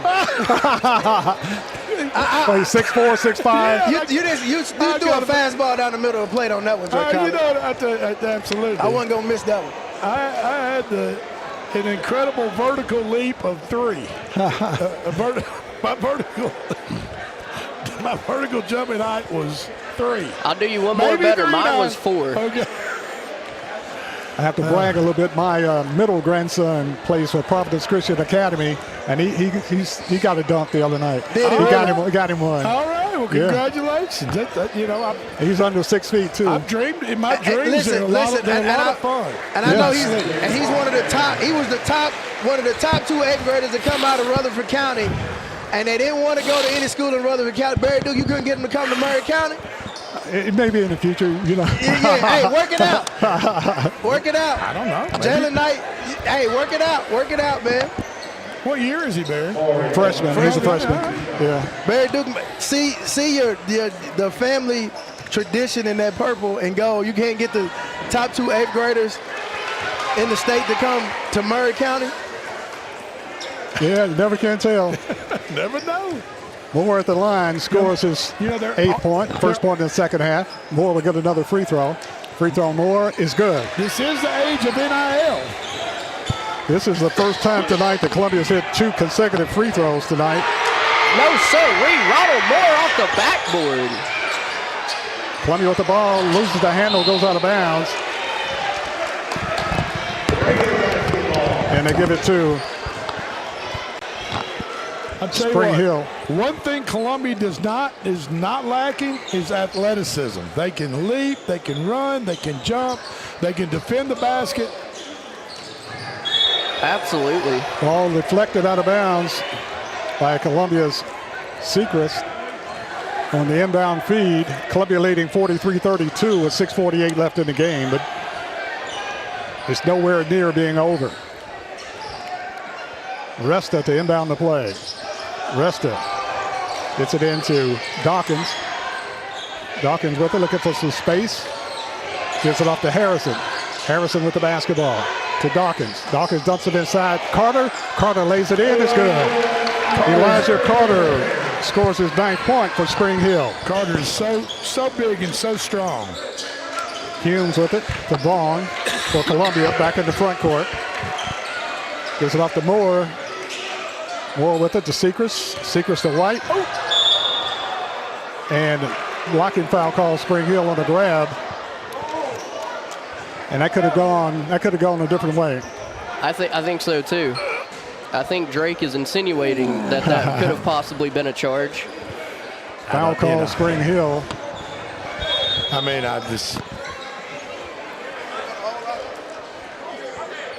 and they got to call it on. Carter comes out of the game, back into the game for Spring Hill. Elijah Carter is called for the foul. That's his 4th. Knight back in for Columbia. Who was it that ran over who was it that he fouled just now? I missed the number, but. Moore with it, got bumped on the play. Ball slapped loose, taken off Spring Hill. Spring Hill gets it back. Ball slapped loose. Late whistle, foul called against Columbia.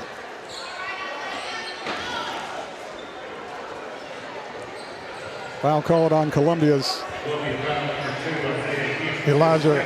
Isaiah Humes. Humes commits the foul. That's his 2nd.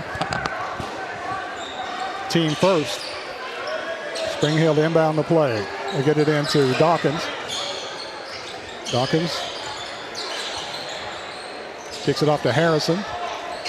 Back to Knight. Knight down the lane. Kicks it off on the right side. 3-point shot, no good. Rebound ripped out of there by Columbia's D.K. Armstrong. Armstrong with authority for the rebound. Kicks it off to Humes. Humes drives, puts up the jumper. No good. Rebound Columbia. White. White to Moore. Moore with the shot, no good. They kick it out to Vaughn. Vaughn with the 3-point shot, no good. Tapped up Columbia, no good. Ball slapped around. Humes with it, puts it up, no good. Rebound slapped around again. Fight for it. Knight comes up with it. And a foul called Columbia. Columbia had 5 shots at it. Couldn't get it to go down. Would have been a big shot for the Lions. Absolutely. You got to convert on those second, third, fourth chance opportunities, and Columbia just not able to. Foul called on Moore. That's his 3rd, team 2nd.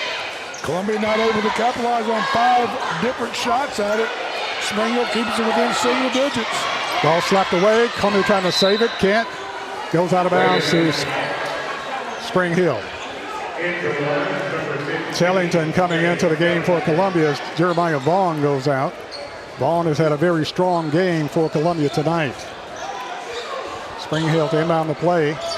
Knight gets it into Harrison. Spring Hill with 2 very quick guards in.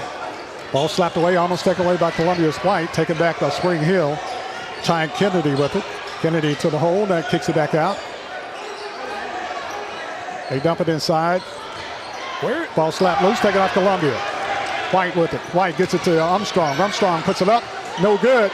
Rebound taken off Spring Hill, and a foul call Columbia. I'm not sure what Coach Young, who Coach Young is going to depend on scoring here with 2 of his biggest scorers sitting on the bench. Down by 9 points with 4.5 minutes to go in the ball game. Well, they've got Kennedy, who was the normal starter. No. And they got, of course, Harrison. But the 2 players that accounted for 45 out of 60 points 2 weeks ago against Columbia are on the bench. One of them's in foul trouble, though, Drake. At this point, what difference does it make? That is true. Yeah, maybe overtime, so you never know. Spring Hill to the hole, puts up the shot, no good. Tapped up, no good. Fight for the loose ball, goes out of bounds off Spring Hill. They give the ball to Spring Hill. Spring Hill's basketball with 4:33. 43-34, 9-point game. Spring Hill hanging around. And yes, that popcorn is good. Spring Hill High School popcorn is good. Knight with it for Spring Hill. Kicks it off to Kennedy. To Dawkins. Dawkins between the circles, drives. Kicks it off on the right side, Kennedy. Kennedy with the jumper. No good. Rebound Columbia. DK Armstrong. Armstrong with it. Gives it off to Tellington. Tellington with it in the front court for Columbia. Goes to Armstrong. Armstrong almost throws it away. Gets it to Tellington in the trap. To Armstrong on the high post. To Humes. Columbia going to run a little clock. 4 minutes left in the game. Tellington to the hole. Puts up the shot. No good. Tapped up. No good. Whistle and a foul call.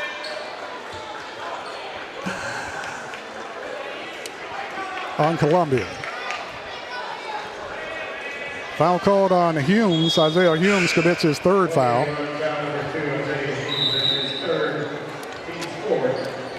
And there's timeout on the court. 3:57 left in the game. Columbia 43, Spring Hill 34. We'll be back right after this timeout.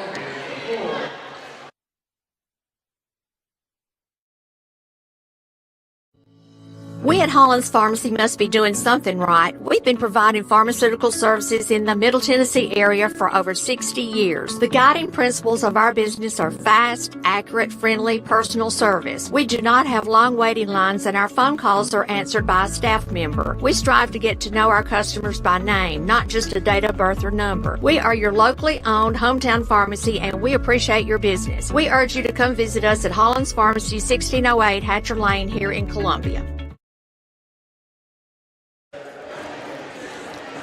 3 minutes, 57 seconds left in the ball game. Columbia 43, Spring Hill 34. I'm Barry Duke, along with Chris Porter, Drake Colley, and P. Money. Very exciting ball game here tonight. A really nice crowd here on both sides for Columbia and Spring Hill. Watch it in a very exciting ball game here tonight. And Columbia leading by 9. This game is nowhere near being over. No, it's really not. I mean, you're at the 4-minute mark left in the game. Spring Hill down by only 9. Like you said, single digits, had the ball. Carter's back in, Elijah Carter's back in the game, and Miller back in the game. And look at that. Carter drives, shoots, scores. He wiped it off. They said he was fouled before the shot. Wow. And they're not in the bonus. He wiped that off. Yes. They got lucky on that one. He wiped that off. Look at one official saying the basket is good. The other official says it's not. And Coach Young just doesn't understand how in the world that didn't count. Well, now they put the 5 fouls on the clock, so that is the 5th team foul, so they will send the Raiders to the line. I'd rather have the sure bucket and going for the 3-point play, right? I mean, yes. They call a foul on K.I. Hunt, his 2nd, team 5th. And how is that not an act of shooting? Carter will go to the line shooting 2. Free throw Carter is good. Carter scores his 10th point tonight, Drake. Yeah, and it's an 8-point game now. 2nd free throw Carter, no good. Rebound fought for Spring Hill with it. Spring Hill comes out of it with it. To Miller, here's their shooter. Miller gets it to Dawkins. I would look for Miller and Carter only. They dump it inside to Carter. Goes against Armstrong. Spins. Puts up the shot. Blocked away. Columbia. Armstrong with the block. Beautiful defensive play. Gets it out to Chellington. Chellington chases down. He's grabbed. And let's see what they call. Are they going to call Columbia? No, I think they're going to get Spring Hill. He got grabbed on the loose ball. He did get grabbed. He was held around the waist. Oh, what a tremendous play by Armstrong to deny Carter after Carter put that drop step on him. Dawkins picked up his 4th foul. Armstrong with it. Armstrong being pressured. Gives it off to Hunt. Hunt out on top. Tellington. Tellington with the shot. No good. Long rebound chase. Pulled off Spring Hill. Spring Hill with the breakaway. Spring Hill slows it down. Harrison. Columbia didn't realize they don't have to shoot. Spring Hill with the ball. Drives it to the hole. Puts up the shot. No good. Rebound Armstrong. To Hunt. Pump the brakes, slow things down. There's no shot clock. Clock down to 2:55. Make them foul you. Gets it off to Hunt. Hunt with the basketball. Columbia leading by 8. Columbia gets it into Humes. Humes with the shot, no good. Rebound taken off by Spring Hill. It's a good shot, Miller. Open shot. He should have hit that shot. Knight. Gets it off to Harrison, and Spring Hill wants a timeout. Timeout on the court. 2:34 left in the game. Columbia 43, Spring Hill 35. We'll be back right after this.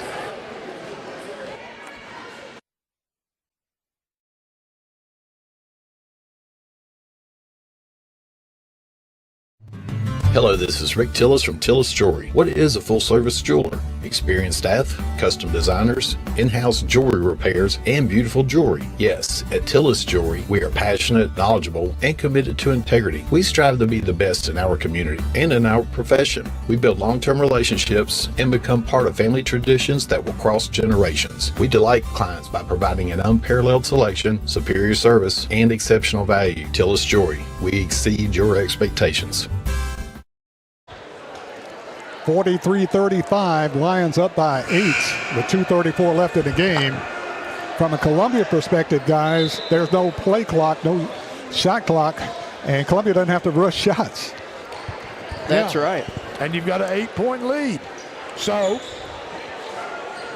make Spring Hill come to you. Make Spring Hill foul you. Make Spring Hill put you on the free throw line.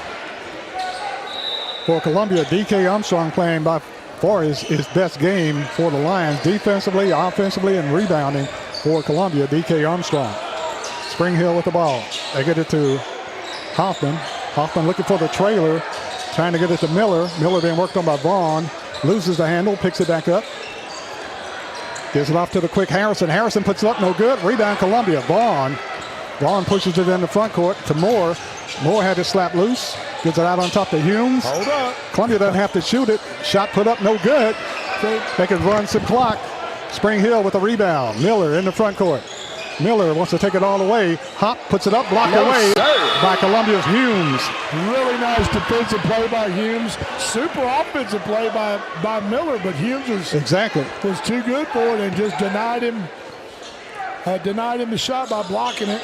They get it into Carter. Carter back him in, puts a shot up. It's good. Carter scores. Carter got it on the post. Great post-up move. Scores his 12th point. And Columbia brings it in the front court. 43-37, 6-point ball game. And Hunt is fouled on the play. That's only the 4th team foul on Spring Hill. So Columbia will have it to be inbounded. So Columbia could have just run clock down to 2 minutes, up by 8. Yeah, so had you chosen to run some clock, Harrison, that's his first foul of the night. 2 possessions ago, you could be in a position instead of just up by 6, you might be up by 10. Right. Brendan Seekers has fouled hard. And they're going to put him on the line every Hoffman. time. Yes. Hackashack. He's the worst free throw shooter on the team. I mean, you can see that he's only been playing for 2 years when he gets to the free throw line. Took a they're shot. going to have to get the ball to somebody else. Took a shot to the ribs, but I think he's okay. Columbia up by 6 with 1:32 left. Seekers at the line. They're definitely going to play Hackashack right here. Free throw Seekers, no good. Nice form, nice rotation, just off the mark. He's leaning forward. He just needs... This free throw would make it a 3-possession game. Free throw, no good. Rebound tip off Spring Hill. And it's Columbia Spring Hill's basketball. Hoffman lost it out of bounds. Hoffman will inbound it for Spring Hill. Carter to Hoffman, still in backcourt. Hoffman being pressured. Hoffman loses the handle, out of bounds, and it's Spring Hill's basketball.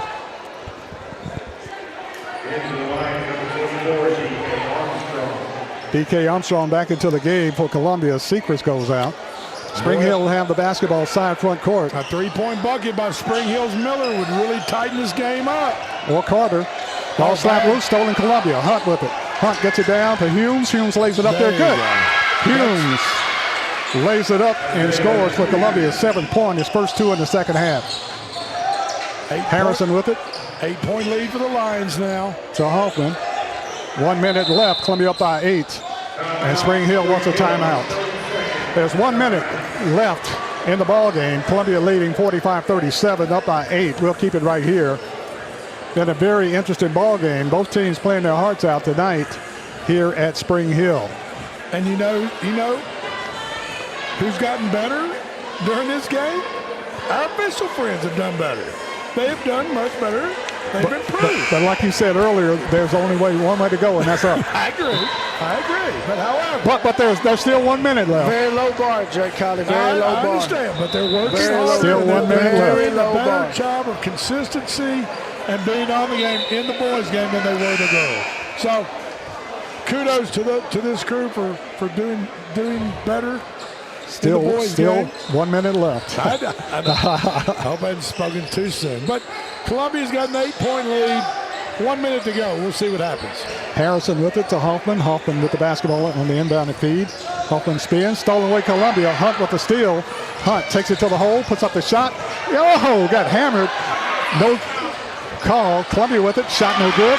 Rebound put back by Columbia's Vaughn. Vaughn puts it back. Columbia's up by 10. Spring Hill with it. Spring Hill spins and travels.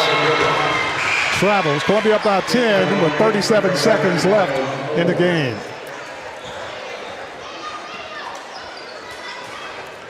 Columbia will have the ball up by 10 with 37 seconds left. 47-37. Columbia gets it into Humes. Humes with it. To Vaughn. Humes in the front court. To Hunt for 3. Got it. Hunt knocks down the tray for Columbia. K.I. Hunt scores his 5th point, all coming in the second half. Columbia leads 50-37 with 17 seconds left. Hoffman with the basketball, takes it all the way under, puts up the shot. Rolling good. Hoffman scores. Ashton Hoffman scores his 4th point. Columbia back the other way, throws it away, but there's a whistle before the turnover and a foul call, Spring Hill. 5.9 seconds left in the ball game. Columbia leading by 11, 50-39. Oh, we got a technical foul?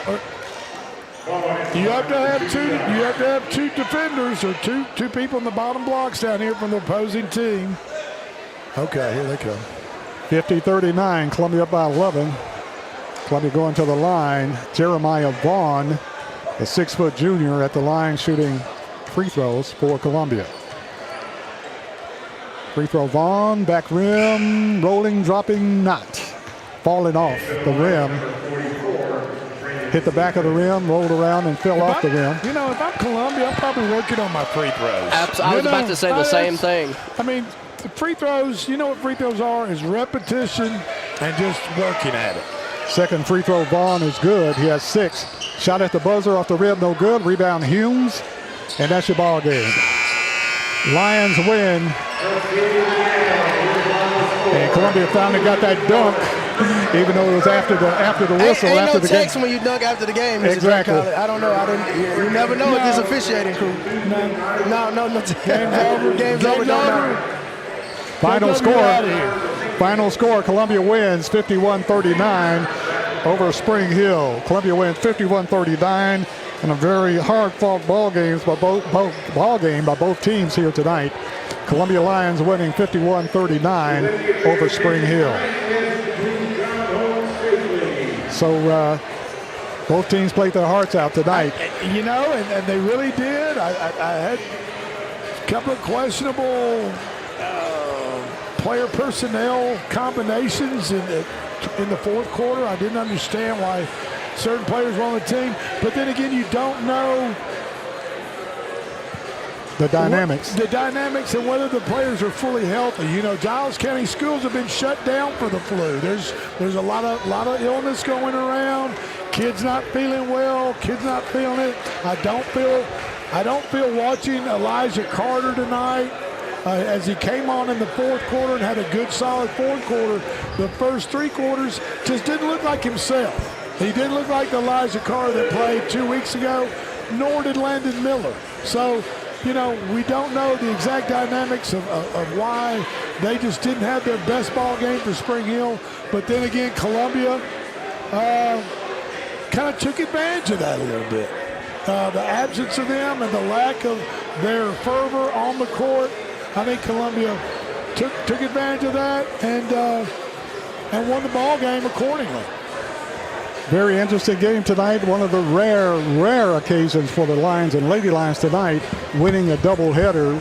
Lady Lions winning tonight, and of course the Lions winning. So that may be the first doubleheader win that the Lions have pulled off this year. Lady Lions winning by the score of 44-39 in overtime, and the Lions winning by the score of 51-39 in regulation to Spring Hill. Got to give Spring Hill a lot of credit. They played hard. They fought hard throughout the whole ball game, girls and boys, and the Lions prevailed tonight in the girls game by the score of 44-39, while the Lions winning 51-39. So really a heck of a game tonight. Scoring summary looks like this for the Lions. Jeremiah Vaughn had 6 points. Isaiah Humes had 7. K.I. Hunt had 5. Ronald Moore had 9. D.K. Armstrong had one of his best games to me as a Lion. He had 11 points, double-figure rebounds, almost double-figure block shots. He had several block shots, and D.K. Armstrong led the way for the Lions tonight. R.J. White played, did not score. Brendan Sechrist played well, had 6 points. Elijah Foster Phillips came in, hit a big 3 and a big 2 for the Lions. And for Spring Hill, Ty Kennedy played, did not score. Landon Miller only had 7 points, but he is a very tremendous and dangerous player for Spring Hill, a very good player, Landon Miller. And will be for the next 2 years. He's only a sophomore along with Elijah Carter. So the Spring Hill and Coach Young have a lot to look forward to in a couple of years to come. And Ashton Hoffman played well tonight. He had 4 points. Elijah Carter, like I say, in a smaller role, but he had 12 points tonight. A couple of block shots and rebounds. That was in the fourth quarter. Yes. All his points, 12 points, and 11 of those coming in the second half of play. Also, Xavier Dawkins had 4 points, played well for Spring Hill.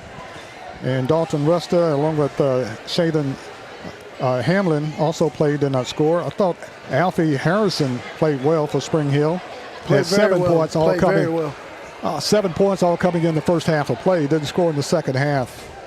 And of course, Jalen Knight, former Lion, just a few weeks ago, had 5 points tonight for Spring Hill. Yeah, now that's a head scratcher, but I'm not going to get into that. But let me tell you what, though. Look, can I give a shout out to all our our sponsors tonight. Yes. And the number one main sponsor, Maury County Public Schools, Chris Pointer, Athletic Director, the folks down at the downtown Maury County Public School office. They allow us to bring this game of the week as we float around on Friday nights to the best matchup possible, to stream it to you, to bring it on this radio signal. And we just couldn't be happier to do it. And we could not do it without people like the Maury County Public School System. So next time you folks out there see somebody from the office or a teacher, tell them how much you enjoyed the broadcast, the streaming, however you got the ball game, and tell them you appreciate them. And along with our other sponsors, on top of that, when we break and go to Ulston Motor, I am a witness. I take my wife's car to Ulston Motors. They treat us like a king and a queen there. Couldn't be happier with them, along with all of our other sponsors, and we just want to say thank you. Very exciting game tonight between Columbia Central and Spring Hill here at Spring Hill. Near capacity crowd here tonight. Very exciting for both sides. Spring Hill coming out and showing a lot of hospitality here at Spring Hill High School. Lions and Lady Lions traveling in their backyard, back door, and picking up a couple of wins here at Spring Hill tonight. Final scores here tonight. It was the Lions winning 55-39. Columbia Central beating Spring Hill 51-39. And it was the Columbia Central Lady Lions winning 44-39 in overtime, which could be a controversial game, but hey, it's in the books now. It is what it is. I've been sent the replay. Spring Hill was robbed. Well, hey, there's no taking it back. That's right there. That is right. Just try to do better next time is all you can tell the. Well, maybe they'll come up with instant replay for high school basketball in the future. Maybe that's the future thing. That's a whole other can of worms. I promise you right there. Absolutely. So for Chris Pointer with the Maury County Public School Game Day Show, and Athletic Director for Maury County Schools, Chris Pointer.